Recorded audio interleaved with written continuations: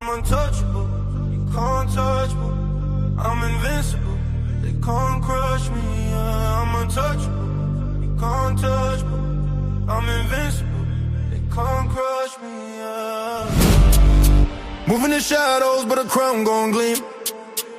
Like John Cena, you can't see me.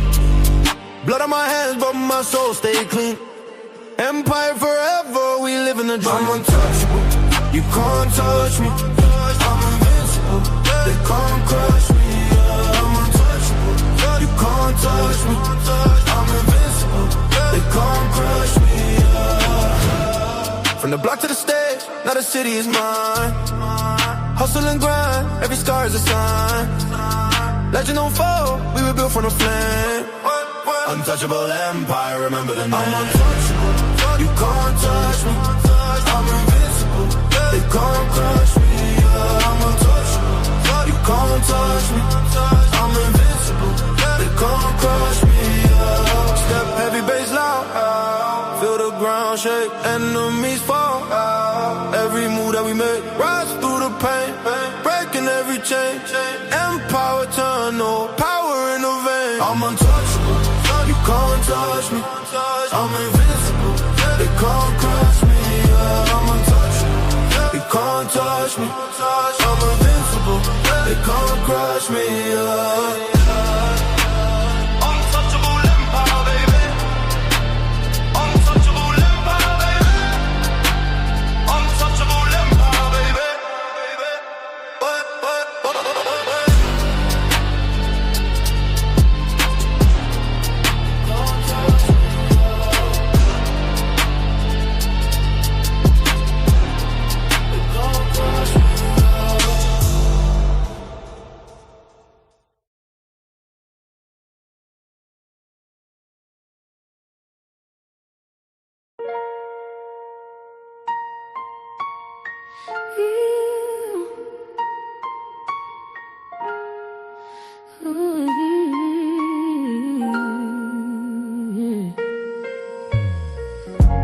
I gave my everything way too soon.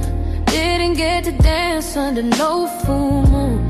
Never felt the wild, never broke no rule. Now I'm wondering what I lost being good to you. Everybody said I was lucky, but sometimes I get lonely. And the mirror keep asking me, girl, what did you skip for your story? Oh, maybe I miss my whole face. Never knew what freedom tastes. Now I'm sitting here in love, but still misplaced. 'Cause good girls got their price to pay. Yeah. You hold me down, but I can't breathe.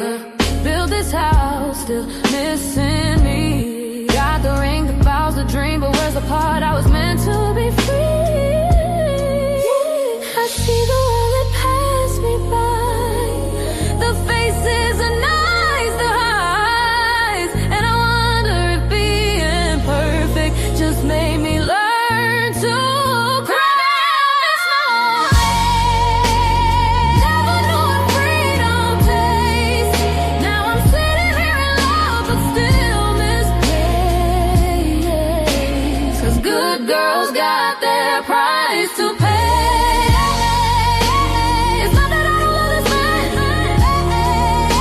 but I'm searching for the girl I am. She's somewhere between faith and play. Calling my name, calling my name. Sunday 5 p.m. I'll say it loud. Shut up, Fetty show. I'm breaking down.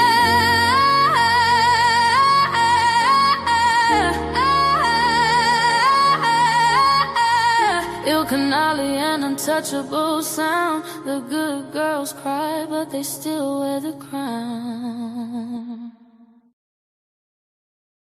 Yo, shout out to Fetty, shout out to Ali. It's ladies first, baby. Kick back, relax, and enjoy the show. They say men lead the way, And behind every move, every war, every throne, has always been a woman.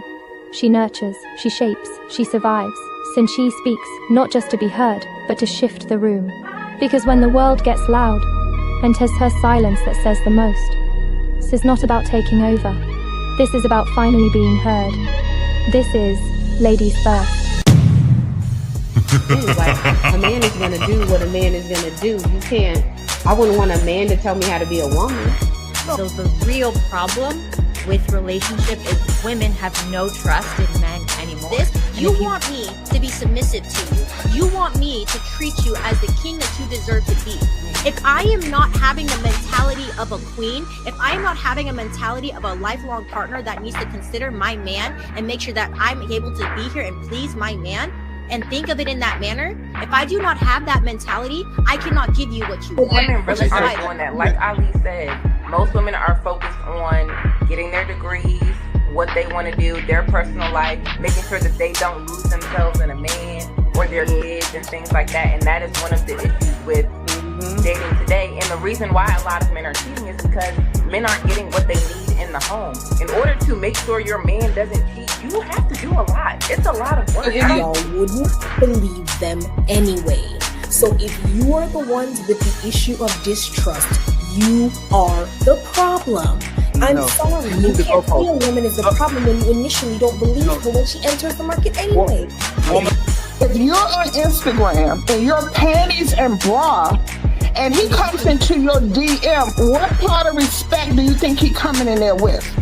And you're saying because you're a woman, you can be on Instagram in your panties and bra. As a woman who's a couple of decades older than you, and I'm going to tell you that you're going to get what you get.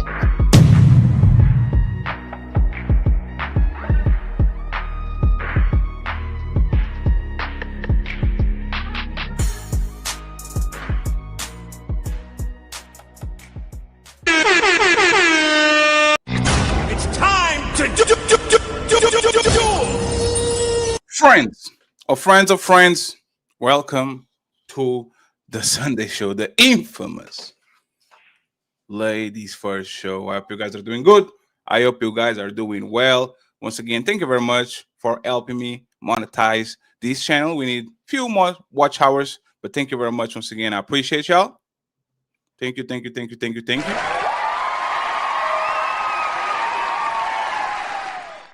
Other than that, friends, the Untouchable's winning. We are winning, so let's keep pushing. I appreciate y'all. First, I want to introduce our guests, okay? We have the lovely Anne, the Ashanti warrior. She's in the building. Thank you very much, Anne, for being here.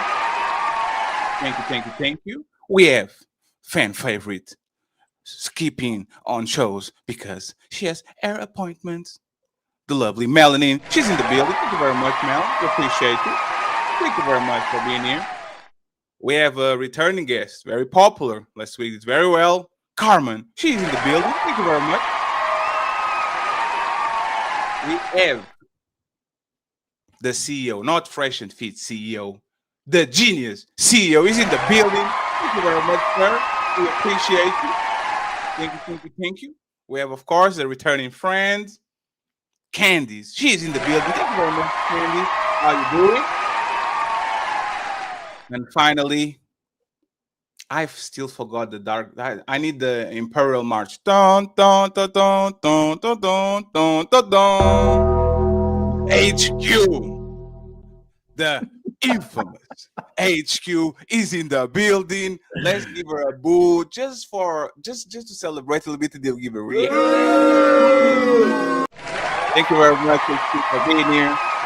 We appreciate it. Thank you very much for being here. And finally, Untouchable founding father and the host of the show, Ilkan Ali, is in the building.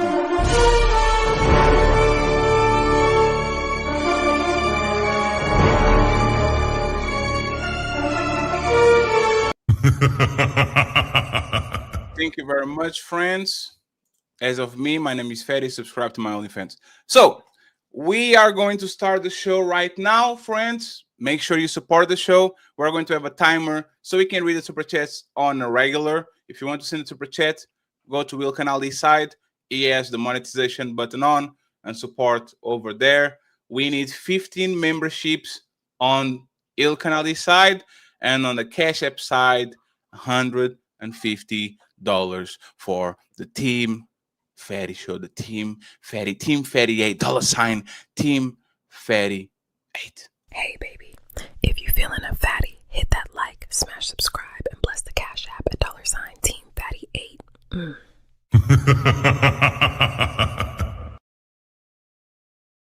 Friends, it's time to start the show. Yo, shout out to Fetty, shout out to Ali. It's ladies first, baby. Kick back, relax, and enjoy the show.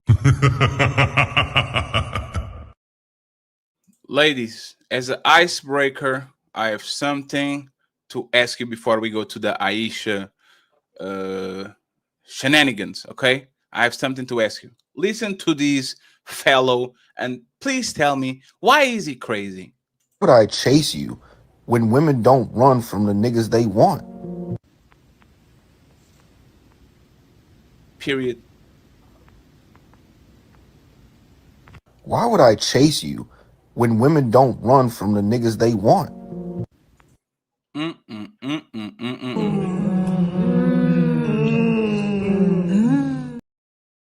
So friends, we keep hearing over and over again that women need and want to be chased, that men are giving up too quickly, that they want it on the first day, and if they don't get it on the first day, they are moving on.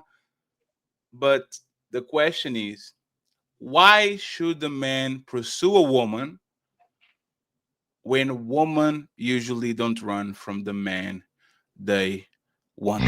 It's time to do. Let me start with the lovely Candice. Candice, tell us, should men chase women?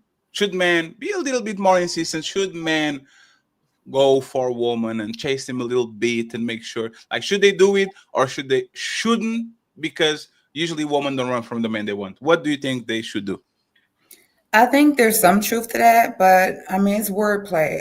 I do believe most women prefer that men initiate and pursue them. I don't believe that a lot of women rather be the pursuers or the ones that's going after the men. So, I mean, some people could say that's chase. Like I said, it's wordplay, but I do believe most women would rather a man pursue them initially. I don't think that's something like a man should do over time. If she likes you enough, yes, you know, you don't have to quote unquote chase her, but to show interest in her, there has to be some consistency, and you got to kind of stand out, especially if that's a woman that gets a lot of pursuers. And I'll land it there. Yes, but there's the thing. Should, like, you talk from the point of view of the woman, and that's fair, because women want to be pursued. Women don't want just to, you'd say, hey, where are the draws? Like, it's what I'm saying, like they want, but should men actually do it? If you had a son, a brother, should men go ahead and just pursue them, even if the woman is hard to get or she's playing difficult to get, all that? Should men just go ahead and pursue the woman they want? Because I think that's always went like that, right? So should they keep doing that right now, or you will be like, I don't know all that? Well, like I said, what is hard to get? What is playing hard to get? Hard to get is, clearly, so in my country, it's called kudos. Kudos means is a sweet ass. The woman thinks she has a sweet ass, so she kind of likes you, but she's playing hard to get. She's playing a little bit of games, making a little bit like she's in it, but she's not. Like nah, a woman that really likes you not gonna play games. Are you, Candice? Are we dating the same people, Candice? Let me take my glasses off. I like to have. Man is stepping and coming to you correct, and he's initiating and he's consistent. A woman that really like you, she not gonna play no games. I don't know. That's my opinion. No, I think that's fair. Mel, do you agree? That's actually fine. Do you agree with her, Melanie? Like about woman, that if a woman wants you, do women still play games even if they want you? No. Why you say that? Because we don't. If we want to be with you, we're not gonna play any games. But if you're constantly having to chase her, she don't want you. It's just that simple. It's never that hard. Hey, CEO, before I go to the rest of the ladies, right? Let me I'm going to save HQ for less because she's going to HQ is going to What's up? fuck y'all. Let me get CEO real quick. CEO, even women they like you. And shout out to the collector for the $50 ball via Cash App. We appreciate you, sir. Thank you so much. Thank you for getting the hamburger fund going. $50 for lobster? Damn. It's okay, baby. You got this. Bitch, you AI. You ain't that special. Hey, did you know I saved 50% on my car insurance by switching to Geico? Well, I just made this $50 AI animation to not give a fuck. We're going to try to chill on the profanity, friends. So we're trying to revamp everything. So no, Queen, these ladies first. I shouldn't play these on the ladies first. Thank you very much once again, the collector. Truly appreciate you. CEO, even if a woman likes you, are these women that even like you are playing games and like playing hard to get, or you think if she likes you, like she'd give it up easy, dates, romance, everything? Like, what do you think? I think if they like you, they're gonna play hard to get until that first date. You feel me? Like, because women like you in stages, right? You know what I'm saying? So it be the talking stage, and you take them on a nice date or whatever, they gonna fall. So there's no chasing if they really like you. It's no running away if they really like you. Carmen, first, should men chase woman if woman don't run from the man they like? And the second question, should like our woman, even the woman that like said man, are they playing hard to get? Well, chase and pursue are two different things. Now, should you pursue a woman that you're interested in? Absolutely. I'm not going to pursue anything. But when it comes to chasing, you constantly have to chase this woman attention. You constantly have to, then she don't really like you. So men, yes, pursue the woman that you want. Don't ever chase. Chase and pursue are two different things. Wait. Now you got me confused. What is exactly the difference? I always. Because I was listening and my spider sense was like, wait, something is wrong here, right? Something wrong is not right. What will be the difference for a man between the chasing and pursuing? Like, what will be the difference? Pursuing means that a man has intentions behind pursuing. So if a man is pursuing another woman, there's intention behind it, meaning I want to make something more serious with you. That's the intent behind it. Doing things for her with the intent to make her your wife. It doesn't even have to make something your wife. Okay, make her something more serious in your life. That's where the pursuit comes in. Now, when you're constantly chasing somebody, chasing is different. Chasing, men only chase women. If you have to chase a woman, then she don't want you. That's different from pursuing. Pursuing is the intent. If you're constantly having to chase this woman, call her, text her, give her gifts, do dates, do that, then she don't really want you. She don't. That's why you have to chase. So I should let the woman do that to me? If she likes me, like, yeah. So I'm not chasing, right? I'm not sending message first. Right. I'm not calling. You're pursuing, not chasing. I'm not sending cash apps. I'm not sending Grand Rising Queen. Nothing. I'm just here. Now I'm the kudos. Now I have the the sweet ass. I'm playing pretty, right? Now I'm the handsome guy. She comes to me, right? Are you sure that's good advice for like how many women am I going to lose if I just sit here in my pedestal waiting for them to climb this shit to say, hey, I'm into you? Like, how many women am I actually going to get if I'm not either pursuing, making small talk, engaging in the Instagram stories, send her some little jokes? Like, am I going to lose a lot of women if I actually don't engage? Women shouldn't chase you, Fatty. Why would I chase you? It's the pursuing. Why would you chase a man? No, you're not. I agree with Candace. It's a word play. It's a game. It's chasing and nobody should chase anyone. If you have to chase regardless. No, I think you should pursue it. Pursue it, show you intention behind it, but nobody should chase anybody. Why should I have to chase you, or why you have to chase a woman to get your attention? then that means you really don't like me, and I really don't like you. But you should chase. If he's a man of quality, somebody has an echo. If he's a man of quality, you should chase him because there's definitely several women after him. So you need to be putting in that work. I guess you're speaking from a standpoint of a man not being the prize. No, a man is the prize, but I don't. I think that you should. I think you should position yourself, but you shouldn't have to constantly chase a man.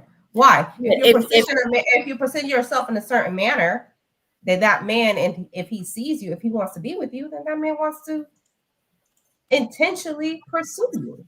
If you put yourself but if he's so he pursued you, he lets you know that he likes you, whatever. You don't think now the work starts for you to keep his attention? Because it doesn't have to be you. He can go somewhere else if you're actually. Absolutely. The question wasn't that. You can certainly compete. Absolutely. Why not? Chase, correct? But isn't competing and chasing is not the same thing, though. Yes, it is. Why are you asking? No, it's not. It's not. How is it not? Like a chase, like the person who gets his first wins. Like if we bought two cats and we want the same mouse and we both chasing it, like it's kind of competition. The person that gets the mouse first wins. Kind of. Like, wouldn't that be the same thing with women? Like, I'm a kept man, right? I'm staying right here. And y'all want something from me, and y'all compete with each other to see who's the best one. So you get the spot. Like, let me change it. Wouldn't that make women actually get the man that they want most times instead of getting the man that comes to them? Wouldn't that actually be good for women? They chase the man that they really want instead of waiting the man that comes to them to actually get. Yes, and the only reason why there's pushback is because the word chase. They're having an emotional response to the word chase. It's not the word chase. If chasing and competing are not the same thing. Women compete all the time. When you are in competition with somebody, you set yourself up with standards that you are competing with someone that's your equal. When you say the word chase, you're chasing after somebody. But who's the equal? Are you talking about the man being equal to you? You're not his equal. Competitors. I'm talking about when you're in a competition, you're an equal competitor. So your competitor A, competitor B, you're on equal thing. You going for the prize, meaning the man. The man is the prize. But you are in a level setting. When you say you're chasing after somebody, no, you're not. That means that you're lesser than your competitor, so you can compete. That's wordplay. I'm gonna chase it because I want it. I'm gonna chase it because I don't want her to get it before I do. That's why I'm gonna chase it. I'm gonna chase it because I want it. It's a value. I'm going to pursue it. I'm going to pursue and chase it. Yes, but a woman doesn't show her interest a woman doesn't show her mutual interest by chasing. That shows she's in a scarcity mindset. It actually inverts the polarity. When she puts herself in the position of the masculine and she's chasing after him, she indicates to him she doesn't have the capacity to discern. She doesn't have the capacity to attract him. She has to put herself in a masculine position. But you're talking from a standpoint of him not already establishing that he likes her. He's already established that he wants you. So if he wants you, when did she If he wants you, why is anybody else an option or consideration? Because he's a man. No, absolutely and not. If you're not we're not doing that. Let's go. No. Nobody can talk. She's right. End of the conversation. Yeah, go after the man. No, I'm kidding. Go ahead. Like, I'm actually very curious that the women are fighting each other, and I'm saving the HQ for last because I know she's coming in with the elbow drop, right? Why are women so why they don't agree if they should chase men or not? Like, where does this come from? Some women say, yeah, go get that man, and another woman says, nah, I'm not doing that. That shouldn't be the job of a woman. Like, let's start with Ann, and then we go back to Candice and HQ, and then Ali uninterrupted. Like, what is exactly this thing that either makes you say to women to go compete for man and to get him, or to stay pretty because women don't chase men? Like, what is this exactly? Go ahead then, and then we circle around. I think it's a desire to maintain a woman and man's natural balance and polarity in a relationship. It's not appropriate energetically if she's the one initiating dates, if she's the one paying for things, if she's the one telling him where and when we're going to do things, he's going to end up resenting her because in that position, she's the leader. The reason why women are hesitant is because we want to maintain a masculine, feminine dynamic where, yes, he is the one who initiates, but she invites him and she reciprocates with she reciprocates with appreciation. She reciprocates with smiling, respect. But to put herself in a position where I see this man and I'm going after him already is upsetting the relationship balance, in my opinion. Okay, but nobody's saying that you're supposed to be the one telling him when and where we're going. But you can chase him by making sure that you text, you call to ask about his day. You want to be seen. But why don't you use the word reciprocate? You use a word chase. Because you're sensitive about words. But do you see how those create two different meanings in the outcome? If I'm chasing after something, I see how women are offended over a word. All of those are intentions. 1 second, friend. One mic. Let's get one mic. Okay. All of those are intentions. It's the same thing when they say be obedient, submissive. Y'all get taken out of obedient. Don't let a man say be obedient. Y'all finna lose your mind. It's just you're just getting caught up on words. There's nothing. So how do you understand the difference between chasing and then just reciprocating energy, or letting your intentions be known, like letting him know that you're interested? What's the difference between that and chasing, or is there no difference to you? There is no difference because he's already looked in your direction.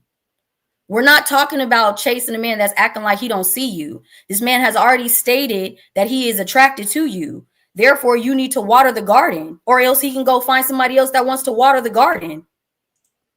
There's absolutely a definition difference between reciprocation and chasing. One is one-sided. The other one, you have two actions. It's being received and given. Do you have the definition? You understand that, right? Do you have the definitions up? Because you said they're different. So I'm not Webster, but you can Google it. Okay, you brought it up that it's a difference. So I have enough knowledge and education to know the difference between the two words. They're not the same. They're not synonymous. So what are they? Can you explain them? Can you explain it to me? If you know the knowledge, why won't you share it? Understanding. I just said the difference is one-sided. When you're chasing something, you're going after something. With something being reciprocated, something that's already been stated that they want you. You feel like you're chasing something that already said that they want you. Ma'am, do you hear what you're saying? Yes. But do you understand what's coming out your mouth? Because it sounds ignorant. But that's your opinion. That's your opinion. No one agrees with you. I don't have to be. I don't have to be an echo chamber. I know you guys get all fluffy when a girl's not in girl's code. But I said what I said, and you're wrong. That's your opinion. Who's not wrong?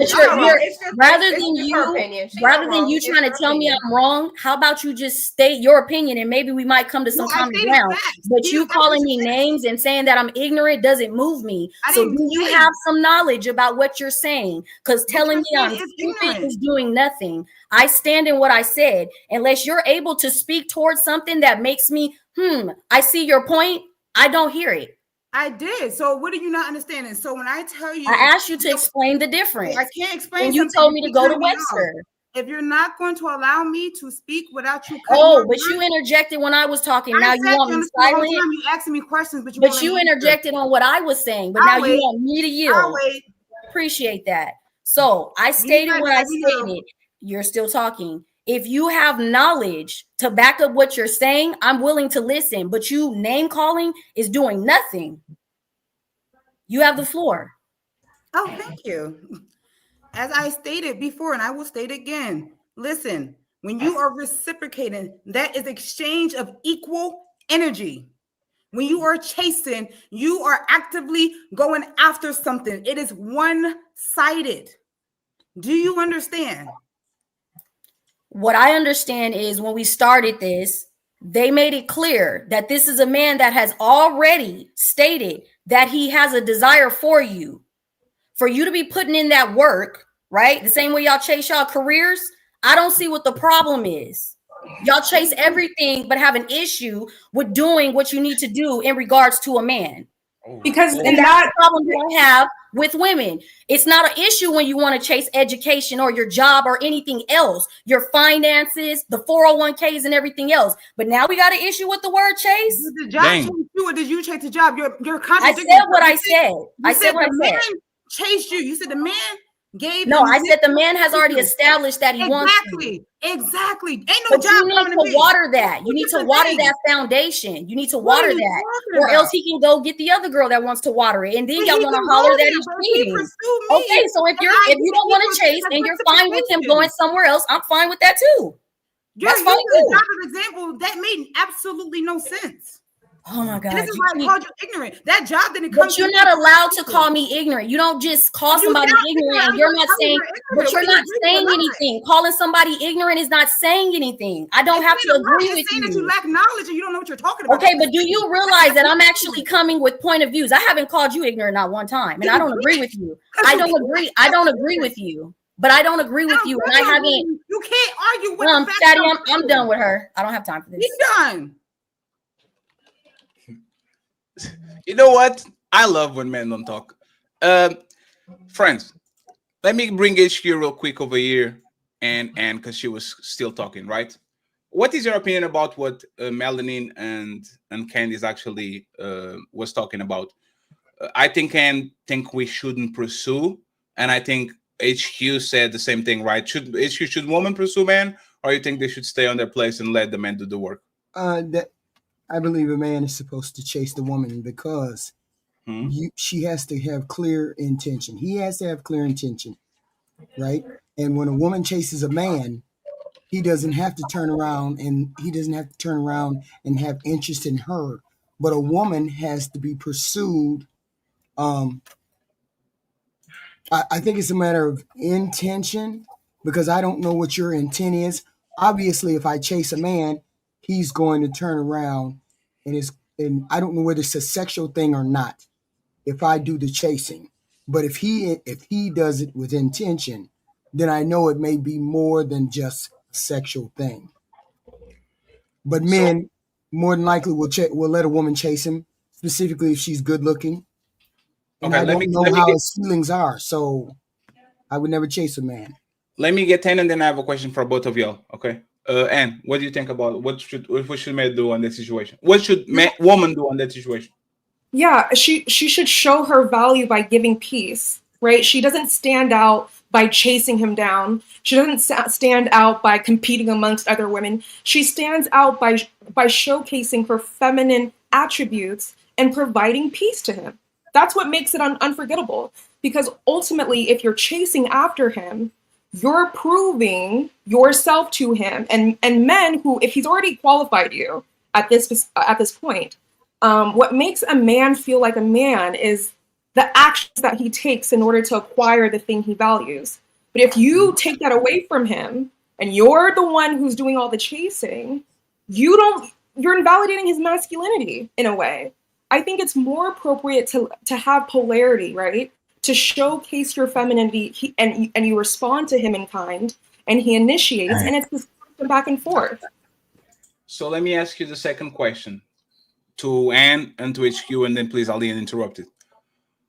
What if he already showing interest and already doing something for you? And this happens a lot, for example, when men take women on dates and all that, right? I like you, you like me, you drop your handkerchief. I picked it up, say, my lady, you dropped the handkerchief. Can I take you on a date? Da, da, da, da, da. And this man takes you on a date. That man buys you some drinks, he buys you some roses and all that, right? Now that we got it completely established that the man has a little bit of interest in you, should the woman put the foot on the pedal and make sure she now shows that, yes, you are my man, not another woman man, and I'm going to do everything to actually get you to commit to me? What should woman do on that circumstance now that the man actually put something on the ground? Women are responsible for discernment. So if he's showing interest, her job then is to reciprocate warmly. Over texting, over calling, overly being available is not attractive to men. But if he's showing interest, you show warmly an equal response. So you start chasing him, right? That's No, not chasing chasing. would be. Just 1 second. We have to define this. Now, one second, please. We have to define these words. Me chasing you is I will take you on dates. I will take you to fun places. I would sing you love songs. I will send you Grand Rising Queen. I will make your life easier. I'll send you cash apps, whatever. A woman chasing a man, what would that be? Let's do the what should, like, if a woman is chasing a man, what should these actions be for showing the man that actually the man to actually show that dude that she's into him? Like, what are these actions?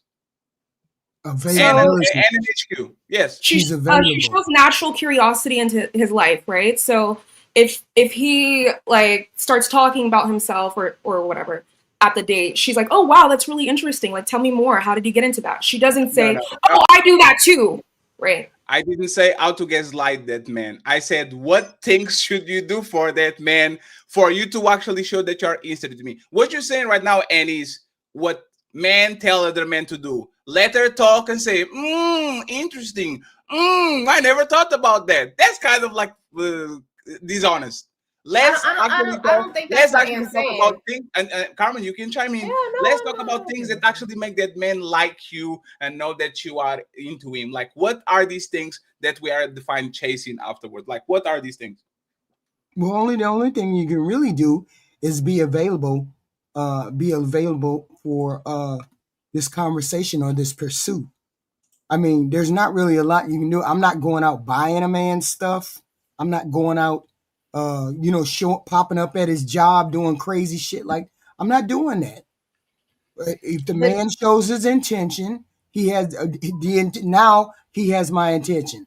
So now he has to go further with that to show me that it's more than just a sexual thing. Because a lot of Wait a second, isn't this ladies first? I know this is ladies first, but you are not going to tell me what you're not going to do. That was not the question. You are literally, I said, HQ, what are you what should the woman do for a man? And she said, I'm not doing this, I'm not doing that, I'm not doing this. Okay. This is what I was saying. I'm saying, what are you going to do? I'm available. I'm saying I'm available. I'm letting him know that I'm available, that I'm open to his conversation. I'm open to him pursuing any kind of dates. I'm open. That is how I let him know that I'm interested in him. If I'm not interested in him, he'll know that right off the bat. I'm not answering the phone calls. I'm looking at you pop up and saying, "What the hell are you doing here?"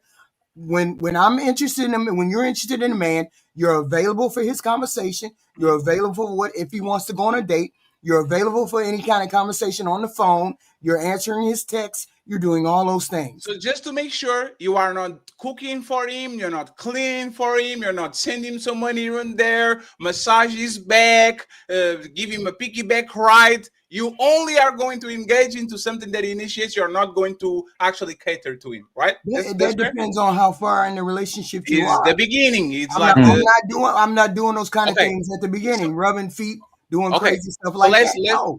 Let's do a time, like it's a month. Are you doing stuff? Like what? Give me an example. Like what? Like cooking for him. Yeah, I might make a plate for him. I might do that. Let's do 2 plates. I invite him over for dinner. Let's do 2 plates. Can I get 2 plates? Yeah, I might invite him over for dinner. I might invite him to a cookout I might be going to. I might invite him on a date or two. Hey, HQ, I'm going to ask you this. Please answer honestly, okay, HQ? And COIC, right? HQ. Yeah. Am I getting the draws before I get the cooking? Are you getting the draws before you getting the cooking? Yes. Well, with me, seeing as how I ain't really gonna try to cook, maybe the draws. Brother. Raise your hands. Hey, and be honest. Okay, ladies, raise your hands if you cook for less men than you had schmecks with. Raise your hands if you cooked for less men than you had schmecks with. Did you say raise your hand if you cook? Raise your hands if intimate you with? had more sexual partners than you actually had people that you cook for, men, a romantic. Hey, HQ, you can raise your hand. It's fine. Wait a minute, ask the question again. Oh, damn, you're Hey, distracted. have you had sex with more men than you cooked for? Yes. Okay, raise your hand. What about you, Ann? Yes. Yes. Is that yes? What about you, Melanie? Your question is, have I had sex with more men than I cooked for them? Yes. No. What about you, Candice? Yes. What about you, Carmen? I can't answer that. You can't answer that one. Hey. I respect. It's all right. What I will say, It is what it is. It is what it is. I mean, but I will say this. I did with my husband now. I did sleep with him before he tasted my food, if that's the question.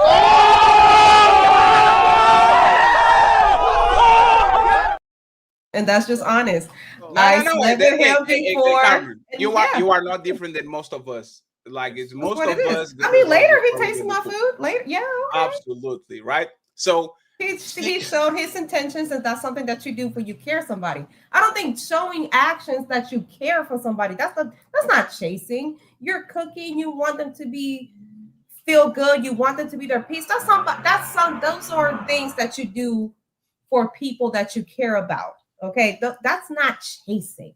Now, chasing to me would be like, oh, I have to call you all the time. Oh, I pop up at your job. Oh, well, let me do this because the other bitch is gonna do it. No, me cooking for you, me making sure that your well-being, those are things that you do for people that you care about. Yeah, but that's why I said you guys you're getting emotionally caught up on the word. Based off what you guys are getting caught up in the word. You just described it in a negative manner. No, what you said was different because you said that you have to constantly compete and chase the man. Women we are in competition. It doesn't have to be an unhealthy competition. Women are in competition. That's what keeps helping us as women grow and be better. No, because there's always going to be hoes. The king is always going to have his concubines, but there's always what do hoes have to? What does hoes have to do? So that's what you're saying, because you're saying that I'm supposed to constantly do things to do that. But the way that you were explaining, well, at least the way you interpreted it. Okay, the way that I interpreted it was I constantly have to do this, and you're constantly. I never said be a dog on a leash in front of me. That's how I took it, and that's how you worded it. So but that's because you guys are getting emotionally connected to the word. No, that's not what you said. You said I'm supposed to always be on my toes and you are obviously because there's always going to be women, and I can't. But that's why you always have to be on your job, because there's always a woman around. There's always going to be a woman trying to pursue a man that has someone. It is a job. It's a full-time job. It's very masculine. It's not. Men are the ones who. There's nothing masculine about you making sure you're cooking, cleaning, and doing. No, but the mindset you're drained. You stay satisfied. There's nothing masculine about it. Y'all just don't want to put in the work that you're supposed to. No. She just said a man ends up stepping out on majority of women because y'all looking at this as something bad rather than as something you're supposed to be doing. It doesn't have to be a big deal. It don't gotta be a bad deal. It's not a big deal. I have a question. Don't men step out on good women too? Don't men step out on good women? No. We're not going. This is not doing that. Ladies' first show. We're not going to do that. HQ. I see. I got nothing to do with it. Here, we're gonna stay right where we got y'all right now. Y'all, we're gonna stay right where we are. Right where we are. Hey, here's the thing. Carmen, 1 second. I just want to say one last thing, and I'm going to shut up. No. Don't do that, Carmen. I don't have to constantly looking over my shoulder over figuring out if my man, if that's another woman going to take my husband. I'm not doing that. I am not going to live my life looking over my shoulder. I do things for my husband. I got my soliloquy. And that. Yeah, Ali, let me see you as a question, and then Ali goes into it. It's a question. That's the way you take it in. No, that's how you took it in. 1 second, Carmen. Me and CEO have a question. My question is very simple. So let me see if I get this right. you cooking for me is masculine, but you riding me is not. On the third date, on the second date, like you cooking, you literally putting an apron on your booty shorts, singing. Girls just want to have fun and cooking and putting the plate on. Like you doing this is masculine because you're showing me that you want me. But you riding on me on the second date, like on the second week we met each other, that's not masculine. Like what? Like what are we doing here? What's going on? So it's the mentality behind it, right? Like if I'm giving this to you, it's because I care. It's because I care. So how is that masculine? So how is that masculine? It's masculine when you're saying you're in this constant state of scarcity and you're performing and hoping your actions and performance prove your worth. Men generally are the ones who use action to prove their worth. If you're doing these things for him, it's because you're naturally doing it because you care. You care about him. You want to nurture the bond. But it's never because, in the back of my mind, there might be that girl Becky that smiled, and I don't like that. In and of itself, puts you in the masculine frame.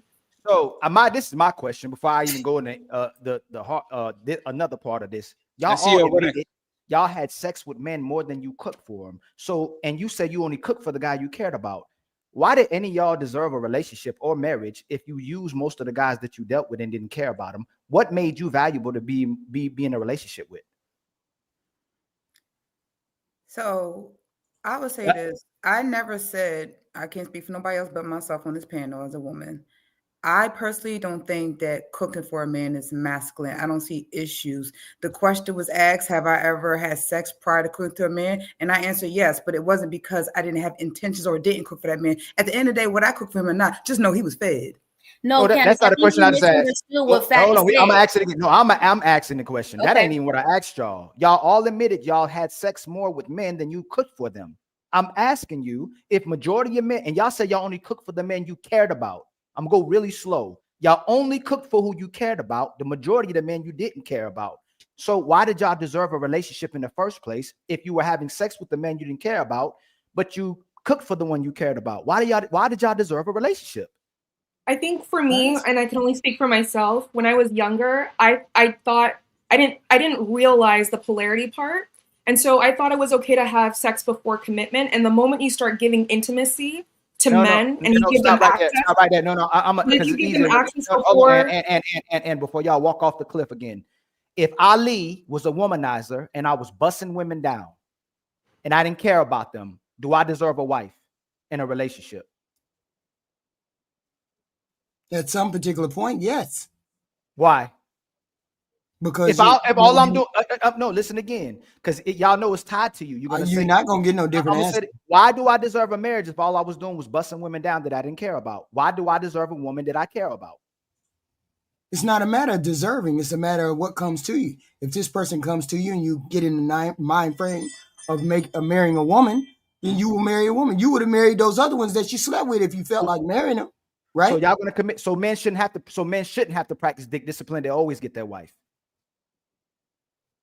You want us to practice pussy discipline? I didn't ask you about you, HQ. Y'all realize y'all flip flop your answer. Y'all tell men to practice dick discipline, okay? Y'all said we hoes too. Dick discipline when you in a relationship. What? No. So men shouldn't have to. Oh my God. That is a lie. That is a lie, HQ. What do you mean? That's a lie. Y'all tell men 24/7. I don't tell men anything. Or no relationship to practice dick discipline. Y'all try to blame the baby mama epidemic on the fact that he laid down with her knowing he didn't want to stay there. It's always a man's fault. Like you're. Okay. First of all, I have never told anyone, man or woman. Hold on, can I speak or you gonna keep talking over me? I have never told a man or woman that you have to practice dick discipline or pussy discipline because it makes no difference one way or the other because they're going to do what they want to do. So when you get to the point where you want to stop pursuing other P's, I hate to say the word, other women coochies, you'll get in the mind frame of wanting to be a husband. Then you can practice dick discipline at that particular point. I don't subscribe to a woman having to do coochie discipline. She will do coochie discipline when she wants to, and she will be faithful when she needs to. Okay. Do most women maybe not you, but do most women require men in or out of relationship to practice discipline? Not if you. he's your man, General. yeah, but any random person on the street, no. No, I'm talking about women in general. Do they not, women in general, do they not speak towards whether a man is in a relationship or not to have discipline? I mean, that's just trying to shame somebody. I don't. Yeah, but my point is, do women do it? Person does. I'm just saying it doesn't make sense to tell somebody to have dick discipline or coochie discipline if they're not in a relationship. If I know, but you took it back to you, and I'm saying, don't women do that in general? We're all online. We all see it. We all hear the conversations. Yeah, I hear the conversations, and I always say, Fetty knows. I say this is dumb. Yeah, I know you fight against it, but what I'm saying is, in general, women, that's the standard of women. They expect men to just have discipline. Just because you're a man, you're the leader, you should have discipline. That's what women are honoring. Have pussy discipline in. We want you to have pussy. We want you to have dick discipline, like you want us to have pussy discipline.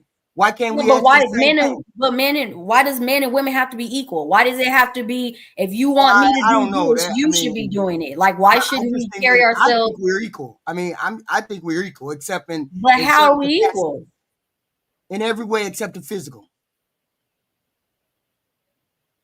Okay, I disagree, but I'll take your answer. I think we got far away from the original point when Fetty asks, what would you do if you wanted to chase a man, right? The simple answer was cook him a plate. If a man shows interest in you already, right, and already took you on a date, if you wanted to pursue that man, invite him over for dinner. Tell him, hey, you like steak? I'm gonna cook you a steak. You like salmon? I'm gonna cook you a plate of salmon. I think it's wild that y'all said y'all slept with more men than you cooked for. You feel me? That's I'm wild. sure that the opportunity would have came up at some particular point that we would have invited them over. We didn't say either or. Okay, but so let's bring it back. Let's bring it back to the original. He said, "What would you do to pursue and or chase?" Right? Whichever word you want to use. Right? It's simple. Cook him a meal. Women used to say, yeah, but no, y'all didn't say that. Y'all didn't say that. Y'all said y'all don't have a problem cooking. Y'all didn't say y'all would cook for the man. That's why. Necessary. Depending on what money is involved, depending on what individual is involved, we might cook for them. We might get to go out to dinner all the time. I might get. Your answer was just make yourself available. That's exactly what you said. You said I would make myself available for his attention. That doesn't necessarily mean the simple answer would have been just to cook for him. But I don't think most of y'all practice that. You busting it open. Busting it open quicker than you cook for the man, and I think that's what the problem. Availability doesn't mean cooking for the man. I understand that. I totally understand. So why do you keep saying either or? Like we should have did one. Because the original question was, I get the original question. What would you do to pursue a man? The simple answer would have been cook him a plate. Something maybe we didn't think of that being the simple answer. But that's not the simple answer. That's the simple answer for you. That's not the simple answer for us. Okay. I also want to bring up the point that the cooking builds connection, builds intimacy, and oftentimes requires some form of stability, right? But if you're having sex, especially in modern times, the way sex is treated so casually, you don't really need all of that. It can be a shortcut into intimacy. And I think when we go back to the chasing thing, a lot of women believe that in order to get that stability, you have to have sex with him first. Like, there's no way a man is going to commit to you unless you give up your body. A lot of women think like that. Unfortunately, though, and when you give up all the intimacy early, that actually ends up being one of the reasons why he doesn't chase or give you commitment, because he has access. He has no motivation to. Hey, and you know why they think like that? Because most women have nothing to offer other than coochie. They know as soon as the coochie is out of the plate, they're done. It's not that men are telling, like, I still have to know the man that got great sex, that woman woke up before him, clean up the house, clean up the room, cook something, smile to him, spend the Sunday watching NFL games, and this man said, you know what? I'm going to get rid of this hoe. Like, the man starts thinking, oh, she really likes me. Oh, I'm a Lakers fan, and she did a customized Laker little doll that cost $10, but there's my name on it. Oh, she really paying attention. Like, I truly believe that most women know that as soon as they give their coochie away, the game is over. Because there's a coochie should be it's like money. It should be an accelerator. Oh, I already like that man, and he has money. I like that man, but he has muscles. I already like that man, but he has a mansion. I already like that man, he knows poetry. I already like that man, he has charisma. Like, coochie should be an accelerator. That's how I used to date when I was younger. I really like you. Let me see how that coochie like, right? And even if it was bad, because most of our virginity relationship was like, first time I had sex was trash. Second time I had sex was trash. Fourth time I was like, oh damn, this is good. And I already like her. So he's an extra. I already liked her. And then on the fourth time, it started to become good. And I'm like, oh, this is actually dope. Why are so many women dead in the water after they give their coochie away? Is it because they don't know how to get men, or is it because they don't know how? No, actually, let me change the words. I know women know how to get men. Do women know how to keep men? Like, do they know how to keep? Does a woman know, as soon as this man like your booty and he starts to feel you, do women know how to keep that man so that man goes home thinking about the next time he's going to see you? Not just to have sex with you, but actually to be on the phone with you, watch some Game of Thrones together, go to the movies, do some fun shit. Like, do women know how to do that? HQ, you can get the microphone because you are looking at the camera crazy. And please, Ali, uninterrupted. Be too quiet, sir. Let's go. Go ahead, HQ. Tell us why you are doing that face. Now, the question is why a woman doesn't know how to keep a man after she has sex with him? Is that the question? No. That's what I heard. No, he's saying women know how to get men. They don't know how to keep them. So why is it that women don't know how to keep men? I want to hear what the other women say because I'm confused about why are you confused? How I'm going to make a man like me beyond me reciprocating all the things I need to reciprocate and being nice and being cordial, fit, and feminine and all those good things. I want to know what else I got to do. Do I got to do something special? What else I got to do? But I'll say I'll do it. So I try to ask y'all questions so we have and let y'all talk more. So we have this conversation in good faith, but it looks like it might not happen today. So the reason why and I'm gonna add to what Fetty was saying from the first part, why women play games is for leverage and for the illusion of control.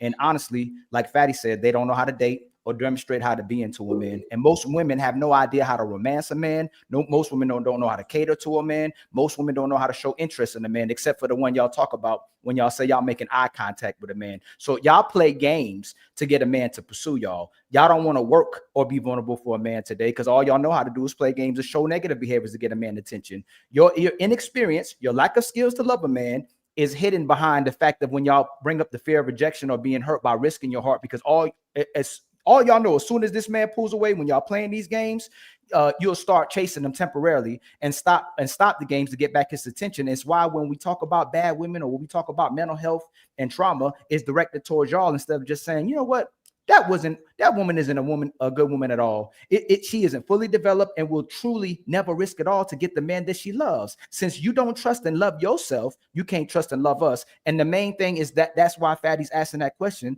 The reason why y'all can't keep us is because you don't know how to be. Most of y'all don't know how to be a woman. And that's why y'all lead with sex, because that's the only way you know how to get a man. And when you can't get his attention, you're going to lead with negative attention to get his attention as well, too. When that doesn't work, y'all going to go back and chase after him. So the truth is, whether you admit or not, HQ, it's because women don't know how to be women to men. And like the brother CEO said, you don't know how to cook. You don't know how to cater. You don't know how to cooperate. You don't know how to listen. You don't know how to close your mouth. You don't know how to be consistent in the bed. You don't know how to be consistent with cleaning. You don't know how to be consistent with a responsibility. As soon as he address you, you have no accountability because you go straight into your emotions. You play a victim when you have a man that do anything for you. And that's why you had sex with more men than you cooked for, because that's all you had.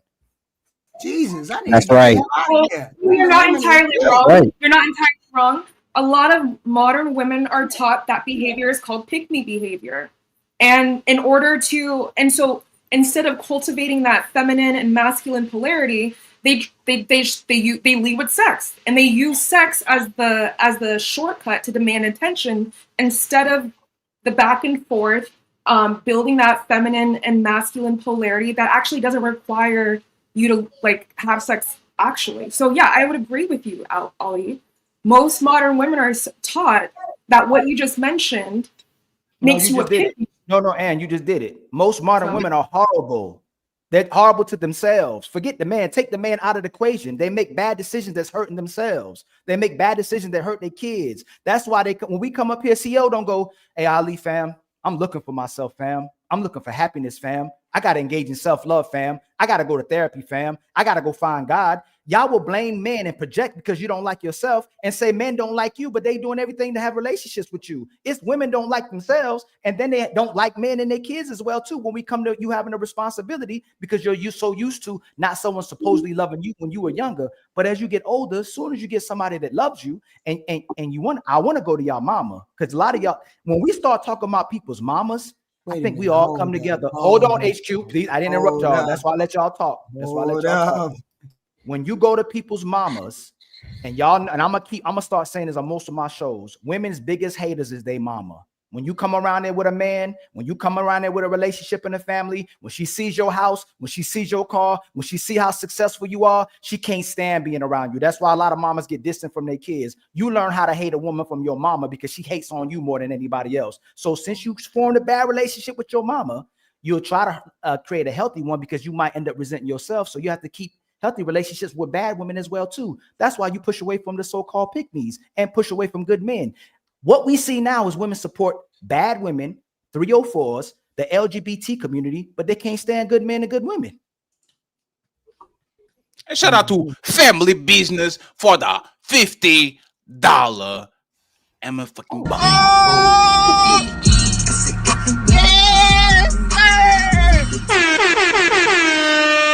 Thank you very much, Family Business. Thank you. I appreciate you. I hope you guys are enjoying the conversation. The conversation is good. There's 400 people watching in all platforms. So thank you very much for being here. I want to add something before I move topics and we read the super chats, okay? For now, there's going to be a timer, okay, on the screen that is going to say how many minutes we have to read the super chat so we actually read them, okay? So just trying to get this figured out with the editor, and then we go from there, and we're going to do all together. Ali still needs a lot of members, okay? He needs 14 members. So please become a member. And the hamburger fund already is $50. And hit the like, y'all. We got, man, we barely got any likes, man. We got 200, 300 people watching. Y'all, please hit the like button. We trying to get y'all endless content. We trying y'all bring y'all amazing and beautiful women who engage, man. Hit the like button. Like buttons free. Donations. No, so I think Frank, let me just say this and then you got it, right?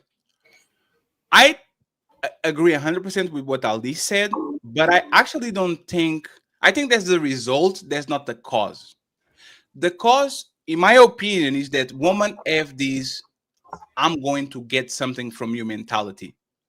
So instead of actually having sex with the dude and then saying, let me give him something so he can like me more, I think as soon as they give them something, which is coochie, the thing that they think is, what am I going to get in return from this? And instead of like you are looking for things to make sure that you are catering to him, you are out competing the other woman, that the only thing they do is, please, when you get home, send me a message so I know that you're safe, right? But the bare minimum. I keep saying this all the time. This is a story, a personal story. This person probably married. I haven't seen the person in a while. Like, I probably gave rides in 95% of my dates, right? Or catch a Uber lately. Well, like one thing that marked me was I took this person to a very nice place. We had a lot of fun and all that. She asked me to stop by the supermarket. I waited outside and all that. Before I drop her off, she says, thank you very much for treating me kindly. I bought you some candy. Go ahead and eat it while you're driving home. That shit is $1. That shit is $1. Separates her from the other 10 women that the only thing they have is, tell me when you get home, send me a message so I know you got home safe, which is nothing. It's fake concern, right? And the thing is, once again, If women are on a giving way or they want men so bad, they are not going to go in a relationship thinking, what can I get from this man? They're going to pour on this man. That's why when you like these bums, these homosexuals, y'all give him your car to drive, you let him sleep in his couch, you let him eat from your motherfucking fridge, you let him eat the kids' snacks, because you are on the giving way. Women love nurture motherfuckers that are broke, that are dusty, that are ever broken wings. I mean, I thought we didn't know how to treat men. What? I thought we didn't know how to treat men. What'd you say? You said we doing all these things for these dusties. We doing all this stuff for the dusties, but we don't know how to treat them. No, but that HQ. That's the point. That's the point. Listen to what you said, right? What I say? A woman will take care of a man that is below her. Okay? Put the average man or an established man, and that man gets nothing. As soon as he loses his job, he's done. As soon as his dick is not working, like the homosexual, the man that you think is below you, gets everything from you. He gets your last dime. You go finance his business. You want to take care of people, but that's the thing. He has to be below you. So if I have a better car than you, if you know I make a bet more money than you, if I'm actually giving you more things that you are giving me back, trying helps. And HQ, we're not saying to cook a $10 bill million. Like, he's trying. Like I said, candy is $1. Let me just say this. Ask to all these men that are getting with women, especially in 2025, ask them, what are they getting that is a show of appreciation and love other than words and shit that literally is platitudes and there's nothing to do with like something practical. Tell me one thing that these women are doing for these men on a regular to show, I like Ali and Candy's melanin like him too, so I'm going to do this little thing that is going to put me far and beyond above this woman because I'm competing with them and I'm going to show Ali that I'm better than them. What are women on the regular doing that right now to get the men they want? Go ahead, HQ. You got it. I'll put it right here. Here you go.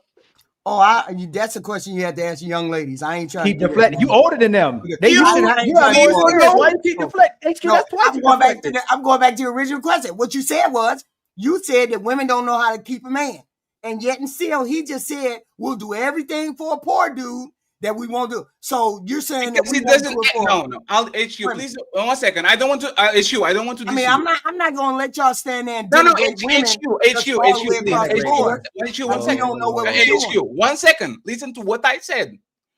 This man has nothing to give to you other than raw dick and a sandwich. And a towel for you to wipe your back when he's done. He doesn't have nothing. So you can't ask for nothing. You actually like him. You like him. You love his smell. You love how he makes you feel. You know, like you like that dude. That dude is going to get from you because you know he doesn't have nothing. So in you return. saying we treat bad dudes? One second, we treat bad dudes better than we treat regular normal dudes. That's what you saying. No, please. Listen to what I'm saying. I hear what you're saying. Listen to what I'm saying. A woman will like a man that has nothing. And because he has nothing to give you, she will pour from her cup to his cup. As soon as the man gets a giant cup, and now he can pour into you, woman go from mama bear trying to protect and nurture a man to gimme, what can you give me now that you have a cup full? What can you give me? The average man is the one that is saying, I'm not getting nothing in return because this woman thinks I'm more than her, I have more money than her, I'm taller than her, I'm faster than her, so I'm going to give her a jacket, I'm going to give her this ticket to go to Rio, I'm going to send her money. Woman, as soon as they get a man that is on their level or above, go into the what can I get from you mentality. And this is what I'm telling. If you actually want to get a man of value, not a bum, because y'all women say you don't like bums. So we're talking about men that actually you like that are on your level and above.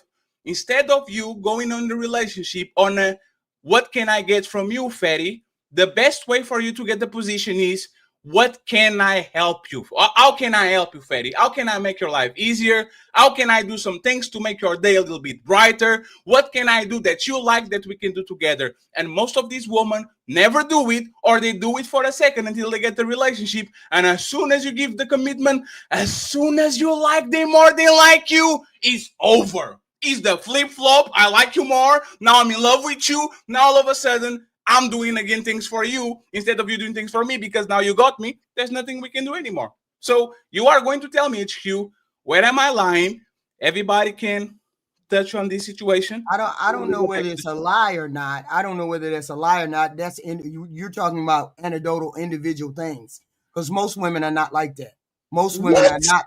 Most women are not like that. Y'all just said that you fuck more men than you cook for them. That don't mean I didn't care about the person. So what? They say you didn't care. No. They say you didn't care. No, ma'am. Y'all said y'all had sex with the man you didn't care about. You said it too. And the man you cared about, you cooked for. You didn't said say anything about you started sex with a man I didn't care about. So let's clarify it even more.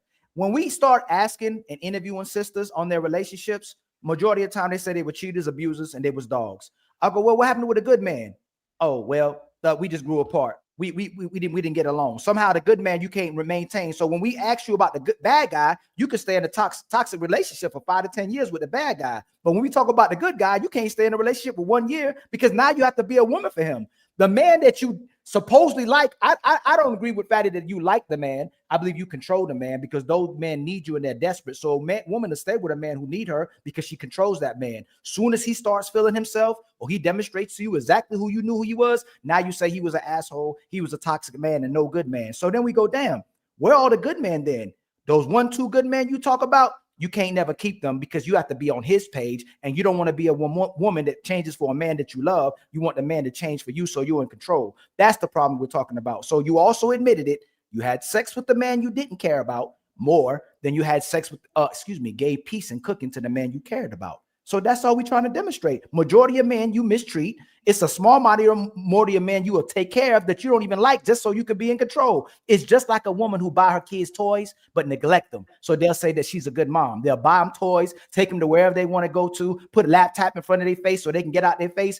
And they go place, oh, I got a good mama. But she knows she's not a good mom and the kids know she's not a good mom. She's just buying it to save face so she looks like a good mom. Again, that's true, but I don't know if it tells the whole story. That is true what you're talking about. So first I want to acknowledge the truth in what you and Fetty are saying because it's true. Women have become transactional. And even further, there is this imbalance in relationships where women would rather have control than to reciprocate in feminine energy, which requires submission. All those things are true. But that also implies that all men are providers, right? That also implies that all men are good, showing up and getting the short end of the stick. And it also implies that all women are these lazy. No, you don't. Well, majority of men. And we said majority. We never said no. And if you're going and don't do it. Okay, I'm trying to correct. I'm still correcting. You know there are great women out there. We said we know there are bad men out there. So just get that out. I'm self-creating, Ali. I'm self-correcting.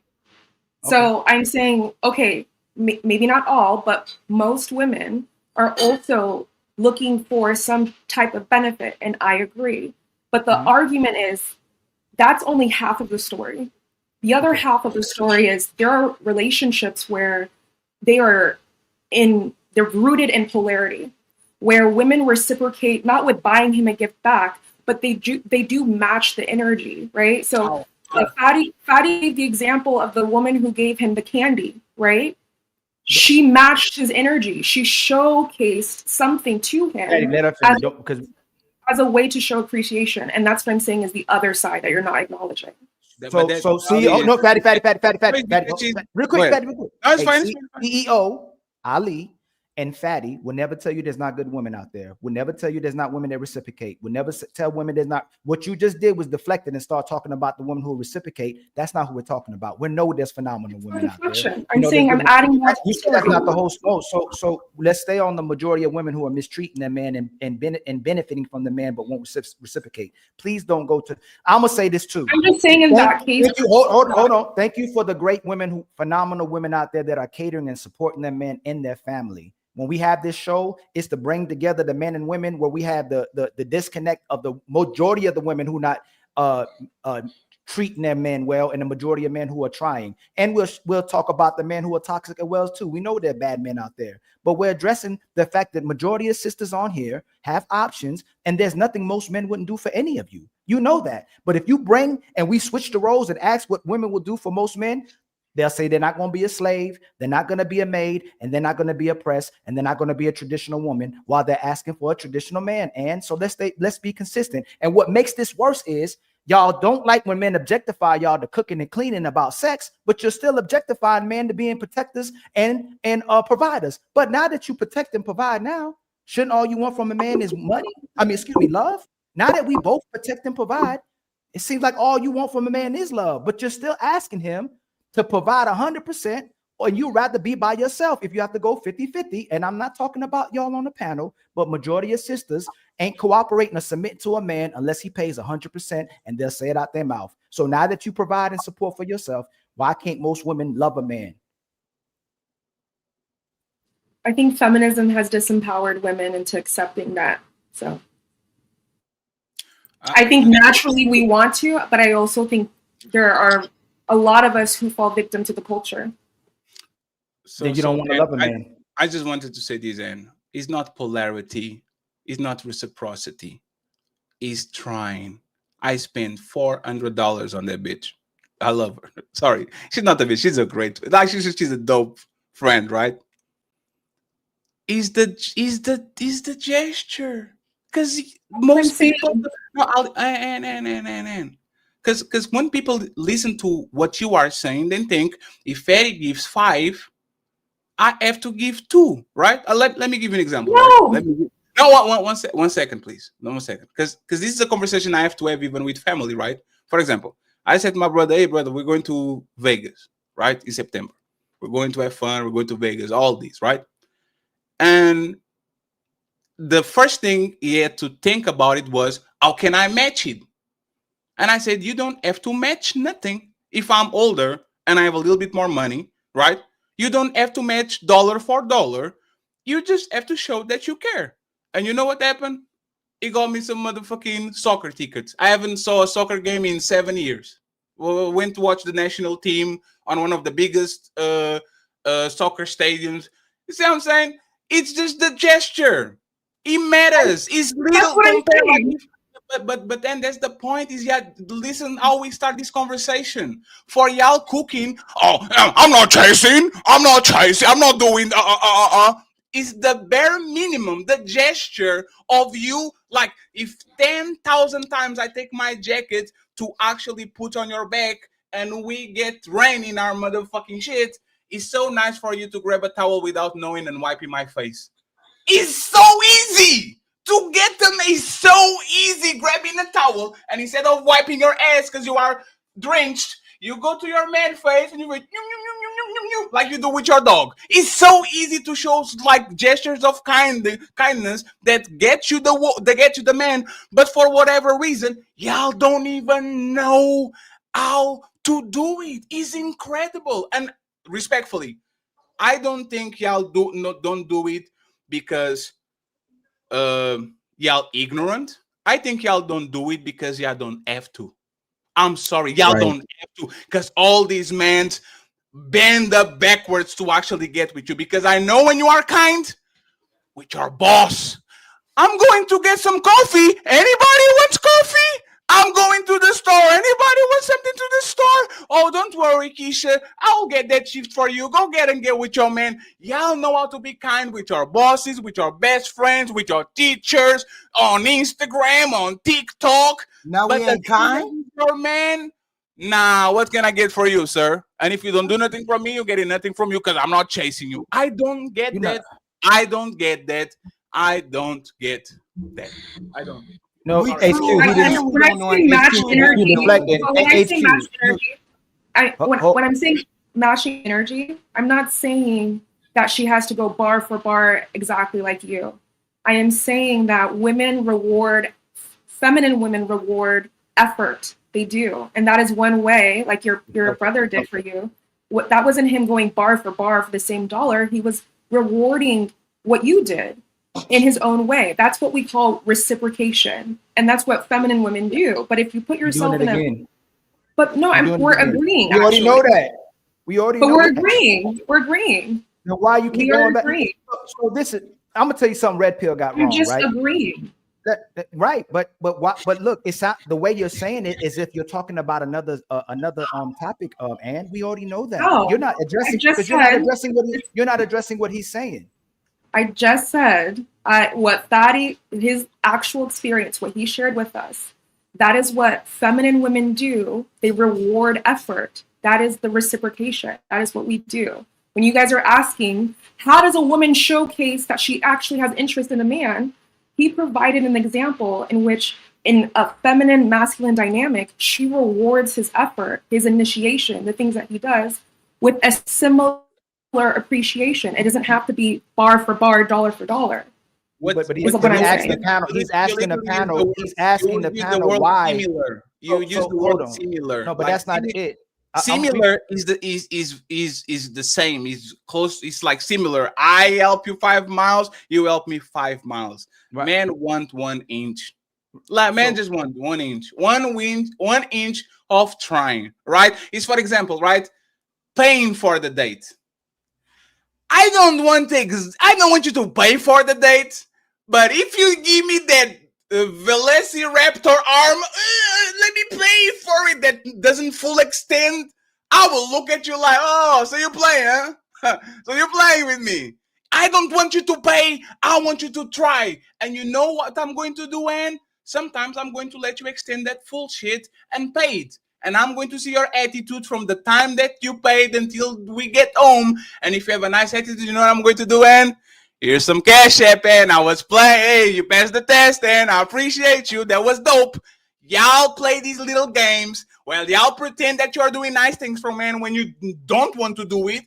And then when that man look at you crazy, they don't make men like they used to do. Oh, I talk with Ali. I talk with Ali. And by the way, shout out to Player One. This is a dope incoming super chats. We're going to read them. This is a countdown. We read them in 7 minutes and a half, right? I talk with Ali about this all the time. Do you know I know men, women don't know how to keep men? If you gave that man what he wants, he will pay you 1,000 times. The best way you get something from me is doing something nice for me. The day that CEO wife comes in and does something nice to him, you know what he's going to do? He's going to call Fetty. Man, hey, my woman did this for me. Hey, how much is the tickets to go to Paris, man? I need to take care of this woman because this woman took care of me. The best way for you to get 1,000 from a man is to give him 100. But that's the thing. It's an investment. Woman don't give, no one to give 100. Woman want to give 10 and coochie. That's enough. I'll give you coochie and I'll give you 10. And if you give that man 100 and the other woman that want him give him 10, who do you think is going to actually get him? Who do you think is actually going to keep him? Is the woman that is giving the effort and actually showing that she cares for him, or is the woman that is rationing? She's like being penny pinching the acts of kindness to that dude because she doesn't want to chase him, and this is what the man does. Like, who is winning? Who is going to win? Obviously, the one who even supplies some form of effort back, but that also implies, are we operating intentionally? Are you courting me? Because if we're just having fun, then, you know, it's different. No, hey, and oh my God, she did it. And I love you. She did it again. And so imagine that is friendship. Hey, CEO, if you come to my city and I can't take care of the bill, what happens when I go to your city? You're going to take care of the bill, or I'm going to take care of the bill. What about you, Ali? If 1 month you send me $500 and the next month I have 100 to pay, like what happened, Ali? You double it. No. And this is what we're talking about. Y'all don't want to do nothing as long as there's a benefit involved. If I am as your friend, then I'm being so nice to you, but I don't have no romantic feelings towards you. Why shouldn't you try to match it or even to surpass it? It's a competition for good. I try to compete. We're friends. Right, but if I'm trying to qualify my husband, I have to discern and qualify. No, he's not. And you keep hold on, and do you do nice things for female friends for yours that are nice to you? I yes, but it does, like, I do nice things for people generally. So why is that different? That man, why does that man needs to be romantically involved with you, be your husband, or be something? No. I'm also. No. It's not. When you're dating, you have to be emotionally conservative because you don't want to attach yourself and build a bond with someone who isn't qualified, man or woman. So I'm not saying I'm not going to be kind, but if we're in the beginning of the courting stage, you're not going to get me like all of me. You also want a woman who's going to be selective. No, but you're saying all again. What is all, AN? What is all from you? You knowing my address and my door rings, ding dong. And I didn't order nothing. And I go to the door, hey, some McDonald's. And you send the message, hey, great job. Watch the, hey, you know, Carmen, you know what's funny, Carmen? You are doing that. Multiple people did that to me. Multiple. They see me working. I'm trying to get the answer because we're going through so many different topics. I'm trying to keep up. It's because y'all need to actually know what it is, right? It wouldn't be so dope that y'all are on this podcast for 2 or 3 hours and a man is watching y'all, and then by the end of the podcast, somebody knocks at your door and is Uber Eats with some McDonald's. Wouldn't that be great? Show that he cares. You put in the work. You are doing a nice job. It is just of appreciation. You think that man is not going to try to take you to Fogo do Chão next week if he actually can afford it? Really? Like it's a $20 investment for $150. You really think that man is going to say, nah, even if he's friendly, even if he's friendship, men are always trying to outcompete women so they don't look like lames.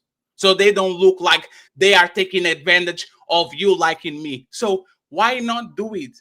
Like, why not actually do it? Like, what stops you from doing it?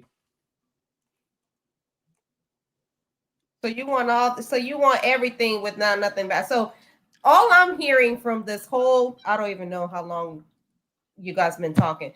So the intention behind it is you care somebody, and if you care for them, you do things to make them feel appreciated.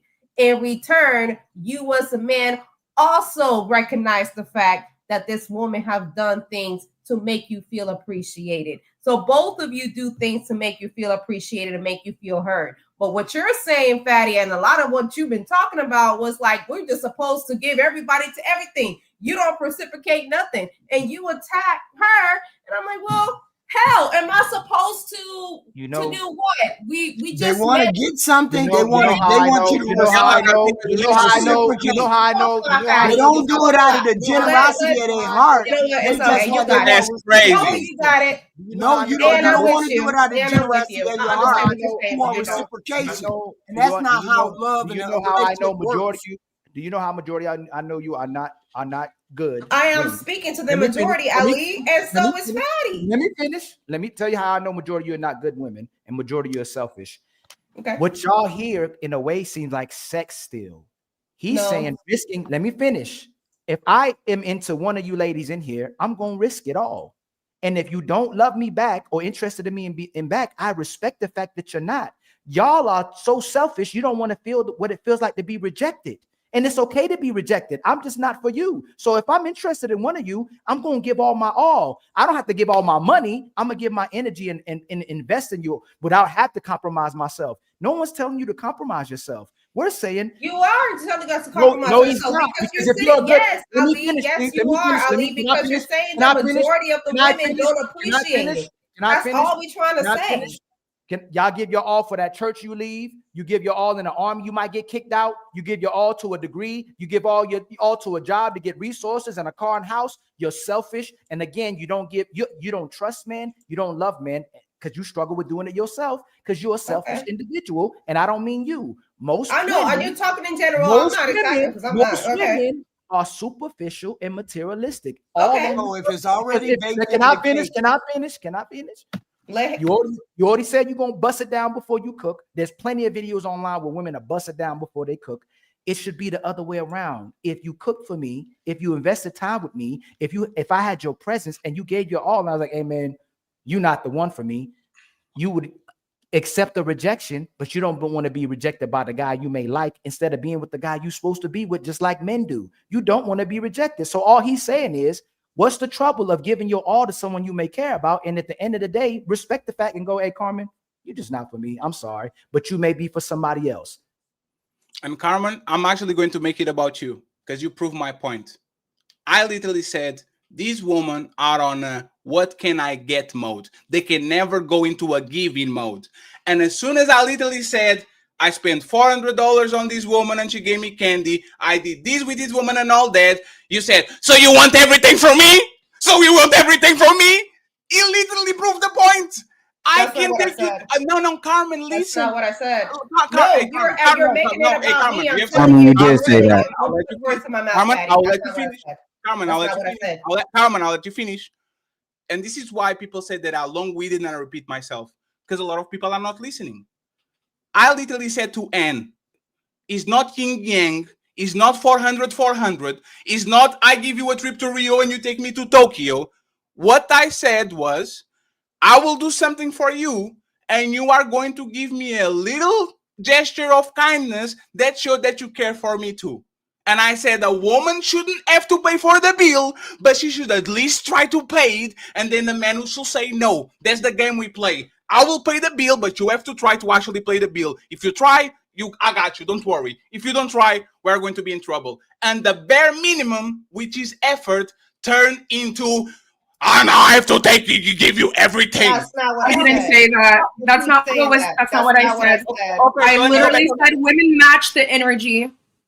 No, okay. Right? So I didn't say that you have to go bar for bar. You're just focusing no. on one spot, but that's not what I said. Are you okay? So if there's not, so if there's not said, we're going to go. Sorry, little podcast, but I'm going to steal your shit. We're going to go back on the tape, right? If that's not what you said, I will apologize to you right now and say, you know what? I am sorry. I got it wrong. That's not what I said. We're going to watch it. What and I think Anne answered you. If she shows you effort, that she appreciates you because you're saying that's not what you said. Is that not what was said? Oh no! I think we both agree on the fact. We were asking about initiation when I said all. Let's listen if that's what we said, right? Let's listen to Play the transcript. Play the transcript. Let's listen. I don't want to mischaracterize you, so let's listen to what you said. Play that transcript, Fetty. All right. Is you care somebody. Here we go. Men are always trying to outcompete women so they don't look like lames. So they don't look like they are taking advantage of you liking me. So why not do it? Like, why not actually do it? Like, what stops you from doing it? So you want everything with nothing back. So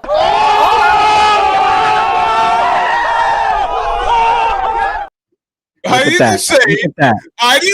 Yes, you did, Carmen. You did, and you Carmen. taking it out of Carmen. Okay, I'm not gonna keep on arguing with you. I'm not gonna argue over the internet. I'm really not.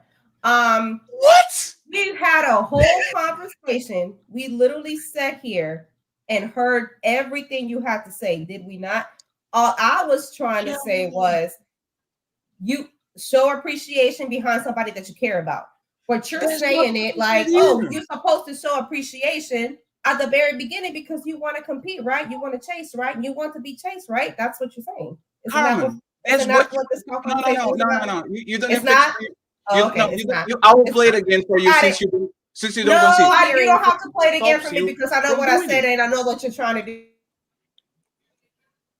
So you want everything with nothing back. So all I'm hearing from this whole, I don't even know how long you guys been talking. So the intention behind it is you care somebody, and if you care for them, you do things to make them feel appreciated. In return, you as a man also recognize the fact that this woman have done things to make you feel appreciated. So both of you do things to make you feel appreciated and make you feel heard. But what you're saying, Fetty, and a lot of what you've been talking about was like, we're just supposed to give everybody to everything. You don't reciprocate nothing. See? I think she you did it on the beginning. No, you did it on the beginning. You did it on the beginning, and you did it in the end. This is actually what this. No, Carmen. This is actually what this talking to a woman feels like. You are going to say what you really. 1 second. You are going to say what you really feel, which was the beginning.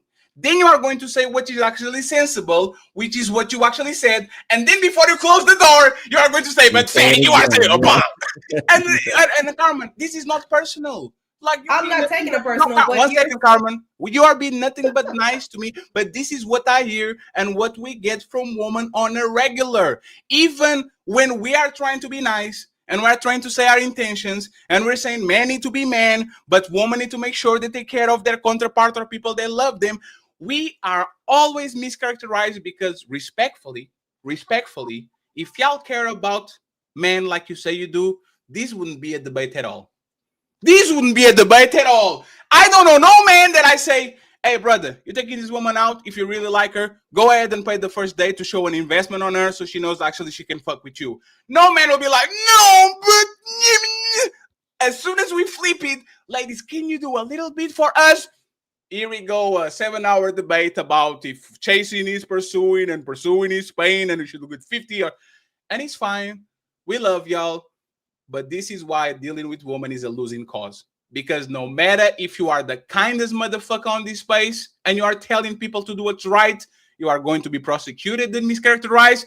If I came here and I was rah, rah, rah, these bitches ain't shit, I will get the same type of energy. So I don't get it. But I appreciate y'all being here. It's time for the super chat. Buckle up, everyone. It's time for some super chats.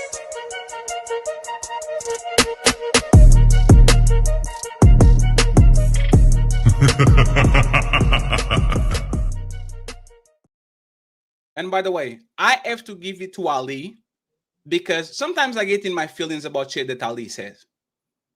Like, we kind of fuck with each other, but it's two people that are a little bit dominant. So we kind of sometimes look at each other a little bit. But Ali told me, hey, Fetty, just chill. Let them talk. Like a couple of days ago. And I was like, no. I'm Fetty. I'm 40. Right? This show been awesome. Okay? Show been extremely nice. I want y'all to talk a little bit even more.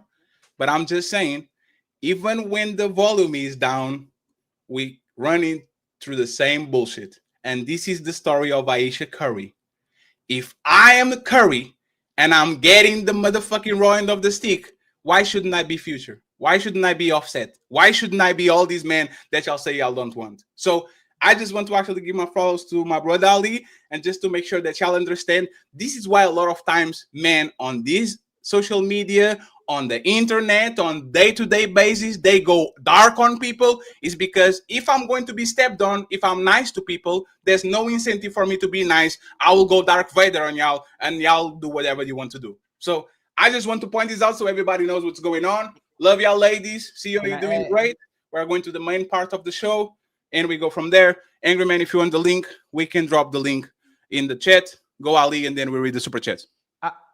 This is out of love and respect for y'all, is telling you the truth, okay? Bad men gas you up and lie to you to validate you and to violate you. And I mean women in general. And if you want to be real, they treat you exactly how they should treat you because you're the type of woman that hurts and use men. That's why when we tell you the truth, you ask, who hurt you? But when they're done with their job, you're going to call that man a bad man and call good man a bad man because a bad man didn't do you good. But in reality, he didn't play you. You played yourself. And the second part, I want to tell you this. Most important thing I want to tell y'all. If I can't tell you the truth, if I have to lie to you to get you, you're not a good woman.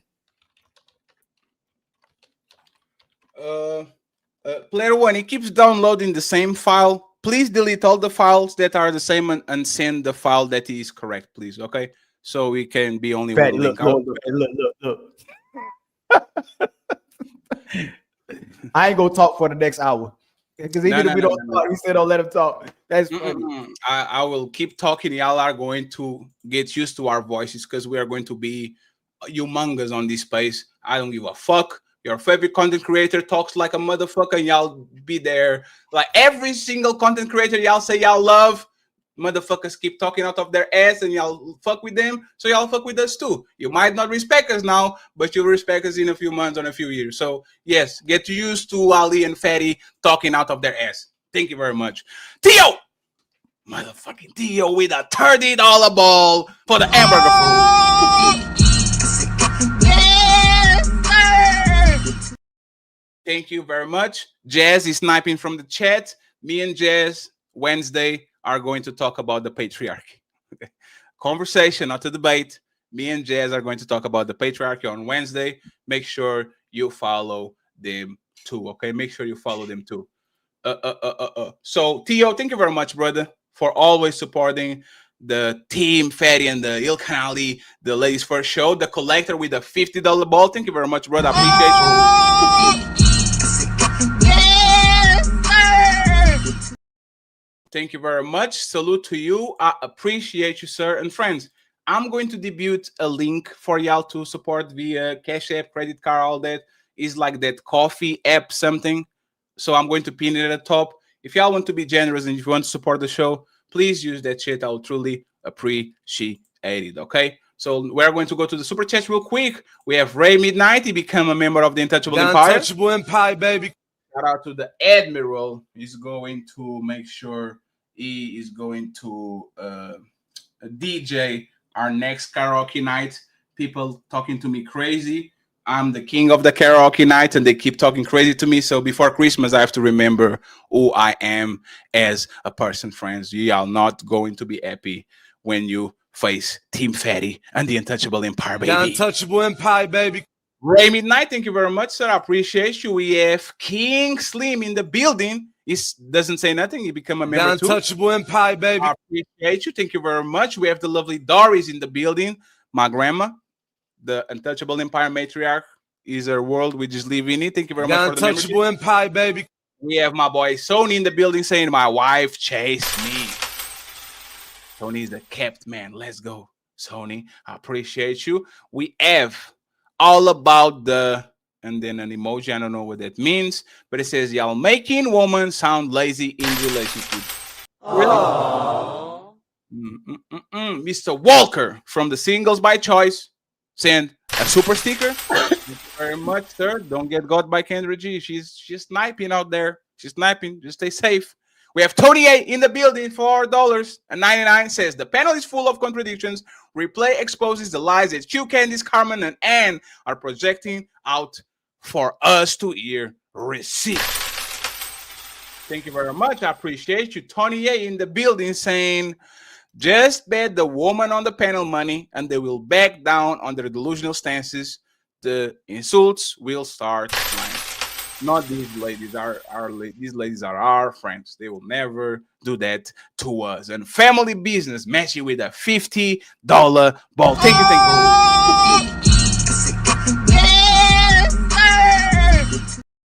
Appreciate you. Great donation. Never expected, always appreciated. Thank you very much, family business. We have Shadow Dragon, my brother, with the one Untouchable membership. The Untouchable Empire, baby. Thank you very much, brother. I appreciate you. We have James Scott. He became a member. The Untouchable Empire, baby. Thank you very much, James. Thank you. We have more 5 to go. Tony A says, ladies, turn your CC on. The art of hearing is a deflection. Just say you're right and move on. We hear the lies, ladies. Do better. Respectful. Aww. Thank you very much, sir. We have TLG saying, if Melanin take that cash app down and put that phone number up. It's time to do. She wants to send you a Zelle. Like what works with money? Pay. Like I don't know. Y'all Americans have too many ways to send money to each other. Tony A, $5 says, when a woman makes herself useful without asking wife material and just wants to deflect to make her point, answer directly without running. Damn. Thank you very much, my boy Robert, with a $20 ball. Thank you so much, Robert. I appreciate you. Thank you very much for the $20 ball, even though I can find the clip right now, which is sad, but you guys know we have nice clips, so I'm not going to play nothing other than this. Wait a second, isn't this ladies first?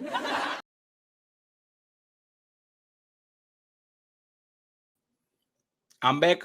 Don't be afraid. He says, Fetty, these dudes are sad. Ladies, you all fine. Okay. Sorry for being sad. Trying to be better next time. Glorious Love, $5 says, y'all have 7 on the panel. Please, other talks, we can only hear you 2. Next time, send $10. Harrison, $5 saying salute. Shout out to my brother Harrison. and I think we're good to go, and we can go back to the main event of the show. Ilkan is down there. I don't know what he's doing. Let me see if we have anything on the PayPal. Once again, friends, we need 12 memberships on Ilkan show. Okay, 12 memberships on Ilkan show, and we need $70 to get all the goals. Shout out to Collector and to Theo for getting to $80. We need more 70. Okay, Cash App Team Fetty $8 Team Fetty support the Hamburger Fund. I would like to buy the burger. I would like to buy a hamburger. I would like to buy a hamburger. I would like to buy a hamburger. I would like to buy a hamburger. I would like to buy a hamburger. The burger. Hey, baby, if you're feeling a fatty, hit that like, smash subscribe, and bless the Cash App at $Team Fatty 8.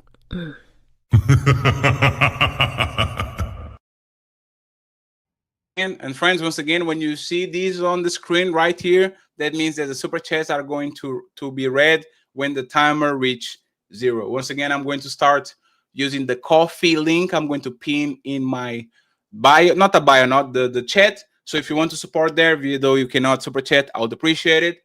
Shout out to everybody watching the show, 400 strong. So we are going back to the show. Let me see. What do we have? It's time to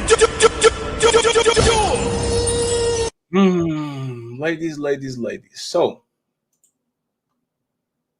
let's see the description that we have here, and we're going to talk about Ayesha. So let me get Candice, because she was very quiet, and Melanie too. Let's see what the comments are. I saved the video. I think you guys saw it. Is the video that says maybe she should get their whole face, and that's why she's out there and do the review. Is it because she didn't have the whole face? So let me see if I can find it actually, real quick. Okay. I have never seen the video, so good. You never saw the video? No. Let me try to Curry. Ayesha Curry. Is a video that is circling around the internet where there's a woman saying Ayesha Curry should should have the old face because she didn't leave it. And why she didn't leave it, now she wants to get she wants to get actually, let's play it from Anton, because I know Anton has it. And shout out to Anton. Congratulations to Anton and the Back Chasers on the 1 million subscribers. Like I said, Untouchables, we are next. So let's hear from this, and let's see what she says. Curry is a perfect example of why it is so important to have a whole face. Go be a hoe. Be a hoe. But be a safe hoe, though. Like, protect yourself and don't get pregnant. That's why she's sitting over there feeling trapped with Steph Curry. Sometimes you gotta go through some stuff to really appreciate what you have. She probably ain't never been hoed. She probably ain't never been drugged through the mud by a dude. She probably never had her heart broken time and time again. That's why she can't really appreciate what she has, because it's like, I need something edgy. I need something fun. Like this mom stuff. This being married to Steph Curry, this shit is boring. And now she's really rebelling. She want to be in the streets. She want to be desired by other men. She probably want to do something with another man, because she probably never experienced that. Like, when did they get together? Like high school or something? That is not enough time to be out in the world and do stuff and experience stuff. Like, you don't have to experience a whole lot. But I don't think she experienced anything at all. And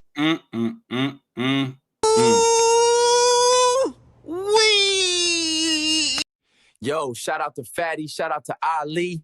It's ladies first, baby. Kick back, relax, and enjoy the show. It's time to And shout out to the angry man. He's in the building.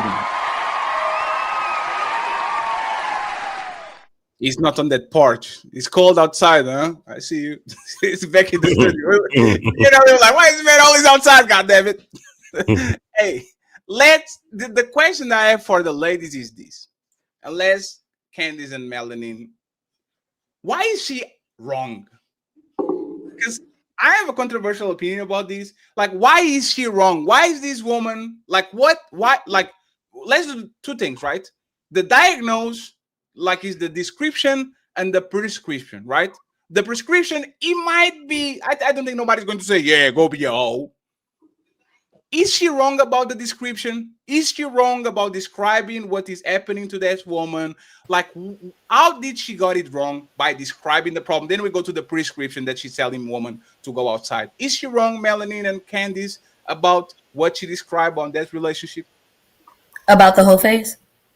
No, about her saying, oh, they got married young and now she wants to experience and go outside because like she's explaining why is Ayesha Curry doing these things and feeling the way she's feeling. You think she's wrong by diagnosing what she said? Yes, because the only thing that you can't do in that relationship is sleep with another man. She's definitely wrong. What can't you do being married to Steph Curry? So the only thing that you're not feeling fulfilled in is another man experiencing you. As far as I'm concerned. So you agree with her. Let me actually play this again for 1 second so y'all can hear it, right? I'm not exactly sure. So let's ignore the part where she's saying that women should be hoes. Let's listen to what she's saying and diagnosing exactly what happened to Ayesha. And please tell me if you disagree. Okay, forget the be a hoe part. Listen to what she's saying that is happening to Ayesha. Ayesha Curry is a perfect example of why it is so important to have a hoe phase. Go be a hoe. Be a hoe. But be a safe hoe, though. Like, protect yourself. She said, be a hoe. And don't get pregnant. That's why she's sitting over there feeling trapped with Steph Curry. Sometimes you gotta go through some stuff to really appreciate what you have.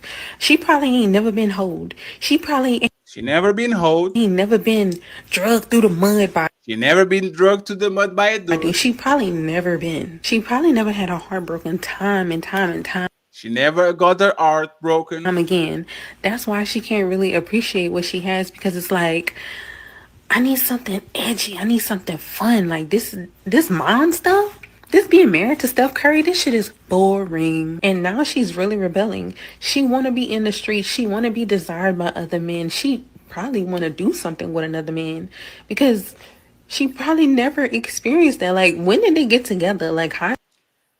It's time to do. What did she got wrong by describing her situation? So I don't agree with her at all. I mean, none of us know Ayesha or Steph personally. We could only go based off of what they present in the media and our assumptions. I don't think necessarily that is Ayesha just, searching for a whole phase, because let's be honest, anybody that's been living in this world long enough knows that there's plenty of wives out here hoeing. Marriage don't stop people from cheating and creeping. Let's be honest. Let's just keep it real. I think the issue with Ayesha, she wants attention, whether it be from men or women or whoever. I think what she's struggling with is living in the shadow of having a famous celebrity who is a professional athlete like Steph Curry. I think that's her biggest issue, because I don't follow the young lady too much, but the little clips I've seen on social media is always about her saying that, she feels as though she was supposed to be a career woman. She was supposed to have her own aspirations and dreams of that matter. So I don't think it's so much male-centered that she just want to be out here, popping her coochie for whoever. I think it's more or less that she wants the attention on her. And I'll end it there. What type of attention do you think she wants, Melanie? Male attention. Is that sexual attention? Yes. Candice, you agree? I think she wants attention in general. I don't think it's just men. I mean, I'm pretty sure men's involved in that, but I don't think it's solely just men. I think she wants attention in general. But she says she wants I feel like it has to be male attention because she has a cooking show. Those are the type of things that women are attracted to. The way that she should be carrying herself, most of us women would gravitate to her. So she don't need female attention. She wants male validation. She's stated several times how she gets jealous about the fact of the way the girls go crazy over Steph at the games and everything else. And my DMs are dry. She literally has said that before. She wants male attention. The thing that bothers me the most about it is the fact that he's given her the last name. Her and her children are set for life. That rock on her finger. The fact fact that men don't approach her is because they respect her husband. That is a good thing. I feel like this is more than just attention.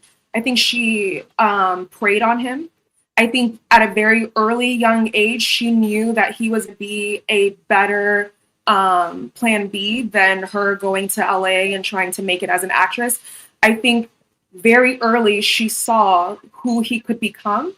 And that's why she locked it down and got pregnant 3 months into their marriage. She will say it's about, I think there's a narcissistic aspect to her. I think there's something that she gets from being able to control the narrative of a good man. Like the fact that everyone in society looks up to Steph and she has all of these accolades and she still can go into the public eye and then make other men question his home. I think she gets a sense of power from it. I don't think it's attention. I think she's dangerous, like psychologically. Well, I'm not sure if you saw the interview or not, but like I think Candace said, I watched the whole thing. Okay, but so she said she thought she would be the career woman. He wanted to be a basketball teacher. That's a lie. His father was an NBA athlete. Okay, you're not listening based off of what she said. She said that she thought she was going to be the career woman and he was going to be a high school basketball teacher. So she's if she a liar. Some high-end career woman, why would she go for the basketball teacher when we know that that's not what because while she was with him, there was nothing about Stefan while they were together that would ever insinuate he was going to be a high school coach. Every single one of his siblings were in playing basketball at a high level. His living father was an NBA athlete. He scored top 5, top 10. In fact, when he went to go see her back in 2018 for the very first time, he was going to a red carpet event. That's not a high school coach. Okay, but so based off what you're saying, the interview. If she really was a career woman, she would have finished school. She didn't. She actually left North Carolina to go do acting. Based off what you're saying, so you're saying that she went on the interview to lie and tell a fake and lied. But for what reason though? Don't you think it's interesting that because she's trying to, like I said earlier, she gets this certain level of gratification being able to tell this narrative, and ultimately, I think she's lying. If you were listening to the interview, she said something to the effect of like, "Oh, when we got married, I thought that we were gonna, go bar hopping and all of these things." That's not true. She only married him once he got added to the league, and then 3 months into their marriage, she got pregnant. It's not a coincidence that. But what do you mean that she married him? He proposed to her. Manipulation. But she can't demand him to marry her. He picked her. She flew once he got to the league, right? That's when she left her hometown and followed him. If we were earlier talking about how men want to see some form of reciprocity, et cetera, her getting up and following him was that reciprocation. But in her mind, she was only thinking self-interest. I'm telling you, it was manipulation through and through.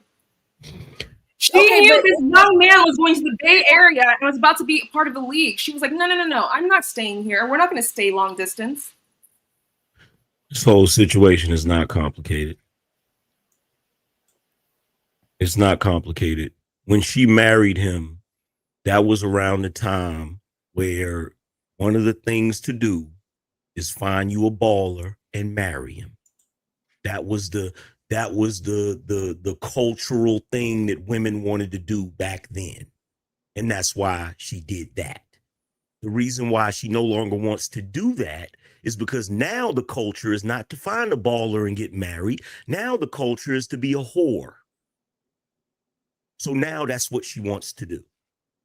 And the way y'all take these mental gymnastics to try to explain away when a person ain't shit is amazing to me. She ain't shit. And neither is that chick that said she need the hoe. Thank you for saying that. Why is it that Black women, that's the only way that you're going to learn how to appreciate your man after going through years of struggle, love, and abuse? You think at that point you could even attract a Stephen Curry? Like, that's craziness. It's not the way they have to, it's not the thing they have to do in order to appreciate their man.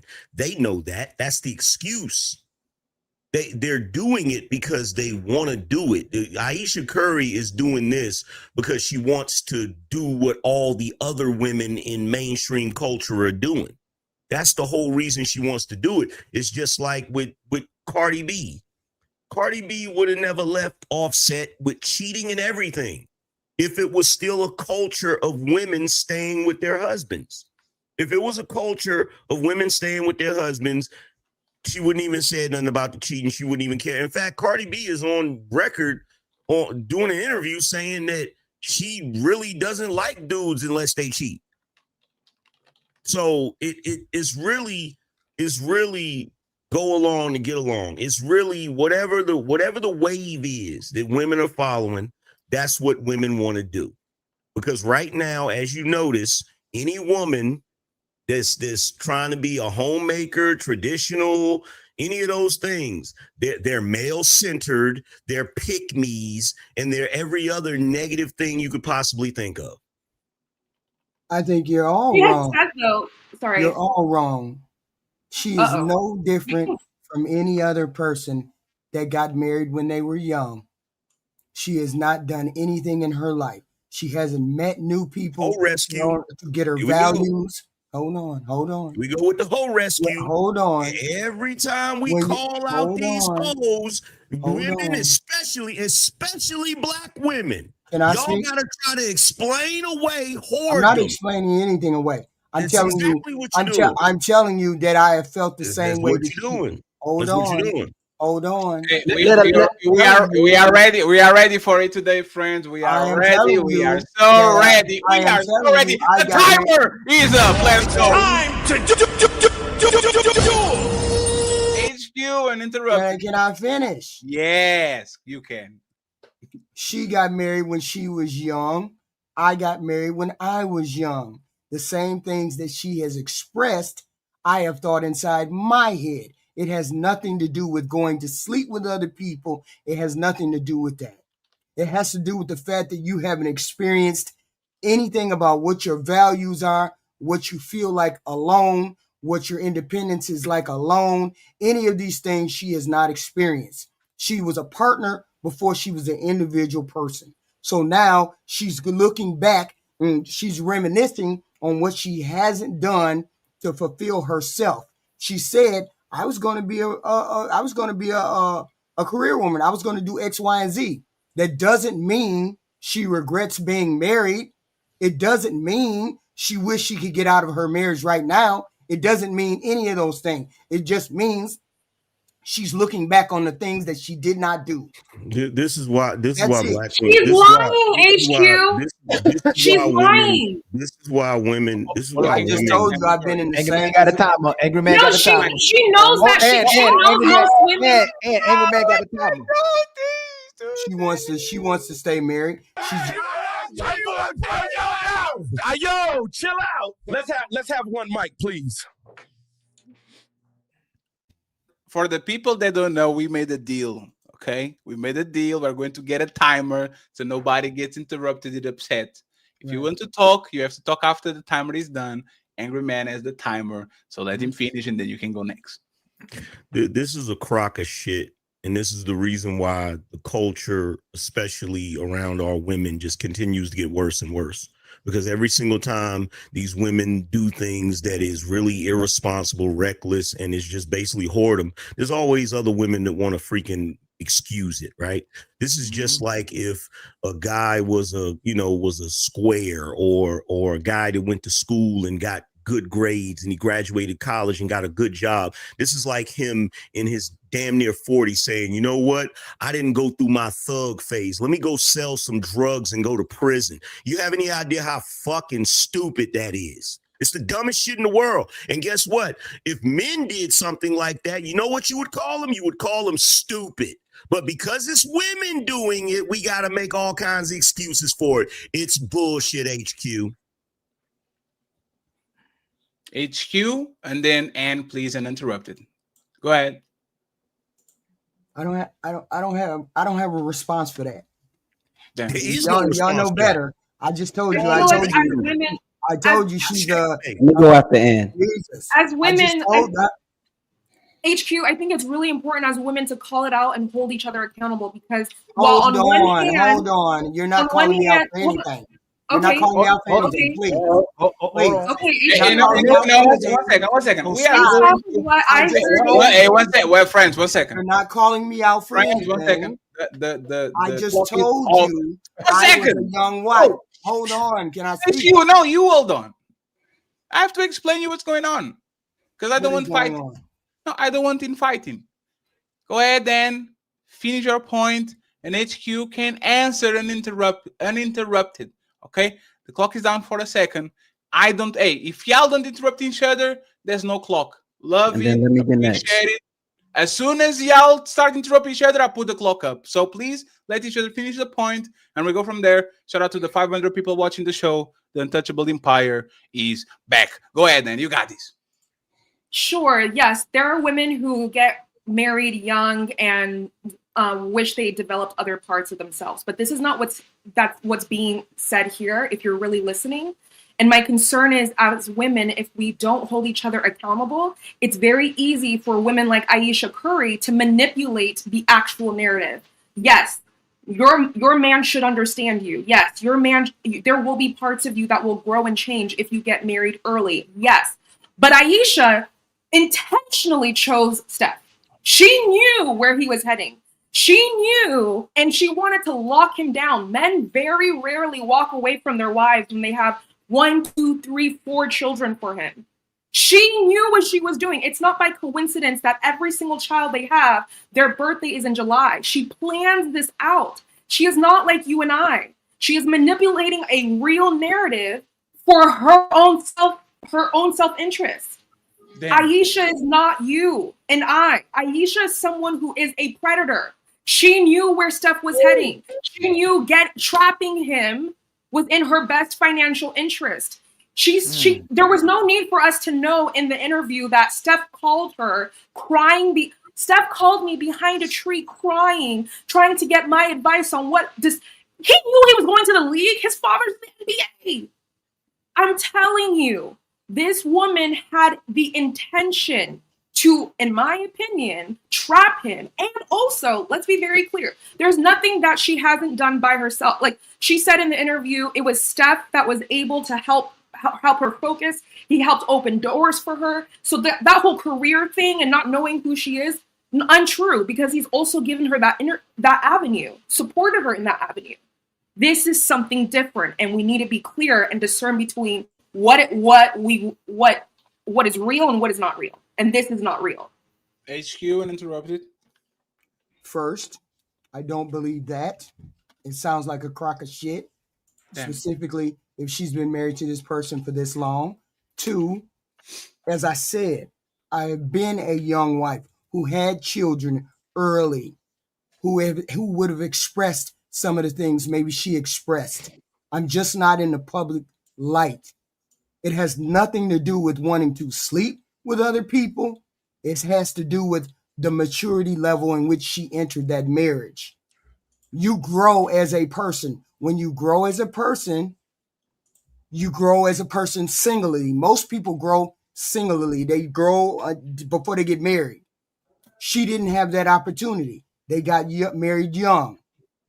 She's only expressing the things that she thought about as she's grown older. It has nothing to do with her wanting to sleep with other people. I thought everybody. Have you seen a clip of her taking off her wedding ring? Have you seen the clip of her? Let her land real quick. Women mature at 18. Everybody wants to assign nefarious reasons to this girl. She is not. That is not what's happening. Because it's not possible for us. It's not possible for a woman to have nefarious intentions or purposes. I didn't say that. Did I say that?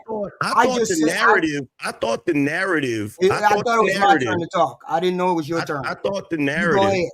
I thought the narrative. You didn't have to interrupt me to tell me to go ahead.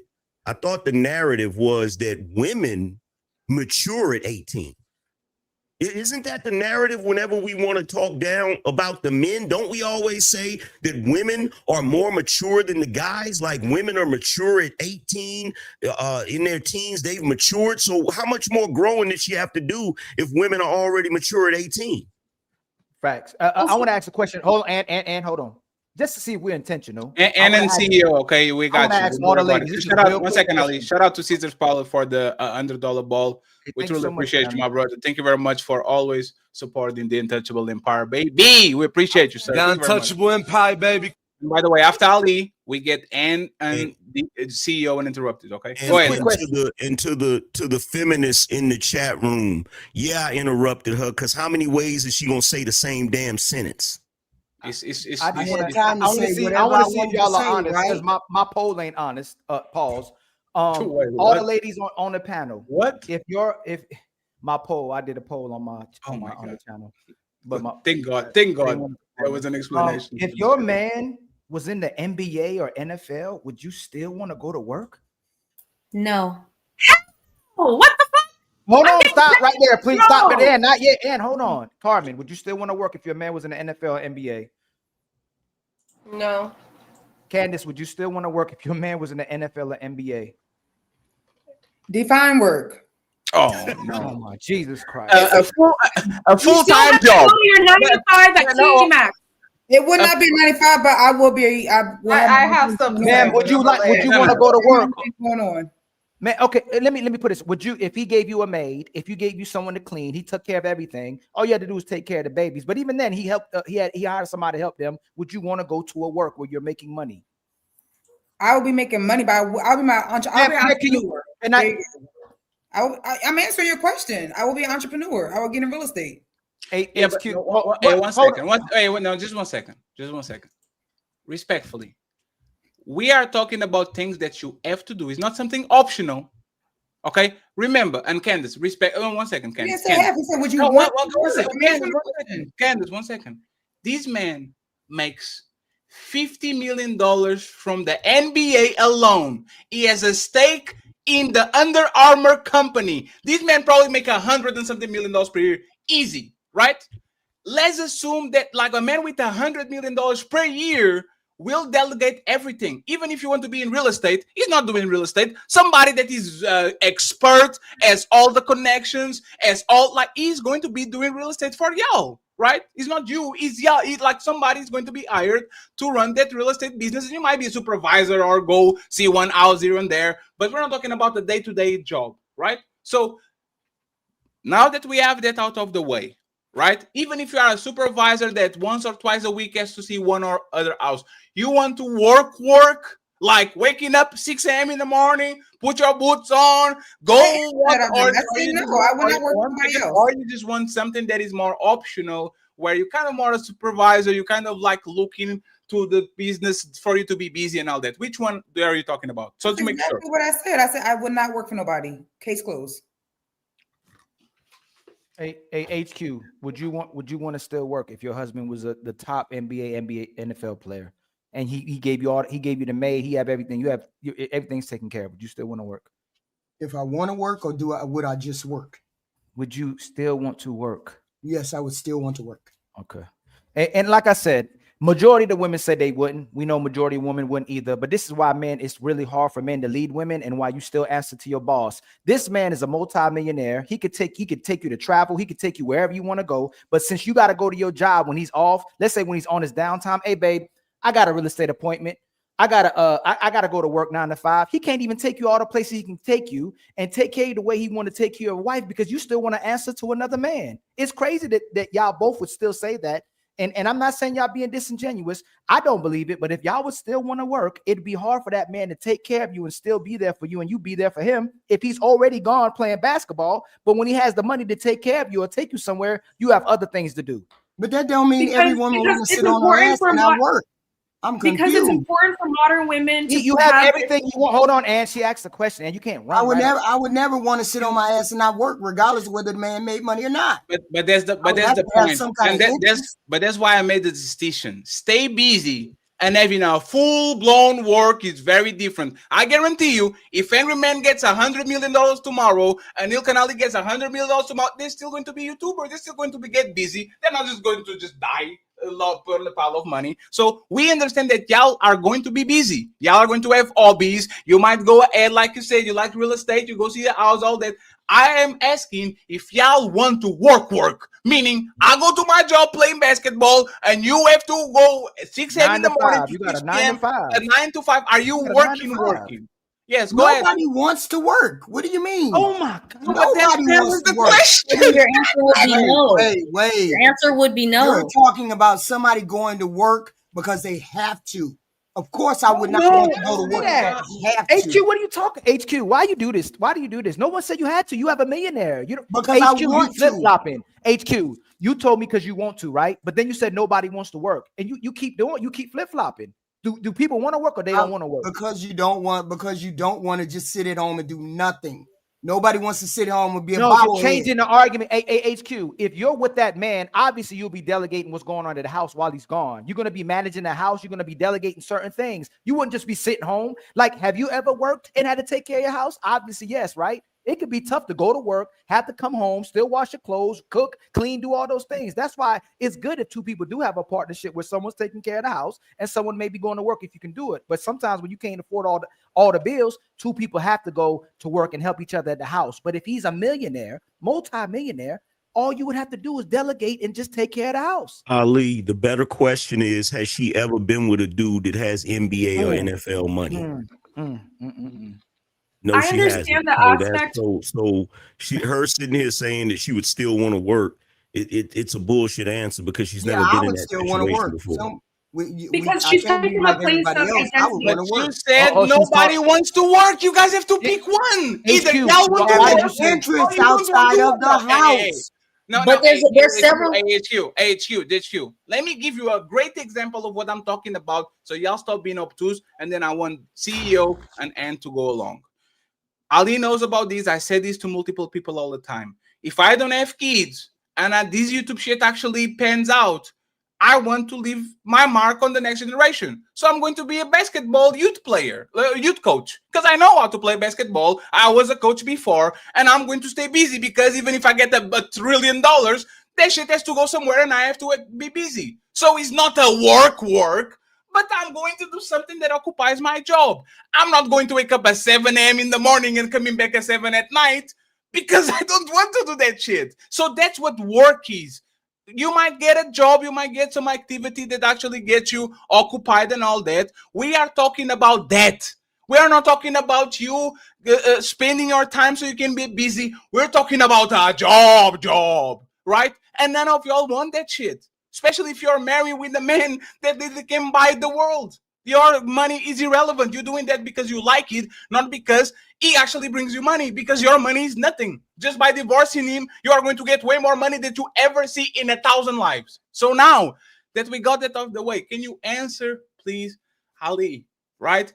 If that man had that NBA money, would you be more inclined to just chill, get kids, stay at home, let the maid and the chef and all these, and you might do something to get busy? Or do you want to work and get the kid and go right back to corporate and all? Like, what do you want to do?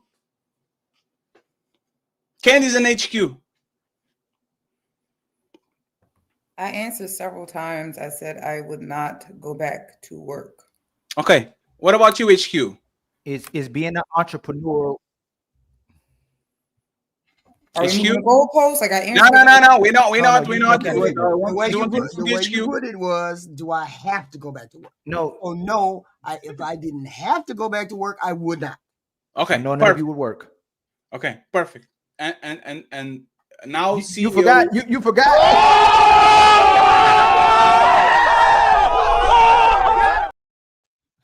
I wish they made. I wish that, like, it is a woman always want to look like they are useful. Right. This is actually what Ayesha is doing. I am a chef. I am doing business. You know who the real chef is? Stephen Curry. His literally nickname is called Chef Curry. That's why she's jealous of him, because she wants to be a cook and she wants to have a restaurant, because your motherfucker husband, his literally nickname is Chef Curry, because he cooking motherfuckers. He takes the spatula out and he does this shit. It's literally his celebration move. Like, why do y'all want to cosplay as a useful person? I wish I could have $1 million, $1 trillion. So I have to come in and says, I am unemployed, baby. I don't do nothing. I don't care if you're going to tell your friends, oh, Fetty said he's unemployed. Why is the status so important when your money is not relevant? Like, truly, why do you get the king that has all the money in the nation and you say, I'm going to pick up potatoes so I can look useful? Motherfucker can buy you potatoes. Go ahead and get the potatoes and go home. I don't get it. I don't get it. And ladies, if you got the man of your dreams that can sustain you, take that shit, because there's a million women ready to take your shit in a whim. On a whim. There's a million women waiting for you to say, oh, you want to go to work? This is how actually Arnold Schwarzenegger fucks the maid. This is literally what it is. He's in his mansion chilling, and the woman is working, and this motherfucker has a big booty mate, and he says, you know what? Oh, you want to work? I get something that actually takes care of me. Don't work for status. Work to make your relationship better. If your life doesn't get easier by you having an extra job and it's just for ego and it's not actually for money, don't do that shit, because then it's damn if you do, damn if you don't. I look crazy because I'm letting, let me finish. I look crazy because I'm letting my woman work, right?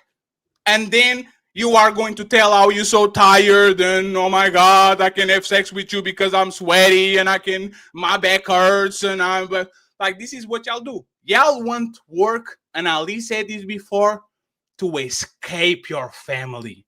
And there's a bar.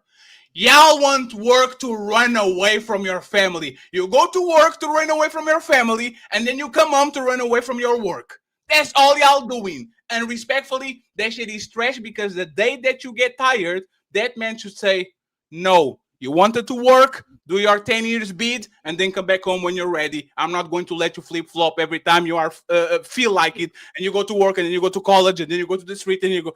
There's nothing. You chose to work, go to work. Angry man, go ahead, and then please, CEO Genies and interrupt.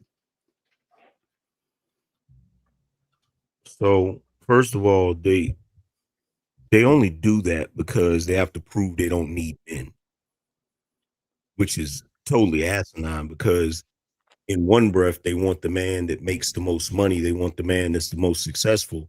But then they'll still say, well, I still want to work. That's to prove to everybody I'm still an independent woman. I don't technically need a man.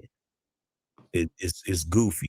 It's pure goofiness. Why would you? Everybody up here that said, well, I would still want to work. If you were to do this worth millions of dollars, that is the dumbest shit in the world.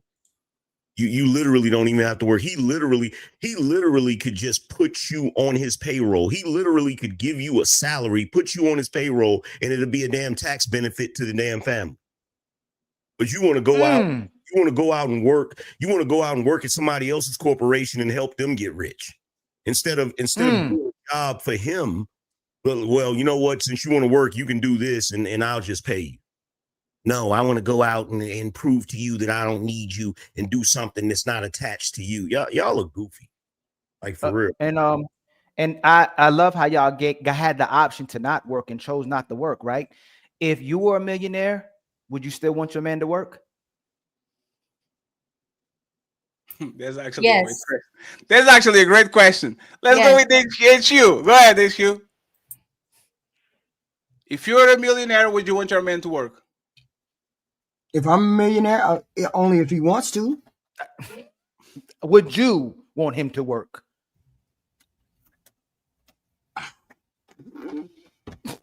Would I want him to work? HU, don't fight. HU, just tell the truth. Hey, HU, I love it. Only if he wants to work. I mean, didn't ask you if he wants to work. HU, one second. HU, you have HU. This man is a simp. He will do whatever you want him to do. Okay?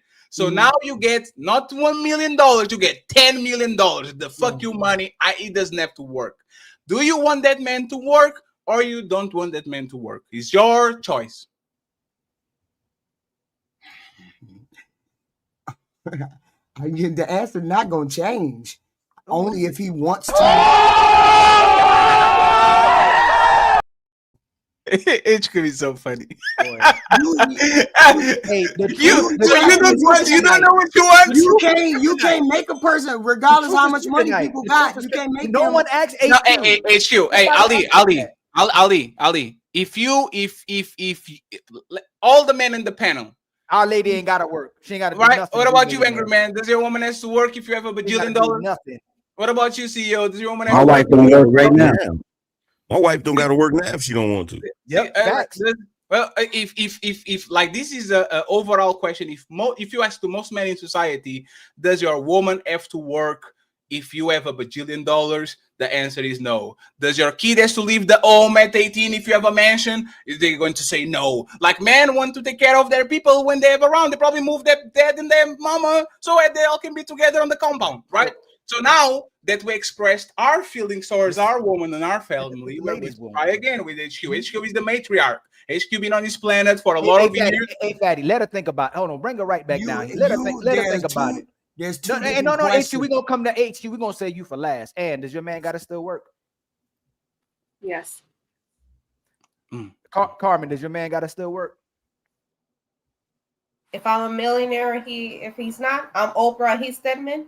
He can work for me. No, Stedman is a millionaire too. We can do that. Does he still have to work? No, he don't have to. Mm-hmm. Wait, Carmen, you're going to take care of him? Yeah, he can work for me. That's what I just said. If he no, he's not. No. Oh my God. Working for you. He's still working. Carmen, he's not working for you. He's not working for anybody. Not working at all. Sure. Absolutely. You don't want to? Yes. Okay. You don't have to work. I'll take care of it. I got it. But if you choose to work, I would rather you come work with me. You're right. That man's life gonna be Carmen would bamboozle them up. Oh my God. It would Carmen was like, hey, where's my lunch? Didn't I told you to How about you, Candace? If you're a millionaire, does your man ever gotta work again? Yes. Nobody. Thank you for being honest. Thank you for being honest. Melanie, you back there, Melanie? She said no. Okay, she not back there right now. Hey, HQ. If you got $1 million or you're a multi-millionaire, does your man have to work? I don't care about if he wants to or not. Does he gotta work? He doesn't have to work. You're right. Oh man, you're right. I actually respect that. I don't have a problem with that. See what I'm saying? I just want to know this. Are you expecting your sorry, is this CEO? I'm sorry, and then we're just doing too much. It's all good. It's all good. I just wanted to speak on Ayesha Curry. I think she's having a public image issue because at one point she was the blueprint for the perfect wife for about 3 years, right? She was the blueprint for the perfect wife. She used to celebrate when he lost. She used to bring him lunch and stuff like that. And I think when people started to call her a pick me, mostly women, then she went on to I want some groupies too. You feel me? So I think she's struggling with her own personal image, and she don't know what she wants. But the fact that she keeps doing this over and over just shows that she's selfish. I thought you was gonna say she probably was the it girl wherever she went, and she ain't used to not having the spotlight. She had the spotlight when she was younger, and Steph was just a regular guy till he became popular. But see, she was the it girl, right around the time women were saying, "Get you a Russell woman." Ayesha Curry was the girl that men championed. Like, this is how we want our wife to be, supportive. And then when they started with that pick me stuff, her whole persona changed. Now she's the victim. Now she never did this. Now she want to do that. You know, her show not doing too good. So I guess she's back in the algorithm because, you know, she needs some views or something, man. Like, that's all I feel. That's all I don't think she was the it girl. I think she was just better than Curry, and she taught that shit. Because if you look at those pictures, because I remember when Stephen Curry was in the league on the beginning, Monta Ellis was the shit. He was no Stephen Curry, right? And then I went and looked at the pictures, and everything kind of makes sense, right? So she gets with these dude. That's what I'm talking about. Right? She gets with these dude. That's the period I'm talking about. Right? She gets with these dude. You know this motherfucker loves her far. And then he started winning championships. He loves her way more than she loves, because she is the pretty girl. And then he grows a beard, and then he gets some muscles, and then he gets some money, and then he gets some clout, and then all the kids on the planet are buying his jersey and are celebrating him, and then he gets all these champions and all that shit, and she goes from the main event to the motherfucking opening of a UFC fight that nobody wants. But see, Fatty, that phase right there, you see, that's fresh buns right there. Yes. See, she old biscuits That's now. what that is. Yes. She old biscuits now. Every time they get old biscuits, they have a existential crisis. She's trying to figure out how to get back to that phase right there. There's no going back. There's the thing, and I will tell you, because CEO actually brought something interesting, right? He brought the fact that like she is insecure about shit, and I will actually tell you, I know exactly, because I was here and I was watching this shit. You know, when she was insecure when she was after her kid and she was chubby. If you look at how she's talking crazy, it's always when she's chubby and she's out of shape. Pay attention, and I'm actually going to go to see Ayesha Curry, Red Table Talks, whatever the fuck that shit is. Ayesha Curry, look at how she was looking when she actually was saying that shit on the red table. Like, look, I'm going to zoom in on this shit. This is not a coincidence, because again, most of the women, they think their value is on their looks. This is how these women were looking. Look at her face. When she said, "Oh, it gets all the attention and I get no attention," like they literally switched. Stephen Curry became the 6'4" with the muscles, light skin, and all that shit, and she unfortunately became the chubby woman, because it's fine. Women have kids; they can be out of in shape all the time and all that shit. And I think this is actually the problem, and this is actually what caused the problem. She was the main event. I like to say this all the time.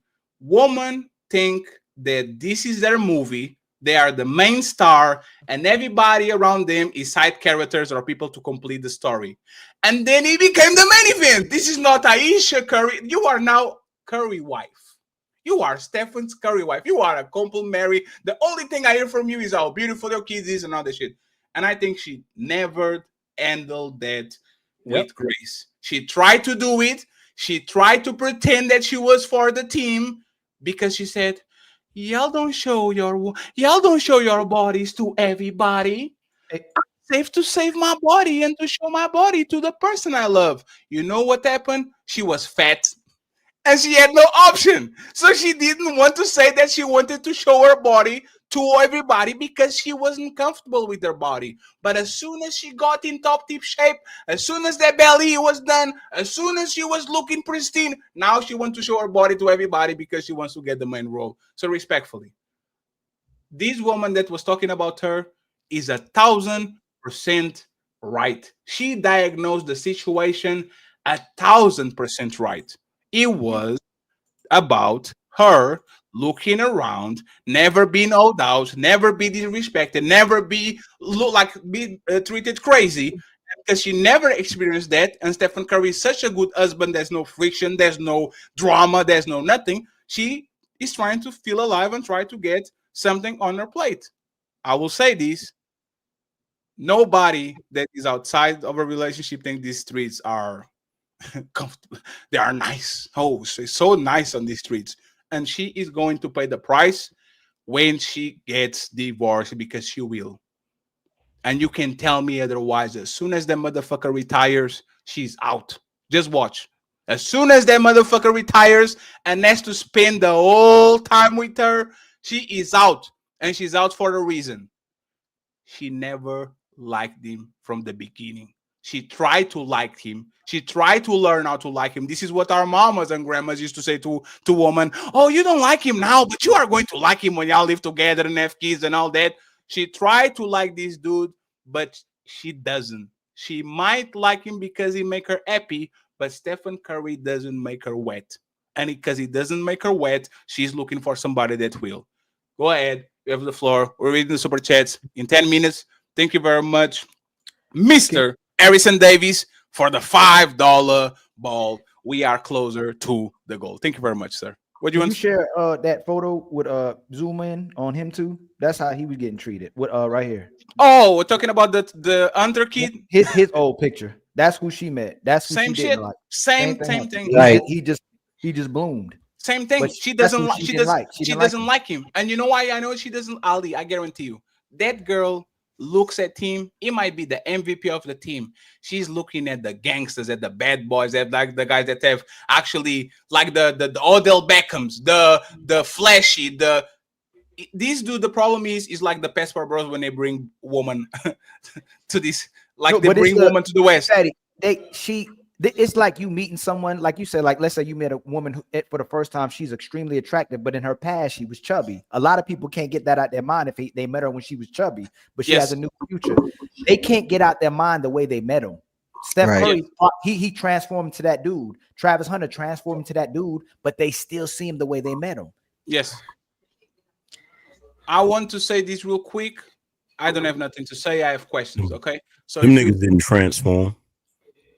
No, yes, he did. No, they didn't. They just added something to them that was enticing. Because Steph Curry, even though he got light eyes and he light skinned, he's a weird looking light skinned nigga. And he still is a weird looking light skinned nigga. You feel what I'm saying? And then you got Travis Hunter. Travis Hunter's still a goofball. He still look corny. You know what I'm saying? It's not them. It's what they have to offer that these women are attracted to. They didn't transform. It's not like they, it's not like you have every once in a while you have a geeky kid that'll grow up and they lose the glasses and it's like a whole makeover. That's not them. They just but they don't look like those. They don't look like their past. Man, they're completely looking different dudes, man. I don't think he's the. Look at this picture. I don't think he's the looks. Is the energy, because you know what? That too, Fatty. Is that too? Listen, I'm saying, because like, hey, there's men that might be funny looking, fat, like have some quirk, but because they have an edge on him, women are like, he's hugging her. He's hugging her like he hugs his mom. Yes, he hugging her like he don't want to let go. The right term is. He has no edge. Y'all gonna start talking about this light-skinned brother like this? Yes, he has no edge. Y'all gonna start talking about light-skinned people? There's nothing to be. Ali, all light-skinned brothers are not created equal. You know this, bro. That's facts. Hey, no. 1 second. But Stephen Curry is technically the king of light skins with Drake and Patrick Mahomes. Say what? Who is the king of light skins? Isn't Drake and Stephen Curry and Patrick Mahomes is the prince of light skins? Hell no. So who is the king of light skins? Isn't Drake and Stephen Curry? No. So think about it. Who is the king of light skins right now? The king of light skins right now at this moment. Huh? At this very moment. Yeah, right now. Chris Brown. Yeah, no, Chris Brown. Brother. It's Chris Brown. Y'all need to stop hijacking people that It's Breeze. No, Fatty, how is not Chris Brown? It's Chris Brown. They paying $1,000 to take a picture. Chris Brown is caramel. He's not light skin. No. What? Okay. Chris Brown is caramel. He's not light skin. Look. Okay, so first of all, wait. First of all, Fatty, brother, when we're having this discussion about chocolate brothers, you can be the expert on this, okay? But when it comes to the light skin coalition, all right, Steph Curry's a weird looking light skinned dude. Yeah, he's weird looking, bro. He almost albino. Yeah. Yeah, and what people don't realize is just because you got some light color eyes, that ain't gonna make you handsome, or for chicks, it ain't gonna necessarily make you pretty. Like, he's a weird looking light skinned dude. He's funny looking. You feel what I'm saying? Just like Drake was funny looking until he got a beard. The beard got a helped him beard. out. You feel what I'm saying? But there's the thing. But the question is, and HQ, answer this: if a woman meets a man and he was kind of corny or he didn't look the part, and then he develops into the guy, he gets the beard, he gets the car, he gets the money, and all that shit. Do you think the woman shakes off that first impression that she had from the guy and the ick because now he became Superman, or do you think that she always going to look at him as, man, you're motherfucking Clark Kent, you motherfucker. You're not Superman to me. You're Superman to all the other people. You are Clark Kent to me. Like, do you think women can shake that off, or you think they, like, unfortunately, the way you start is the way you finish? No, she can always shake it off, because women are always trying to upgrade men. So she knows how to upgrade him. So once he upgrades into what he's going to be, she's happy and fine. She never looks back at that geeky person again. I don't agree with that at all. She never looks at that geeky person again. See, Fatty, you can't use Superman as the example, because the funny thing about Superman is when Clark wanted Lois wanted Superman. Yes. But once she got with Superman and found out, that Clark is Superman, she wanted him to be like Clark. And then she cheated with Batman. Yeah. And this is what we're How do talking you make that about. bigger? And this is what we're talking about. What is that? How you make that bigger? That's what she said. That dude ain't caramel. That dude, Hey, this is an edited picture. That dude light skin. That is a light No. skin. That's literally an edited picture. You can use that. An edited picture, Fatty. You funny. Yeah, it's because they always is like you remember when Beyonce was looking white as fuck? Fatty, that dude. That Beyonce is not light skin. No one is going to tell you that Chris Brown is caramel. light skin, bro. He's light skin. Chris Brown is light skin. Yes. Yeah, y'all just be claiming people, so y'all, because y'all outside is weak as fuck. So hey, is Melanin light skin? I don't know. Does she got lighting on her? You got lighting on? No. My window's open. My window curtain is up. You technically light skin, Melanin. She is light skin. See, this is claiming people for no reason. That's what I'm talking about. And Fatty Y'all refuses just be claiming people for no reason. Fatty refuses to admit he's light skinned because right now No. Hey, Fatty's light skinned. This is how friendships actually end. Is when I say something once and you keep repeating this shit. I already told you. And for the record, man, this man say he ain't light skinned. Wait, for the record, you got to realize, Fatty, the only way any dude can be king of the light skins, he has to have the trifecta. He has to have the light skin, the light eyes, and the super curly hair. See, Steph Curry ain't got the curly hair. I think ball. You feel what I'm saying? I ain't know about them rules. So I will actually say this, right? Going back a little bit to the topic. And somebody, a CEO just, yeah. So this is what I'm going to say. Nah, that ain't the rule, man. We keep repeating these things over and over again. It's better for you to start as the mysterious, rotten guy and then evolve into the good dude, then start as a good dude and then become to the evil guy. This woman will literally hold you accountable for the way you presented yourself. This happens all the time. You come in being the asshole and all that shit, and they get in love with you. And now if you do nice things to them, it's a party. Oh, he's being nice to me. She like him because he was an asshole and he was not all that and all that shit. And then when they walk back to actually the good side, women actually appreciate that. Once you start good and you start like the nice dude and you are the respectful dude, and now you want to dog your woman out after 40 years, she will look at you like you're crazy. And remember, she was dogged out before by the bad guys she was complaining about, but you are not like them. So I believe that with Stephen Curry, a woman will never shake, like she will never shake the shit. There's like, if you meet a person, or you meet a man, and you kind of figure out that man is good, and you slot him on the side where he's going to be the respectful guy, and he's going to be the kind guy, and he's going to be the wholesome dude. You are not going to allow that man to go dark, because that shows that you lost control for him. You are not in control anymore. But once you get that dude that is actually rotten, once you get the dude that is mysterious, once you get the Batman, it's very easy for the Batman to reverse to Bruce Wayne. It's not easy for Clark Kent to go to Superman, and the woman is like, oh, I think women always going to peg you how they met you. And the only time they don't peg you when they met you is when they lose you and they see you do better with other women. And all of a sudden, here comes the woman says, oh, I always love you. I don't think good people win for the most part in society. And I don't believe Stephen Curry and Ayesha, like we see a Stephen Curry that Ayesha will never see. I truly believe that, once again, for the world, that man is Superman.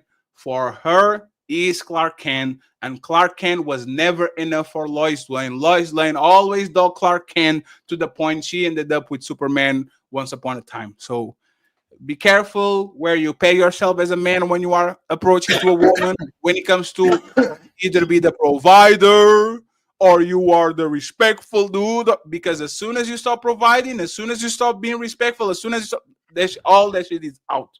All that shit is out. I'm going to read the super chats now, and I have one more question for the friends. There's 513 people watching. Thank you very much for being here. We truly appreciate you. Thank you, thank you, thank you. And we're going to ask the last question right now. So once again, buckle up.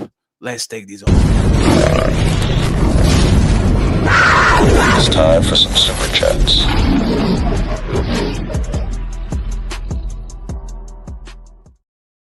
And friends, please send me one coffee so I can see if it works, okay? I'm going to drop the link again in the chat. Please send me one coffee and let me see if it works, because I want to experiment with this, okay? Striking rich with a 5 motherfucking dollars. It says, women give each other the worst advice. Ladies, chase the man you want, because if he's the man, he has multiple women chasing him. Swallow your pride. X Caesar Palace with $100. $100. Shout out to you, sir. I appreciate you. Sorry for the vulgarity. We're going to replace these right now. Sir, for $100, what's the craziest thing you do? The craziest thing I do is listen to your bitch ass all day. Ma'am, for $100, what's the craziest thing you do? For $100, I'll let his baby mama braid my hair and then fight her. Damn, only $100? Fuck, I look like some cheap hoe. Could have fooled me. Sir, for $100, what's the craziest thing you do? Man, for $100, I'll let a bitch impregnate me. Bruh.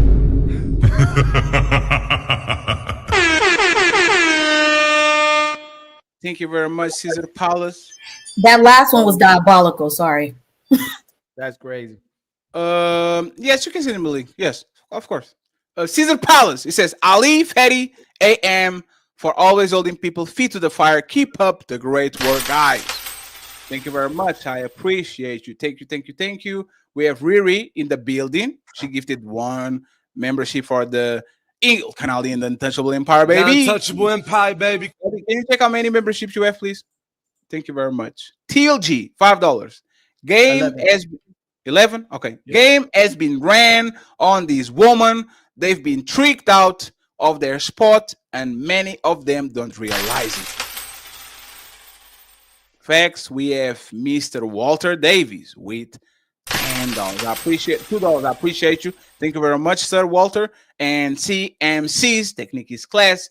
If Steph was from the projects, he'd be respected. Yes, because there's nothing more enticing to a woman than Tupac in a suit. Is the Ghost from Power bullshit. Is the guy that is from the street. The woman rather get the guy from the streets that became corporate and clean cut and all that shit because she knows he has the edge. He just kind of suppress it. Then getting with the motherfucking goody two shoes. Then becomes the Walter White, the Eisenberg. You guys saw Breaking Bad? when the guy was just a chemistry teacher and then he become Heisenberg, right? It's easier to go from Heisenberg to chemistry teacher than the other way around. So ghost can always revert. Is the warrior in the gardener shit? Woman rather have the warrior in a gardener than the gardener in a war. They rather have the man that is capable of violence but is chilling because he doesn't have to do it, than get the man that is a gardener in the middle of a war. So be the warrior in the gardener, no be the gardener in the war. My question is simple. And friends, we need 4 memberships for Ali, okay? And we still need 65. Yes, $65 on the Cash App or PayPal. If you can experiment the coffee link that I dropped, I would appreciate it, because I need to know if this is working or not. And for now, I don't see anything. Okay, I just set it up. It might be my problem. HQ and Melanie. Okay, survivors. We are almost out, friends. Is a woman missing something if she never had the whole face? No, she's not missing out on anything. You don't need a whole face to feel fulfilled or complete. HQ, when you said that you were feeling something because you married early, I think people didn't ask you this, and I was curious. You can say pineapple, right? If you were feeling something because you got married early, right? If it was not being outside, what was that exactly? What was the thing that you were feeling? I was feeling that there was more to be on this planet besides a mother and a wife. And what was that? My own individual feelings beyond being a mother and a wife. So what couldn't you do with being a mother and then a wife that you could being single, other than being I would not have had to worry about other human beings. I wouldn't have had to worry about how was somebody going to take care of the kids if I went back to school. I wouldn't have had to worry about another person and money. I wouldn't have, just many things I would not have had to worry about. And thank goodness I married a man who said, the door is open for whatever you want to do. Yeah. So once I started to feel like that, he knew I started to feel like that. And he was like, what's going on with you? And but correct me if I'm wrong. Your husband used to be the provider and you was to, like, you didn't have to work, right? For the most part. I didn't have to work. I worked because I wanted to work, but I didn't have to work. Okay. So the question is, why couldn't you have time to do the things that you want to do? If being with a man was not responsibility of being married and a mother. I felt that responsibility. Yes. But for example, Ali is a father. He can be here on YouTube. Right. Afterward, he probably have 2 hours to play PlayStation. Right. If I live next to his area, we might, Blu-ray wants to play basketball. Let's go ahead and play basketball. Then CEO says, hey, I have Ali's a rapper too. I have something going on here. Come to the studio. Like, he might not be able to do that every day, but that's kind of nothing that he can watch his hobbies. He can watch the NFL. He can go to the movies. He can do, like, what is this thing that women are craving for that they can do on a marriage, especially if their man is actually competent and makes not so much money, but enough money to give them time to just, part-time job. I'm going to brunch with my friends. Like, what is this? Like, what is the thing exactly? What is the thing exactly that they crave or that you crave, that you got, and you were like, you know what? I did this right now. I'm going to go back to my family.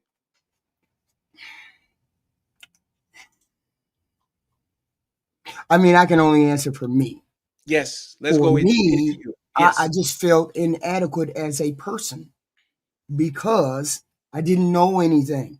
I had not thought things on my own. I always thought in a group. I always thought in a we instead of a me.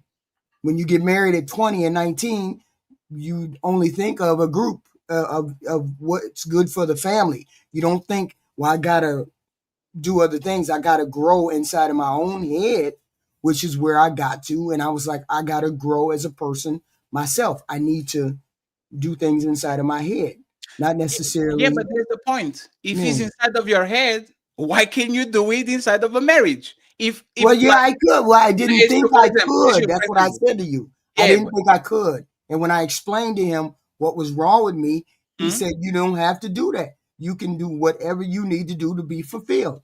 That's what I Okay. said. So can you, now that we got that and you didn't have to go outside to be experience you, what do you think when a woman actually says that I can be myself, I have to learn, I have to love myself, I have to practice self-love, I have to get time for me and all that shit. He's Fetty and it's your nephew Fetty, right? And Fetty saying, hey, auntie, hey, I have this girl, like we are together for a while, but she said that she needs time to figure out what she is and love herself and practice self-love and find herself and all that. If I was to ask you what that is, what would you think it would be, HQ, for a majority of women? For majority of women, it would be going out and trying to find the best man that they could find. So it's basically the USB cable is connected to me, but the Bluetooth is still searching for new devices. Are you talking to me? Yes, I'm asking if for example, a woman says, no, I thought you were talking about my internet was messed up. I'm sorry. No. I was saying like the USB cable is connected to me because I'm hers and she's me, but the Bluetooth and the Wi-Fi, it's always looking for new devices. Is that what you think it is when a woman says? Most women right now say, I have to find myself, I have to do this and do that. That's what most women mean now. Yes. If a woman asks me for a break, should I take her back? No. Why? Because she's looking for somebody better. And why she came back to me? Because she didn't find nobody better. Blu-ray, how you doing, brother? Hey, what up, family? How you going on? How you doing, brother? I have a different question for you, my man. Oh, talk to me. Does being chosen early make women feel trapped later? Meaning, you chose a woman early. Does that make a woman feel trapped later? What do you think about that? In a marriage or just a relationship? Let's go with either marriage or something that looks very like it but doesn't have the label on it, meaning a long-lasting relationship where everybody kind of thinks that y'all married even though you might not be married officially. Gotcha. From my perspective, it shouldn't, because if I marry you and I take out the time to make you the woman in my life and you concede to being with me, then we should be trying to build something and have something everlasting. But from my experience, it's not that women feel trapped. It's just that based on how they feel at the moment, because you can be with somebody 5-10 years. And what I've learned with a lot of women, because, I deal with a lot of women with my profession, is that most women, if they don't feel a certain type of way, then they're going to do what's best for them, period. Anyone disagrees? You gotta explain. Can he explain? Well, it's just that. Okay.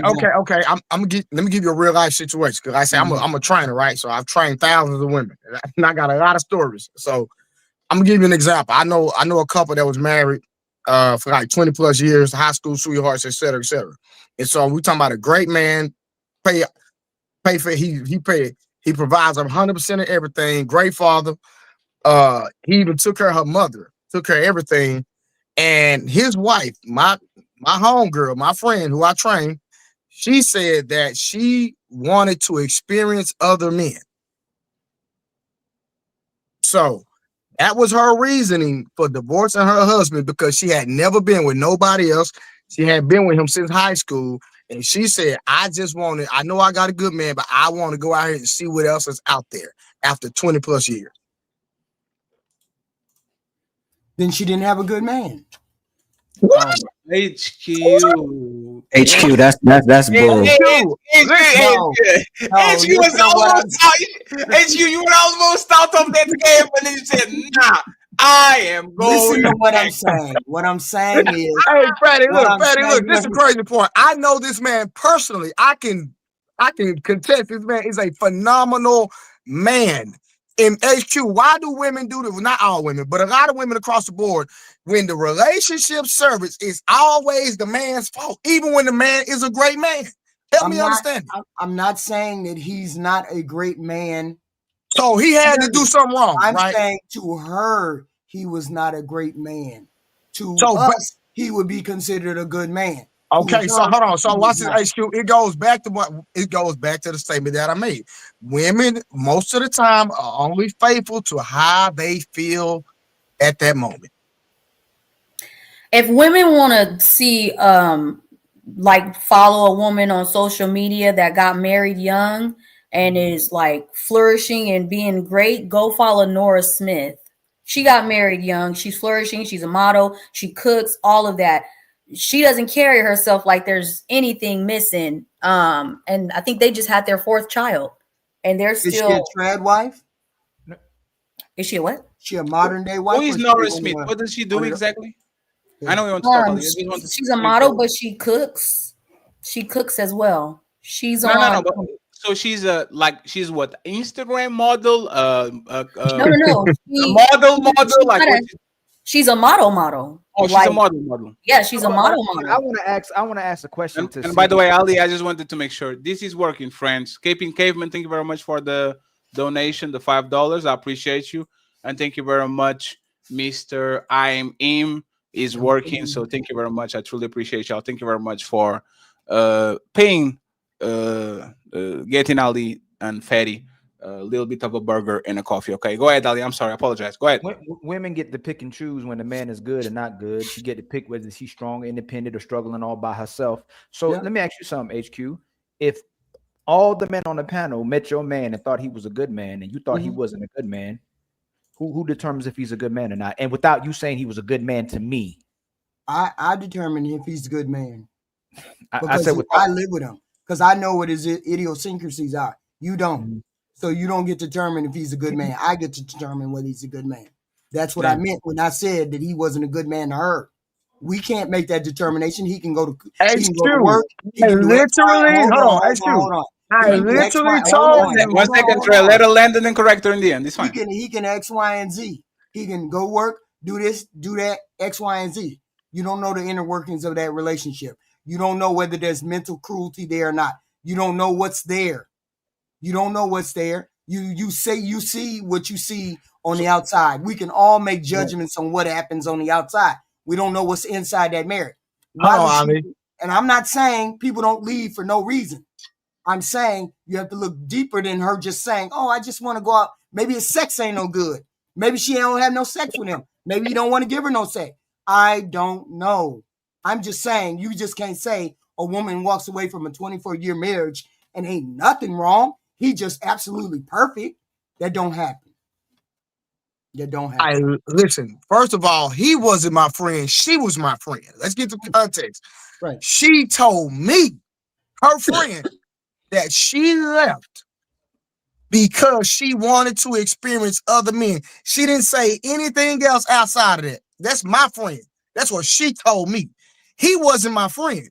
I know the man because he took her his kids, he even moved her mother in and took her mother, paid for everything. Man was well off. Never heard her say anything negative about this guy. But when I asked, why did you do that? Oh, I just want to deal with other men. Because guess what? She was already cheating on him.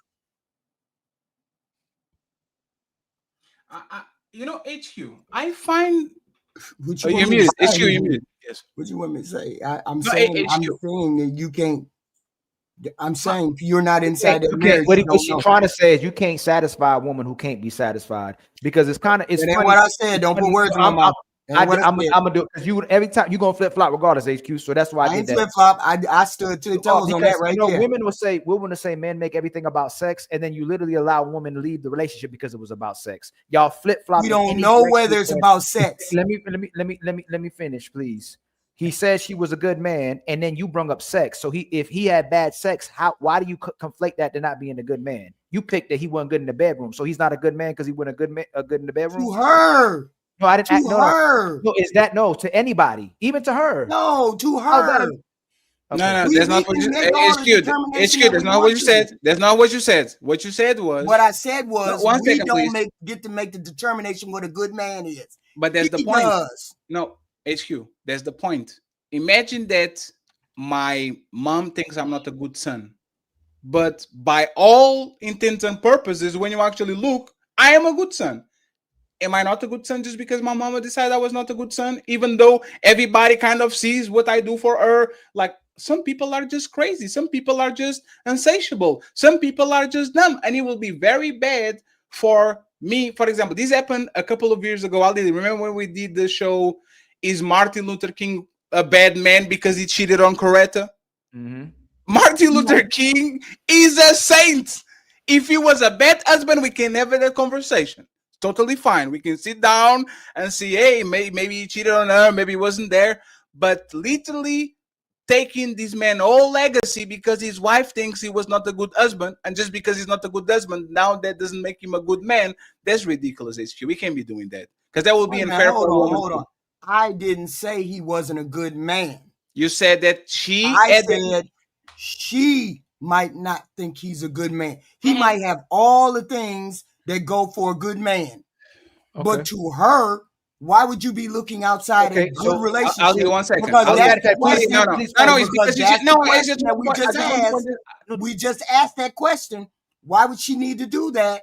And I said, because something in her says he's not the good man. I just want to point this out that CEO got a plate from his woman. So shout out to CEO. And I want to point this out, HQ. You actually changed it because you said, what? He is not a good man because that woman knows him better than everybody and knows all of his idiosyncrasies or whatever that word is. So she can make a better assessment than whoever people think this is. So her decision is more valuable than the decision of society, the friends and all that. But what I have to tell you, HQ, is that a lot of times you are just too close to the storm to figure out what the fuck that shit is. You are so close, so zoomed in to the situation. Actually, let me give you an example, right? A lot of times, like, we are on a streak. We are doing good, right?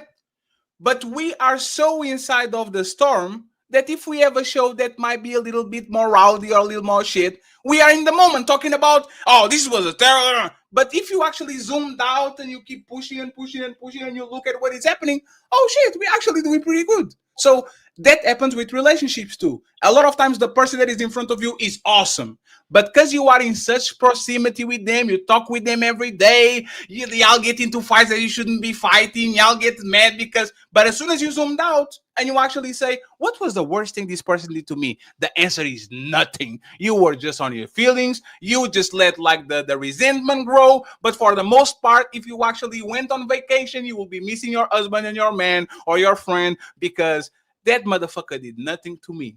I think a lot of times the person that is closer to you a lot of times have no idea of your value that you have because they are so close to you. The people that are outside might know more about the value that he has than the person that he is. And I think that's what happened with Ayesha. She's so close to Steph. Did I say anything about whether her assessment of her husband was correct or adequate? No, that's yes. You said it. No. I didn't. Stop. I said I don't know whether it's adequate or not. Hey, Blu-ray, didn't she say so? You were the bad man. No. You was a bad man.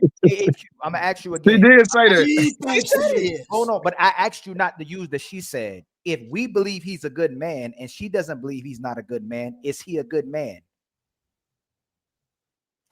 I'm saying she can only make that determination. Can you answer? So I'm happy you did it again.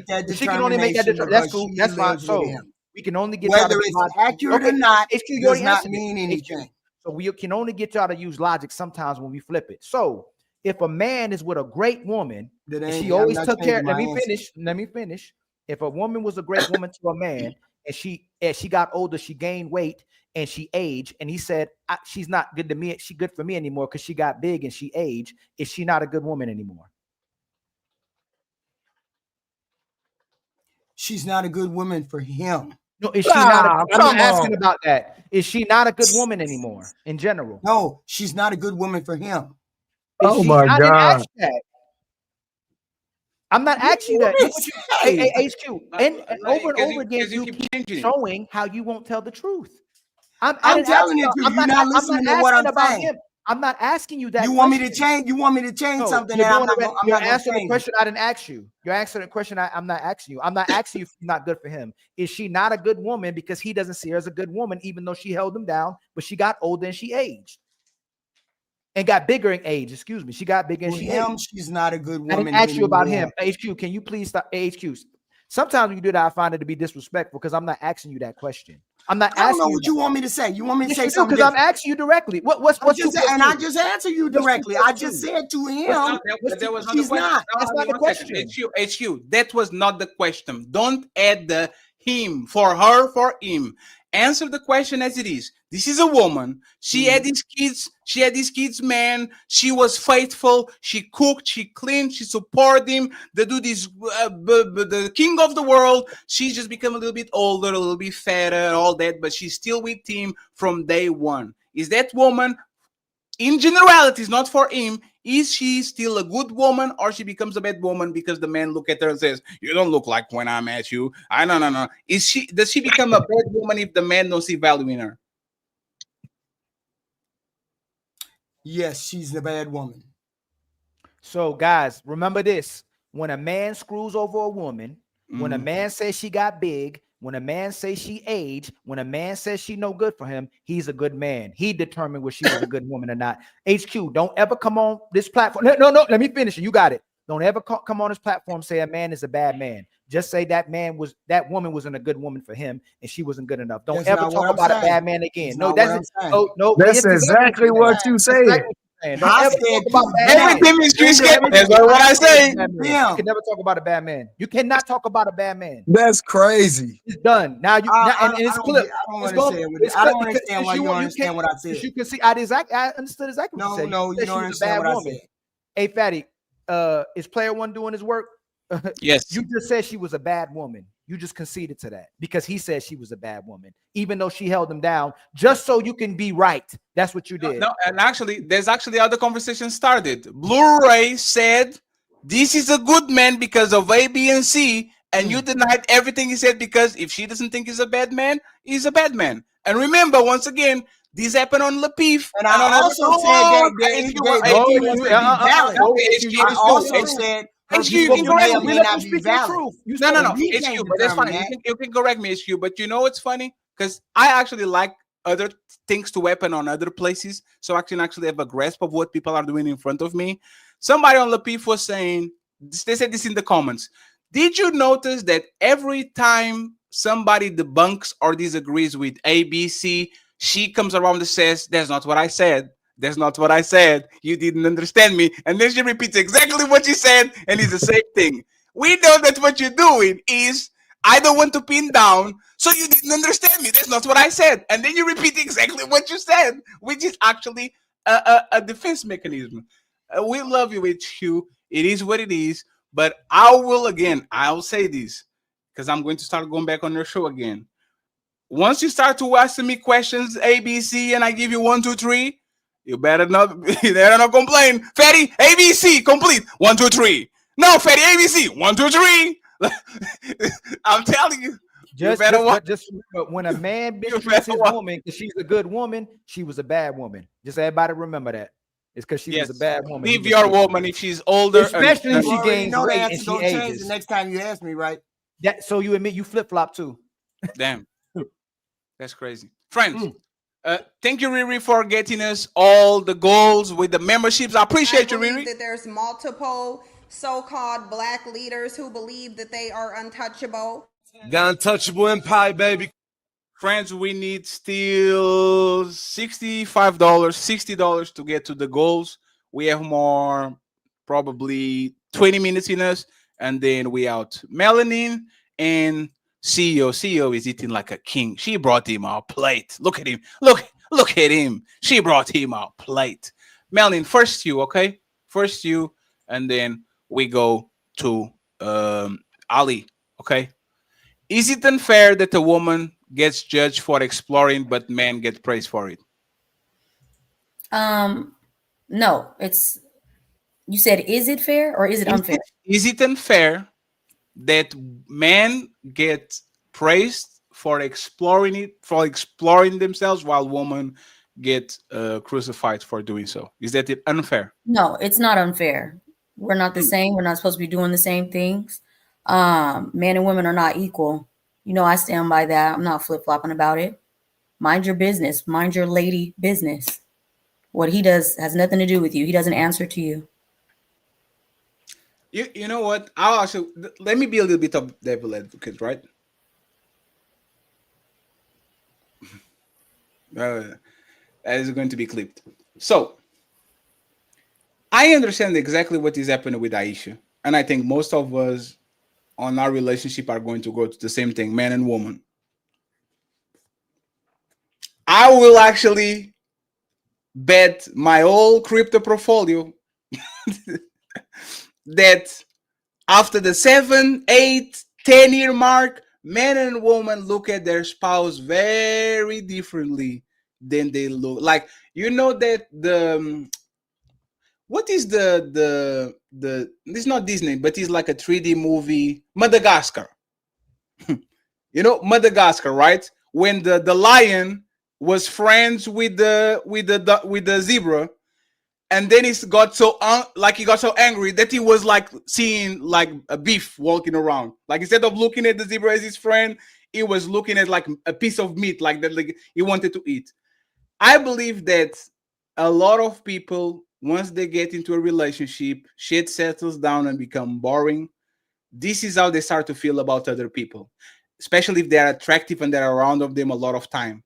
It's not that you are an evil person that is looking to get some ass, but you go into that gym, your woman is stable and she's well, and big booty Keisha, big booty Karen are always around you and they make you laugh and all that shit. It's not that you are an evil person. You always wonder, I wonder how the tea tastes like.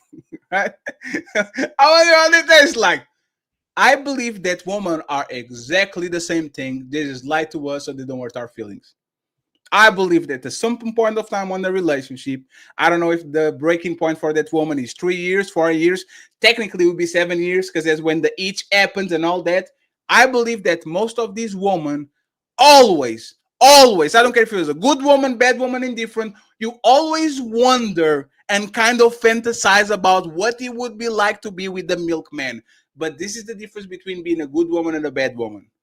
A good woman thinks about it, a bad woman does it. And women are not even able to admit the first one. So if you're not able to admit the first one, I believe you are very willing to do the second one. I would rather believe on an honest man that comes around and says, yeah, oh, of course, man, I've been with my girl for 15 years. Of course, I come curious. Like I see this woman, she's being nice to me and she has a nice, I rather believe that that man is not doing nothing that the 99% of women that always say, me, I'll never do that. I will be with you forever. And da, da, da, da. Yes, you can fantasize about Johnson from Accountant. Are you going to Sakis Johnson, though? And there's a difference, in my opinion, between the good woman and the bad woman. The good woman knows herself, sees what is happening, knows her feelings, tries to suppress them and contain them, and goes about her life. She might think about it, but she doesn't do it. I think most of these women are slaves to their thoughts. As soon as they feel that shit, you can feel it in a relationship.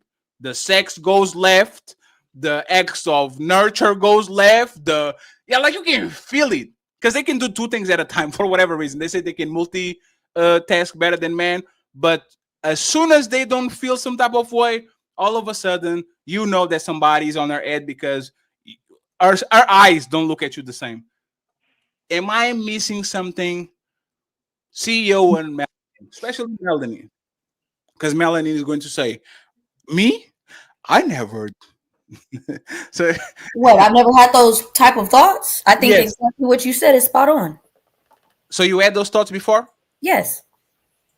Who was it? No, I'm kidding. It's just what, Michael Jackson? Here he comes the celebrity shit. HQ, you funny. CEO. Yeah, I see her over there. I ain't gonna fight with tussle with you. It's the end of the show. CEO, am I missing something? CEO, shout out to your lady for feeding Control while you. you on the panel. Then,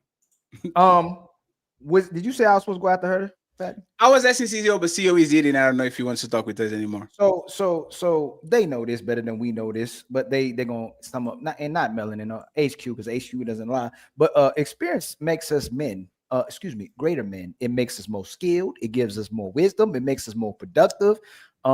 Experience creates trauma with y'all. It breaks you. It makes you unhappy. It makes you lost women who even go to therapy, got God by their side, got Simpson men to save y'all, even if you're on the stripper pole, even if you're on OnlyFans, and you still never happy or satisfied. Men need experience to take care of women. Women need experience to learn how to be a wife. If she goes beyond that, she becomes a broken man. That's why she says till she finds the right man, she's going to be in her masculine. Are you wild? What are you talking? Wait a minute, hold on. A woman going out and having her getting experience, and I didn't say sexually. I don't know who said that. You said that. A woman going out and getting experience in life, doing different things, eating different foods, meeting different people. That doesn't involve sexual. So that doesn't make her or break her when she does go out and do those kind of things. If you're talking about a sexual thing, that's a whole nother component. We're not talking about a sexual thing. Even not. So what part of what she's experienced make her? Let me finish to clarify. Anytime we try to ask women what they're proud of, the only thing they can be proud of is what a man is proud of. They're proud of their degree, they're proud of their car, they're proud of their house, they're proud of their money. All they're proud of is the same thing a man is proud of. When we ask them to tell us what they're proud of that a woman does, they can't tell us nothing except for when they was lit and when they were in their 304 phase, when they was going to the club, when they was going to concerts, when they was going to girls trips. Every time we ask them to be proud of something, is what a man does. So tell me what all this stuff and experienced women are doing that is something that goes to what a woman does, HQ. What do you mean? I'm asking you, what is she proud? What is a woman? What is all this experience that made her a better woman? I don't understand why you think women so are I'm gonna make one more question, statement because you said you don't understand. I don't understand why just because I tell you I'm proud of the fact that I have degrees, or I'm proud of the fact that I do X, Y, and Z, that makes me in some way masculine. Because I'm proud that I did that. No, you say it. Of course, we can be proud that we're a wife. We can be proud that we are a mother. But that doesn't negate the other things that we can't be proud of those things too. What do you mean? We're proud of those things too, just like we're proud of being a mother. So again, when you're 30, 40, 50, you getting up in age, every time we have these questions with women and why they're having issues, they'll tell us they traumatized and they still healing. All the women we come across always healing. A Blu-ray, how many times you on your shows or do your panels, women always talking about they healing? Do you ever hear a man say he healing? They always say they're unhappy. They always say they traumatized. They got PTSD. They looking for themselves. They're unhappy. Men don't ever say they're unhappy. Almost men are saying they looking for appreciation and value from women. All the experiences they have, they still be having peace. It's the women they deal with that don't have peace because they're too experienced with life. Women are supposed to be experienced with their men enough to have a family. They're not supposed to be out there doing what men are doing. And since they're doing what men are doing, they're broken men. So you're talking about a sexual thing. No, I didn't say about a regular, everyday, ordinary thing. No, even work. Women, most women don't want to work. They only work to get away from their family. But they hate nobody want to work. What do you mean? HQ? Men do want to work. They're going to work to take care of them. No. You're talking about a sexual thing. Women don't get traumatized because they got to go out. Hey, watch this. Hold on. Hey, women don't get traumatized because of regular, ordinary day. HQ. You see, you see, you don't substantiate when you say something, right? If the world stopped paying people, if the world stopped paying women for doing work, would they come back home or would they still work? Say the question again. Say it again. If women stop getting paid for work, would they come home or would they still work in their positions? The money is the incentive. Of course they wouldn't work. If men stop getting paid to work to make the world run, would they keep working to make it run or would they come back home? We're going to keep working. You're going to keep working. Probably. Okay. Is that women don't want to work? The only reason why they're working so they don't Nobody have to work for a man. wants to work. Nobody wants to work. If you didn't have to work and you had all the money in the world not to work, you wouldn't work either. No, HQ. This is actually something that women don't actually understand about men and use against them. y'all know we love to do something for y'all, especially work. Love it. Let me explain why, right? Have you ever saw a man do some handyman job in the house and the woman praise him because he did a good job fixing something, and that man can wait for something to break so he can do that shit again? Have you ever saw a man smiling? Look at her smiling. She knows. Have you ever saw a man getting next to other man and say, "Hey, Ali, my woman doesn't have to worry for shit. I work for her," and everybody's like, "Hey, Fatty, hey, say, watch this. We'll go check the tires. It ain't nothing wrong with the tires." Hey, Trey and Fatty, how many men come on these panels or off these panels brag about what they do for their women? They never brag about what she does for them. They're flexes, man. I do this for my women. I do this for my kids. Yo, I'm the man. Like, they flex about what they do for their family. They never flex about what she does for them. Ali, let's do band for band. All of these men in the panel get together. If Trey is taking care of his woman and we are not, he's going to brag about it, saying doesn't have to work, and all of us are going to say, "Damn, that's dope, Trey. I wish I actually could be in the situation as you." Let 4 women get together, and one woman says, "Oh, I'm being taken care of."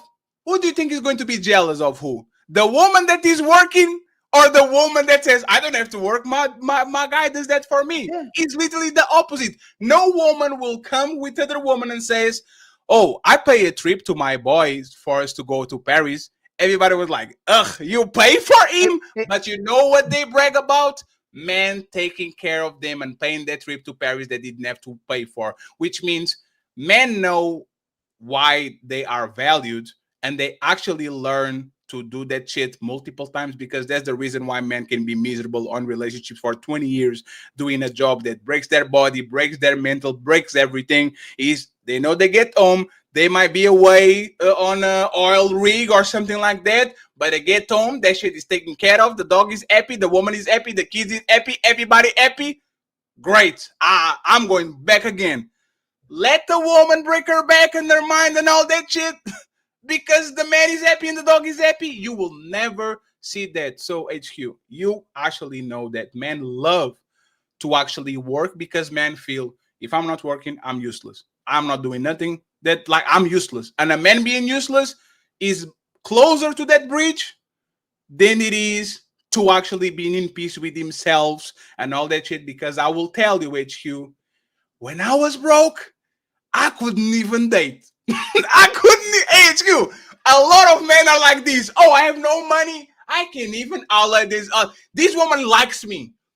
She likes me. But because I don't have a good living condition, because I don't want to show her that I'm living on my parents' house, because I don't have a car and I'm going to get embarrassed," a man will literally excuse himself of not dating the woman he wants because he feels some type of way he can provide for her life. Get that man $1,000 and see if the motherfuckers know. "No, I take care of you. I got you. Oh, you don't have a car? I got you. Oh, you don't want to go."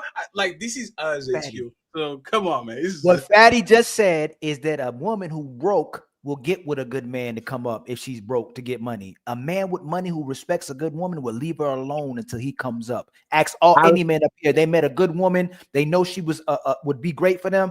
And like, man, I can't take care of this woman. And sometimes women be like, "Whoa, what happened to this dude? Like, I thought he wanted me."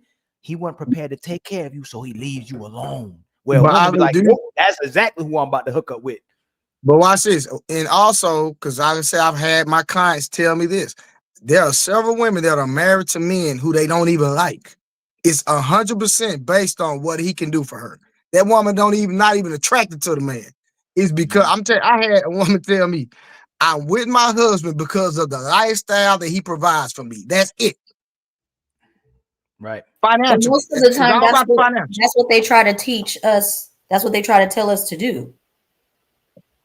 Yeah. Yeah. Every time. Hold on real quick. Every single time. Y'all already know what time it is. What's going on, real dope? What up? What up? You want to let go ahead and say something, fam, before have you been listening?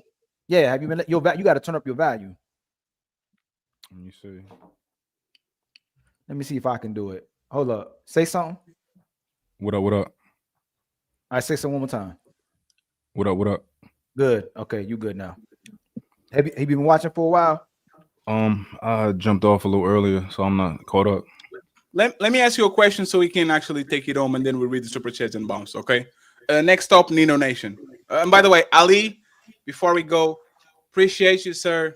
I know I'm not easy to deal every day, so thank you very much for trying and care. Here you go. I just want to say. Now, hey, remember what we talked about though? Isn't it like, you know what I'm saying? But he's and I know you. I could look at you and be like, okay, you know what I'm saying? Right. Hey, hold on, hey, Fatty. I appreciate you for pushing me to my brother every time when I'm like, I don't agree with that. I don't think so. And when we go through it, dang, we take turns, man. Makes sense. Kobe and Shaq. Let's go. Real dope dad. Question. Then we read the super chats and we out. Okay. Would Ayesha Curry still feel unfulfilled if she had lived more before marriage? Like if she had a little bit more adventure, sexual partners, like all these, do you think she would actually be in a better position than she is now if she actually lived that shit? So I heard two different questions. I heard would she be more fulfilled, and I heard would she be in a better position. So I guess I'll answer both of them. Would she be in a better position? Let me actually do that. Okay. Yeah. Let me actually do the fulfilled. Like, would Ayesha still feel unfulfilled if she had lived more before marriage? That's better. Would she feel unfulfilled if she lived more before marriage? It's possible that if she had more experience, that it may be likely that if she had more experience, then she would feel more fulfilled right now. But however, I don't think that she would be in the position she's in right now if she did that. So I want to ask the other question. Do you think she would have had a better life if she didn't meet Steph Curry? Do I think she would have had a better life? I don't think that she would have had a better life at all. No, I don't. She would have a different position on life. She would probably be like more commonly like the modern woman right now, either lying to herself about what she wants, or like, I don't really want a man, or I just want this, that, and the third because she's been scoring. She'd probably be like that. But I think that I watched the interview, and I think she's always been an insecure person. So I think that compounded with her not having experience, her like him pretty much being her first experience with men, I think roughly. And just kind of coming up until now, it's like she don't know what she hasn't experienced. But I think she's gotten to a much better place with it, starting businesses and things like that versus kind of just being. And she used to be a little bigger too when she had the kids and all that. So I think she's in a lot better place now, actually going out there and testing the waters in business and things like that. So she might be feeling a little, she a little bit more experienced right now. Can I ask the brothers a personal question? No. I don't know if any of y'all been hurt by the first woman you loved before. If the first woman you loved, you had a phenomenal relationship with, not saying you did, not sure, would you have wanted to seek other women, or would you have worked it out with that woman that you love? Can you repeat that again real quick? Because I truly believe that men become monsters from their first love. I think men have a first love. Well, your first love is your mama, and if she hurt you too, you're gonna really become a monster. But if your first love as a mother loved you, then I feel like you'll value and love the first woman you love as well too, and you'll stick it out with her. But if she hurts you, a lot of men become a monster. So I'm asking the men in general, if you encountered your first love and she was amazing to you, would you have looked for? Do you believe you would have wanted? I'm not saying you wouldn't look at other women, but would you have wanted to pursue other women if your first love took care of you? I would definitely would. You would have pursued other women still? Yeah. Like, were you hurt by a woman? No. A good woman being good to me has nothing to do with me being faithful to her. Like, remember the conversation about being faithful and all that. A good woman to me makes me be good woman to her. Made me be a good man to her. Right? I would die for that woman. I would lick the bottom of her feet if I need to. I will focus on what the. But were you ever in a relationship with a good woman? At the time that I was with them, I thought I was. That's no. Like I said, the conversation is I never they were doing enough for me to actually think I was in good company, and I still had the urge to actually. Let me give more context. Let me give more context. I believe most men have been in love with a woman they thought they loved them, were good women, and then you started noticing signs where she may have been talking to somebody else, showing attention to somebody else, and you're like, "Hey man, who's this?" And she go, Oh, you ain't got to worry about that. That's nobody. Later to come find out later on, that might have been the dude that she pursued after y'all had a relationship, right? And she found it hard to have other relationships as well too. What I'm asking is, and Fatty, you said you probably would have still pursued other women. The other brothers on the No, panel, not probably. I would definitely do it. You definitely would. I know myself to the point where if I met a woman today and this woman was perfect, I mean perfect. That's not what he asked, Fadi. Not today. He talking about back then. No. Back then and right now, like I know I grew in a lot of things and I changed a lot of things that I like. This is a monster that I never was able to conquer. The only way I'm not going after the woman if I do the Batman during the Bane shit. I go to the cave and I work on myself and I'm being on YouTube with y'all. All the women that I talk are 4,000 miles away on the other side of the ocean. So I kind of chill. As soon as I go out, start to go to the gym, now I'm looking already. Hey, here we go. For context, when did you lose your virginity? 17. Okay, I just wanted to. I was on the 10th grade, 17.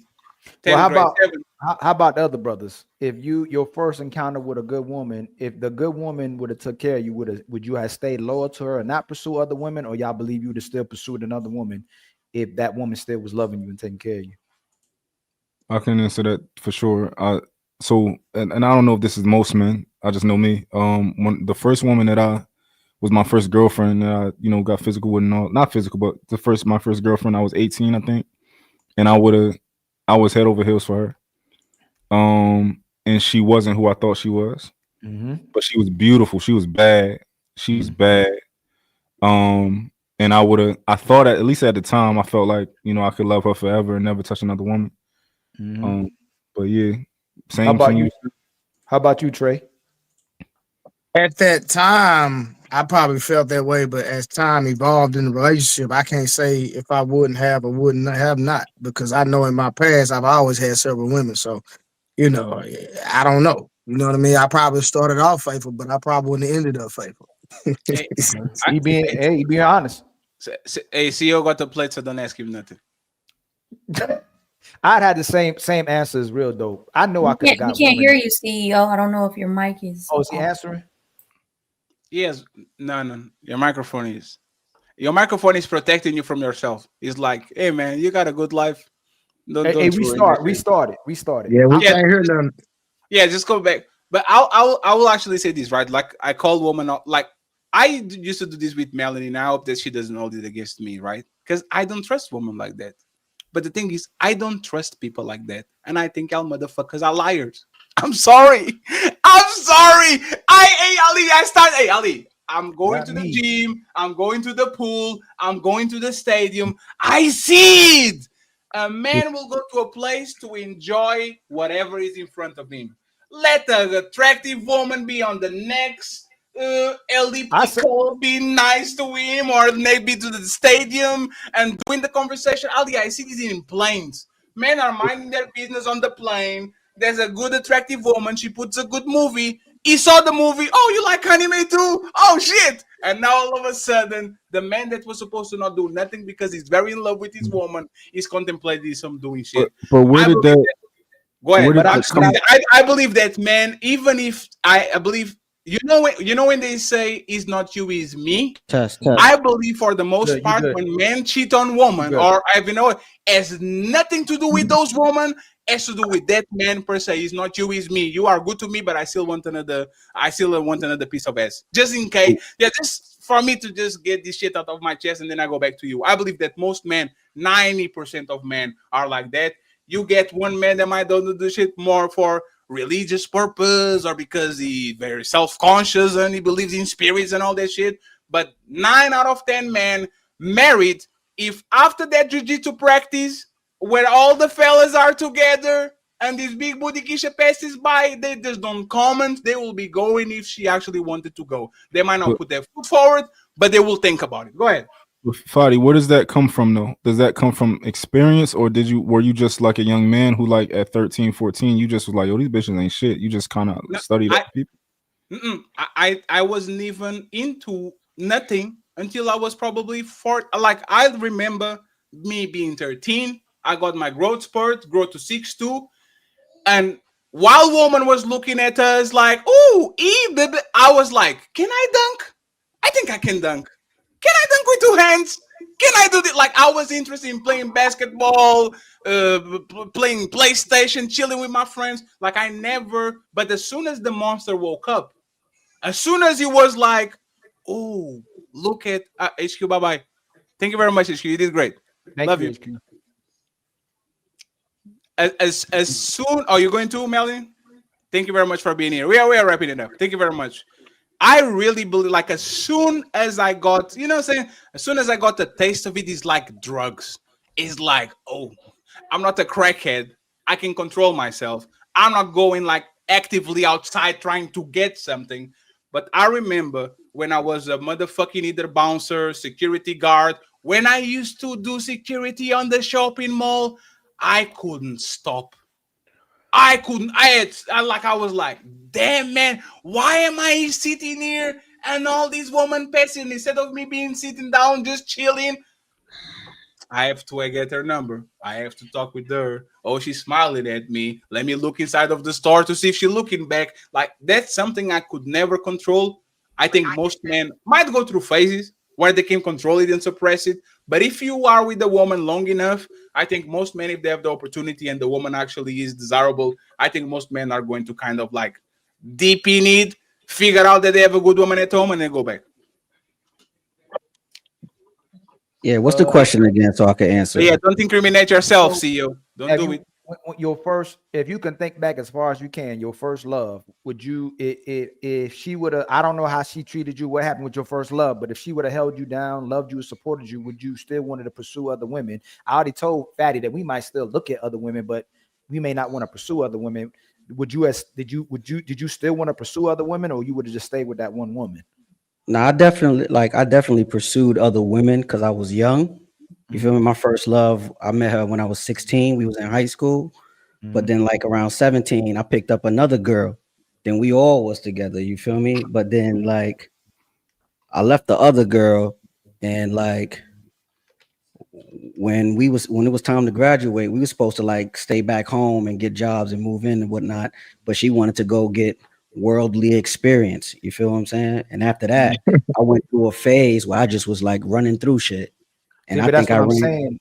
But did you have good experience? Was your initial experiences with women a good one? And it could, and you don't have to get too personal, like mother, grandmother. Yeah.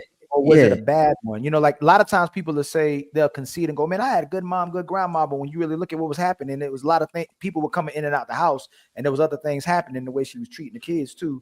But if your relationship with your mother was a solid one, she was a very loving woman and valuable woman. I always wonder how people could still, and I'm not saying it's not in our nature. I had an extremely solid mother, like extremely wonderful mother. And when I always was looking, like I would have got at the game. Like my first love, I would have came out, I got the game. But like Dope said, a lot of times what you thought something was because you didn't have no experience with it, or perception of it, is not who you thought it was. But I would stay with the first person. I wouldn't try to pursue other women. Yeah, but I can agree with that. Ali, I really can. You know why? It's my relation with food became problematic like after the pandemic and they got motherfucking Uber Eats in Portugal, right? I feel like lately I've been drinking way more water than like iced tea and all that shit. And I probably have a problem with sugar. Because I notice when I drink a lot of water for several days, like I get like, see what I'm saying? Like your body's like, oh shit, what the fuck is going on? Where's the fucking iced tea? Right? I might get some, like, I feel like that shit is usually like with women too. And it's not even the food, because when you taste it, it's like, I didn't even want to drink this. It's the chase. Is the, can I break this woman? Can I make this woman like me? Can I make this woman like, it's not even the final product of the thing. It's not, I think, even the sex per se, is the pursuit. I want to test myself. That's what I'm saying. And in my, like, I never got rid of it ever. I don't like, hey, you can give me the perfect woman with the body I want, with the mentality and all that shit. I know I would be like real dope that says like body over, like heads over heels. What was that's the saying, like when it said head over heels. I will be puppy love and all that shit. And one day you wake up, you look at the mirror, and instead of Bruce Banner, is Hulk talking to you, man. You become a pussy, man. You know, like the old Hulk movies when the Hulk would talk with Bruce Banner, man. You become a pussy, man. Let me come out. I got you. Let me come out this one day. I got you, man. Just let me come out. That's literally how I feel. I think as you get older, that alter ego that you talk about, we kind of either suppress or kill that guy. Is You a know what I'm little. saying? That's the thing. I believe we suppress it, but it's always the. Oh, no. Right. No. It's for me. It never disappeared ever, and And then especially now, like I've been like 3-4 years inside. Now that I'm getting out again, that shit is just wild. Like it's just wild. I don't understand it. But Fatty, I'm gonna go back to my. Hold on, Ali. I'm gonna go back to my point of reference. Like when I started dealing with women, I was looking at my older brother and my friends in my neighborhood. So where I'm from in the hood, we were taught that the more women you have, the more girls that you get. That it was like a ego boost or you the cool guy. So I think it has a lot to do with the way you were molded and your point of reference in dealing with young ladies. You know what I'm saying? Like when you go ahead. But I think it was the energy and where women were at that time. Because I thought all of y'all conceded that. Like, well, I don't know if y'all were like that. When I met an actual good woman that I knew was on good time and people were talking good about her reputation and how she conducted herself, and I didn't want to violate her. Like I didn't want to deal with her in that capacity. And I feel like a lot of men, I ain't gonna say there's not a men who wouldn't still deal with her, but I didn't want to taint that woman at all. When I was younger, there was women I could have got down with, and then she told me her story. I heard from other people who she was, and I was like, oh man, I don't want to. No, I don't want to be the person never to deal with her like that. Ali, I never. Hold I on, never did that, but most of women are not wholesome women. Right? so That's the conversation about if I see a virgin or a woman that is kept, I kind of want to fuck her up. That's where I'm all going. These women, no, but that's where I'm going. Remember, I said if you have to lie to a woman, she's not a good woman. A lot of these women put that energy out. So when you saw that's not true, Ali. What's not true? That if you have to lie to a woman, she's not a good woman. That's not true. Oh, how is it not true? When do you ever have to lie? If I tell her the truth, like no, this is what I'm saying. If I tell her the truth and she accepts the truth or acknowledgement of the truth and doesn't fight back and try to change me as a person and the truth, then she's a good woman typically. So okay. That's what I meant. I thought you were saying not me lying.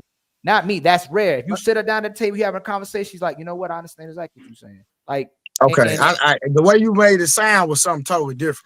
But everything you're trying to tell her is conducive to a healthy relationship, healthy men and women, things how you operate in order and righteousness, and she's pushing back. Now I don't believe in that, and she's fine with you telling her the lies that we can tell a woman to hear. So you just get straight into bed. That's not a good woman. That's all I'm saying.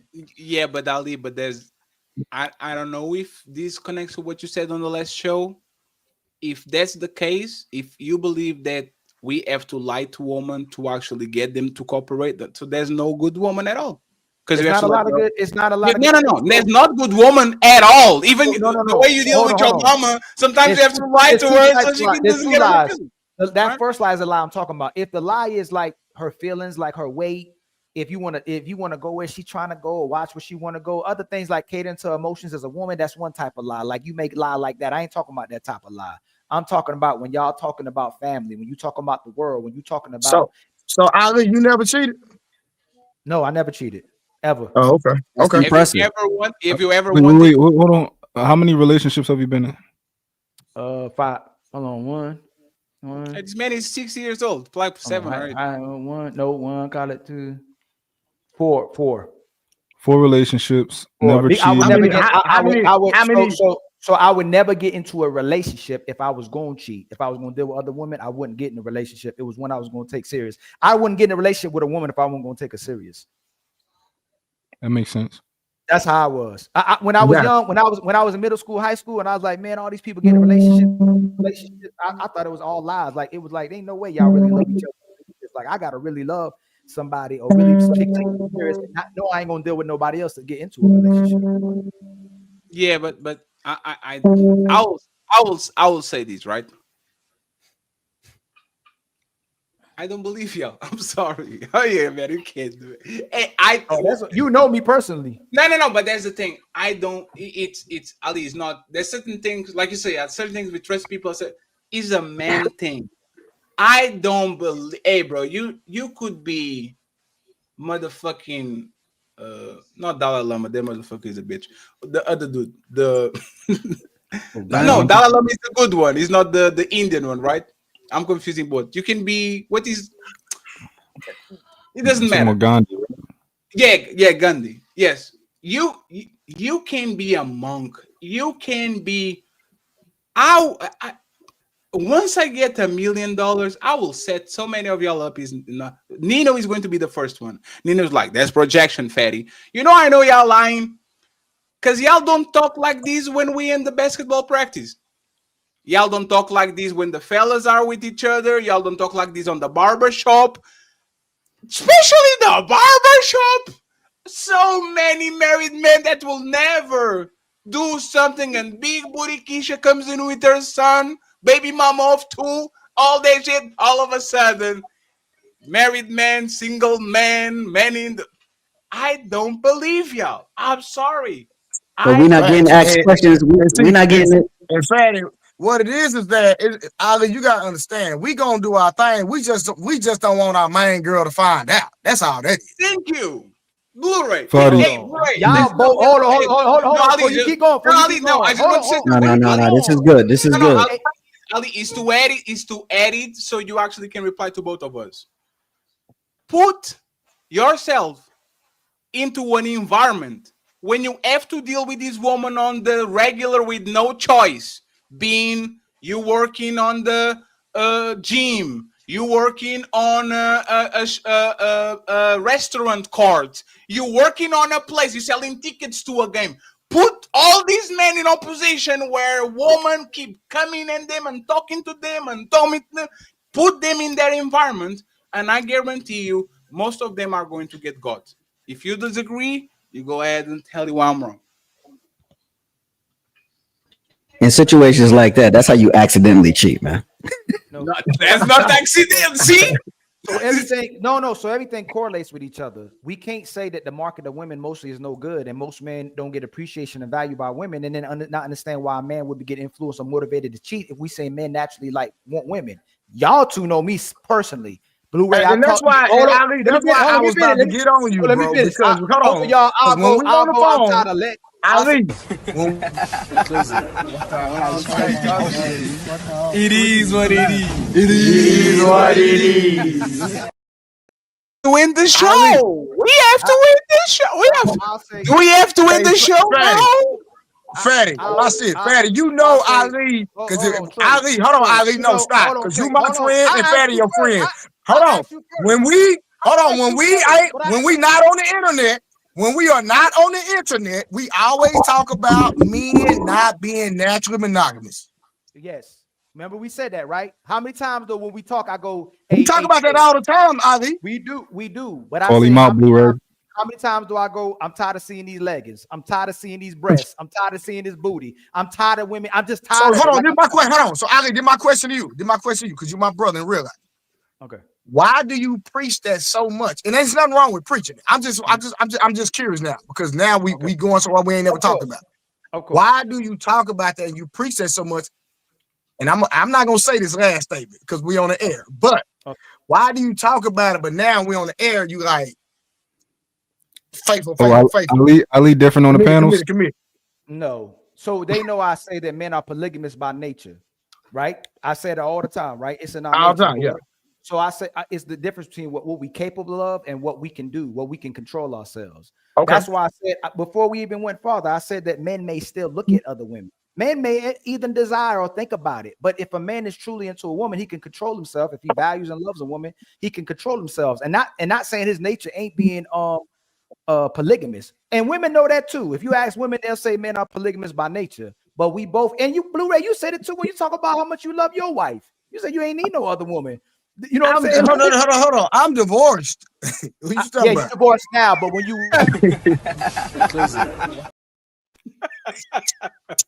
No, but didn't you say when you got to a certain place in life, Hey, woman, you know what? Hey, you know what I'm dealing with, boy. Say, no, when y'all were together though, when you said you got to a certain position, you said you didn't need nobody else. You wanted your family. That's what you said. Listen, I ain't never said that I ain't never step out though. No, I know you ain't never said that, but you said previously you did that. Initially when you was on your demon time, but you said I stepped out before. I stepped out before. Said it was an accident, like CEO said. No. It was I stepped out before. I'm gonna keep it an accident. Hey, Blu-ray. This, you know why I actually agree with you? We literally say this all the time. Woman, you dating a personal trainer? Sorry. You dating an athlete? Sorry. You dating a club promoter? Sorry. Like, this is not just men that actually are around. It's men that have the opportunity to do it. You see what I'm saying? And now, like, I talk with Ali all the time, right?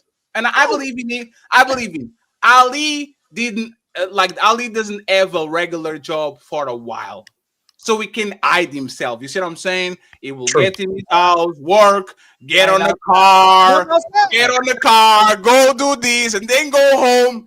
Let me put every single man that says they are faithful on an environment where you can run away from that shit. I'm in real estate. That's where all the when we said real estate is the new place where 3 or 4s be going. I'm in real estate.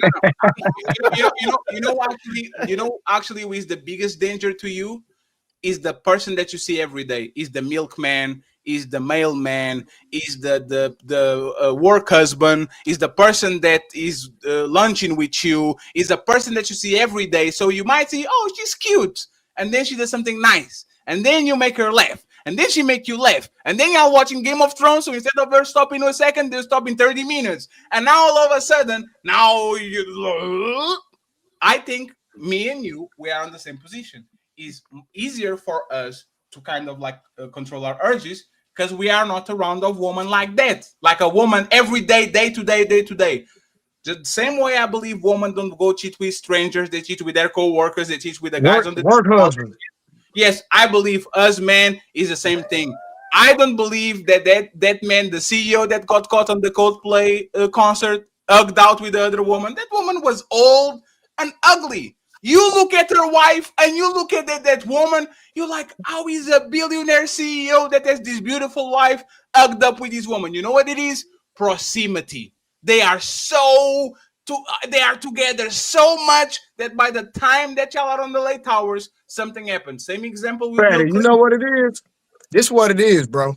When I get home, I'm not feeling appreciated or I'm arguing with my wife, et cetera, et cetera.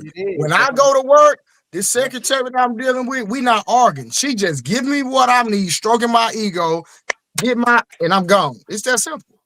But you know why I don't agree just with that? Because I'll give you an example, right? And this is again only celebrities just to paint the picture. Jay-Z cheated on Beyonce with 4, right?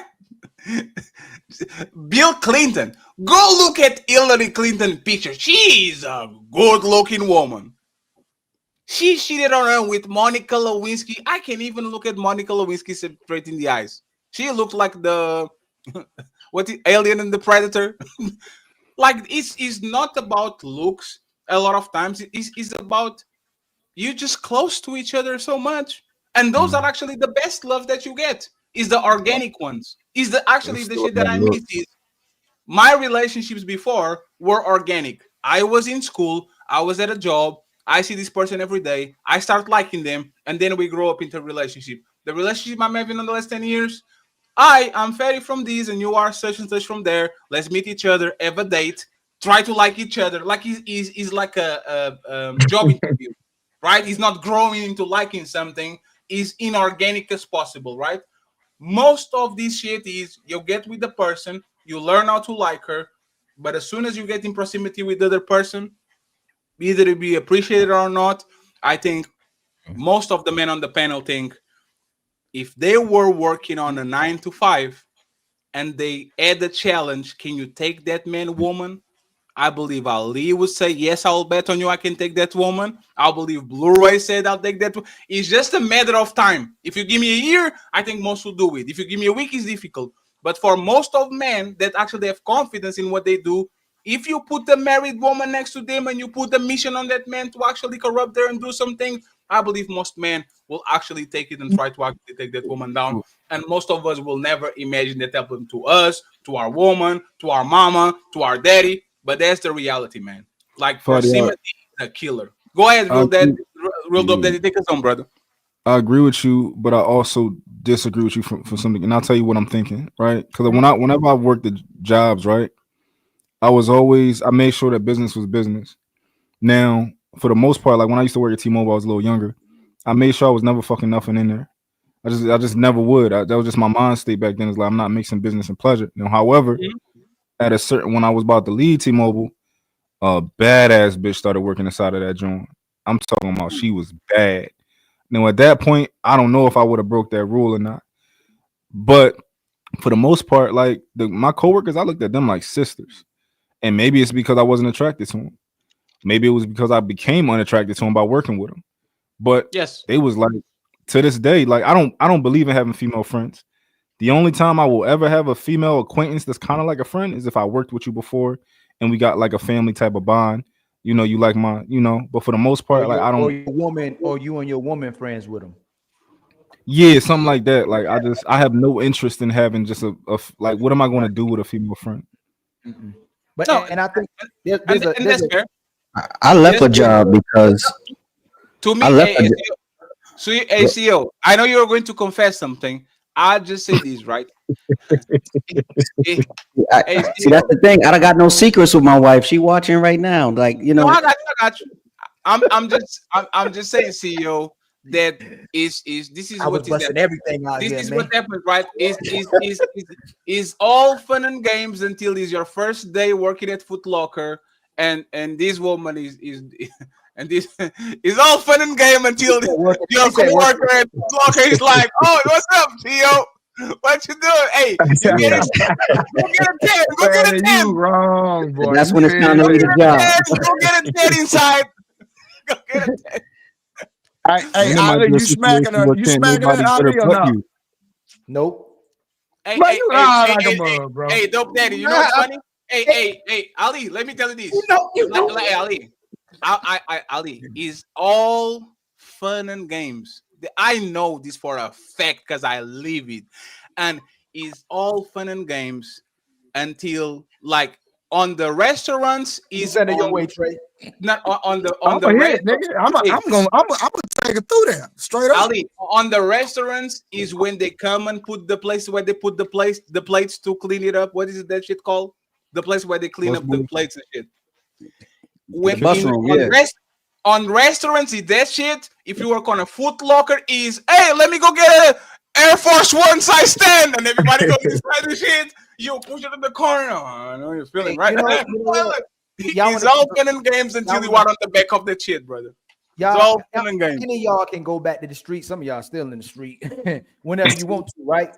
But just like men know who to talk to, women know who to talk to. Women know who DMs not to go to or mess with. They'll try, but they know the dudes they ain't trying to holler at them. Just like we know the women that know they won't give you no time. You could tell on social media the women's comments that's dry versus the women comments dudes is all up in there because they know they going back and forth with a woman. Like y'all know when y'all go on social media, y'all know what women are entertaining dudes and what women isn't. And there's men like that too. It's just like Steph Curry. Like we could probably know the reason why nobody's even talking to his wife is because he's not going to cheat on her either. From what I think, I don't think he would do something like that. But you could sense the energy of the men that will entertain you and the men who won't. And just like the sisters, the same way. And there's the one man. I don't complain about my DMs being tried. I think women tried a long time ago, but I don't complain about my DMs being tried. And there's the thing. I think most of us kind of will put our like if we had to get one of the celebrities that is not cheating on his wife, it will be Stephen Curry. The problem is there's another 400 NBA players. There's another 400 actors. I won't put my hands on nobody. I won't put my hands on a fire for no man. But that's why you know why Fatty capping? Fatty Odie conducts himself like a solid man. He don't entertain nothing. So he might say all this. Fatty will say this. Hold on, let me finish that. What you mean he don't entertain nothing? Fatty will mix professionalism and telling the truth people with what he would do in his regular life. Like he wants to be more realistic with people than even show the integrity and righteousness he has. So Fatty don't entertain nothing walking through here. Nothing. And we already know the repercussions of something you entertain, because all women will go, oh, Real Dope was in my DMs, Trey was in my DMs, especially if you got a family. But even without that, even if Fatty don't even have all that, but he still won't entertain it. And it ain't because of professionalism either, Fatty. It's because he move a certain way. It's not. Ali, you know why? He don't want nobody to call him Cap. But Fatty moves a certain way too. But Ali, there's the thing. I have a buffer. And the buffer is you have to fly to me, not fly a little fly. You have to fly to me, right? No, Ali, listen. I say this. I don't use social media as a dating app. Don't try it. You might send some nudes when I wake up. I like that shit. Other than that, I'm not entertaining. I'm just saying, Ali, if you see how I deal, if y'all saw the amount of women that try to talk to Fatty, especially when he first started, like when he was first getting big like this, amount of women that was in the DMs wanting to get. He might be insecure, Ali. But there's Ali. But that's the point. I got a homie who insecure. I'm very secure. But that's the thing, right? When he trying to mess up that bag, and I can't lie to people when it comes to real life, right? When it comes to actually day-to-day interaction and all this shit, like my brain kind of shifts a little bit. Like it's not the same thing. It's like me talking to y'all says I don't shit what I eat, I don't eat what I shit. It is what it is. This is business. I know I'm trying to do nothing or do something crazy. But once I get outside and I see those civilians walking around, civilians. The worst case scenario he might have, and I don't know what he's doing because he don't ever be bragging like that, talking about like that. He might have a nursing home, somebody around there just let him rest his head, right? But I really feel like he ain't never going back in the game unless he meets like a super solid woman who he can build a family with. That's what I think. That time he won't admit it, but he got a nursing home he might got right now, and then when something come by, he'll be alive again. But he don't. I already said the shit. The real reflection of what I am is when I get back in shape, but now I have all the power in my hand. I have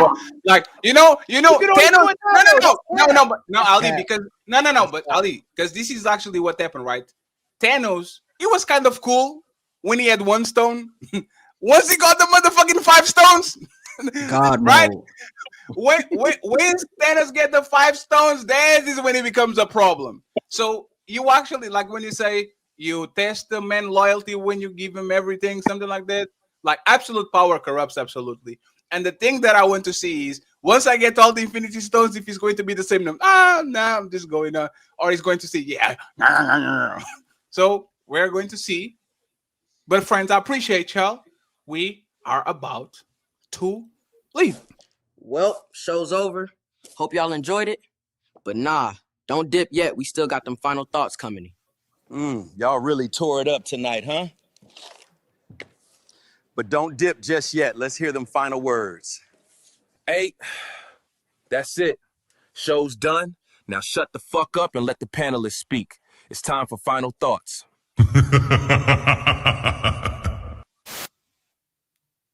Fetty, what's this after show thing? What's the app? What? What's the after show thing? The YouTube link y'all sent. Damn, why are you talking like that? Like it's a secret. What'd you say? What did you say? No, he played that near the end of the show, so it's the final thoughts. Oh, it's final thoughts. What'd you? No, I saw an after show link in the comments. Oh, that's the Nino Nation. That's Nino. Yeah. Because we are a part of the Untouchable Empire, baby. The Untouchable Empire, baby. And Nino goes. You better be ready. You better be ready.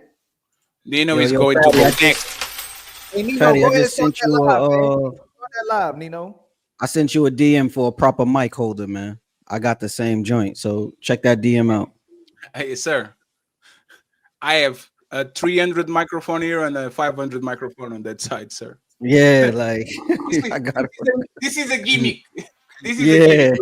Okay. Hey, he just tried to stun you, Fetty. Don't worry about it, brother. This is the method to the madness. And once I start to review, hey, what do you think, CEO, when people click on my video and I'm holding a special as a microphone? Do you think they're leaving or do you think they're like, what the Nah, they're not leaving. I just said. What this motherfucker doing? There's a you know what I thought you was when you first came on Arsenal. Who, me? Yeah. You know what I get? I get T-Pain a lot. T-Pain, absolutely. Arsenal T-Pain. And he got low. I'm back in another face. Evan, $10. Mr. Fetty, you said that you would like to be a youth basketball coach. Have you considered doing that in the Balkans? Basketball has helped heal the deep grudges between different ethnicities here. No, because I love my country. I love the weather. I love the woman. And I actually was raised in a pretty nice club, so I actually want to give a little bit back. Because if it wasn't that shit, I probably wouldn't be here. I don't know. So I want to give back to the people that actually helped me. But shout out to you and thank you very much, like, for telling your experience. I'll go to Yelp area soon. Riri, with a 5 Ilkan membership, she got us through all the goals I today. believe that there's multiple so-called black leaders who believe that they are untouchable. The untouchable empire, baby. Thank you very much, Riri. We appreciate you. We have Caesar Palace. He's the sponsor of the show with the $105. Sorry, Caesar, I didn't update the whole amount. He says, can somebody please ask HQ, are all feelings valid when it comes to female emotions? So she said the women. She said that man thinks she's a bad woman. She's a bad woman. And then she says, "That's not what I said." That's not what I said. The question. That was literally vouching for that man. Nah, she doesn't think he's a good man. Like, women really think that their opinion about man is more important than actually what the man is. If the man is A and she thinks the man is B, my opinion is more valid because I know better. Y'all don't even know yourself. Oh, go ahead. $10. You don't have to pursue other women when you're in the relationship because other women pursue you. And finally, Theo, $20 via Cash App. Salute to Theo. I appreciate you, brother. Thank you very much for the $20. Brother. Thank you. Ali, take us home. What do you want to say? I want to say this, man. To be or not to be? There was a Ray J video I was watching, and even Ray J was talking about how when women finally commit to men, that everything becomes their peace except for their man, and you make your man feel like he the problem in the relationship. Let your man be your peace and let everything else become the problem, ladies. Damn, that's poetry. I mean, hey, that's all I'm gonna say. I like that, Ali. You get what I'm saying, Trey? Like, especially when the man doing everything for you and everybody else is doing it for the facade, and you don't even really mess with him like that. Everybody you trying to show off to, you don't even like him like that. That female jealous of you, your mama jealous of you, you don't like that job, but your man loves you more than everybody else. Let him be your peace and let everything else be the problem. Don't make the man that loves you more than anything be the problem and everything else your peace. I'll leave with the deep quote. Let me go ahead and just do these announcements, and then we out of here. We're going to the donation. Okay, friends, I'm back to doing regular shows. Like you guys know, for a while we only did ladies first and all that, but I'm back to doing regular shows. We are going to stay around the Shut Up Fetty show. So if you don't follow it, you just have to Google it, whatever. You are going to have to find it. Okay. Tomorrow, I'm going to talk about Steven Crowder visit. Like he had a visit that he had to do to a black barber shop. We are going to do a little review. Okay.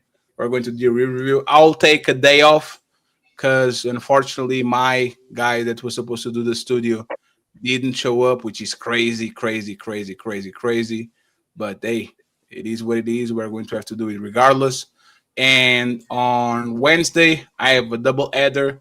We are going to have a conversation with Miss Jazz about patriarchy. Okay. And I'm probably going to join Tommy Sotomayor panel later. Maybe Ali will join too, but I don't know. But we're going to make sure that we stream to the side of the town. Okay. So once again, pay attention. Make sure every time Ali drops a video that you like it, support it, push it. Make sure that you share it. And make sure you subscribe to all the people that are on the panel. They are the content creators, are very close to it. So we're going to drop the links in the description so you can find them. Okay. So once again, Real Dope Dad, Angry Man, Blu-ray. CEO, and Ilkan Ali, and the Untouchables. Signing out. We're going to Nino Nation. Peace.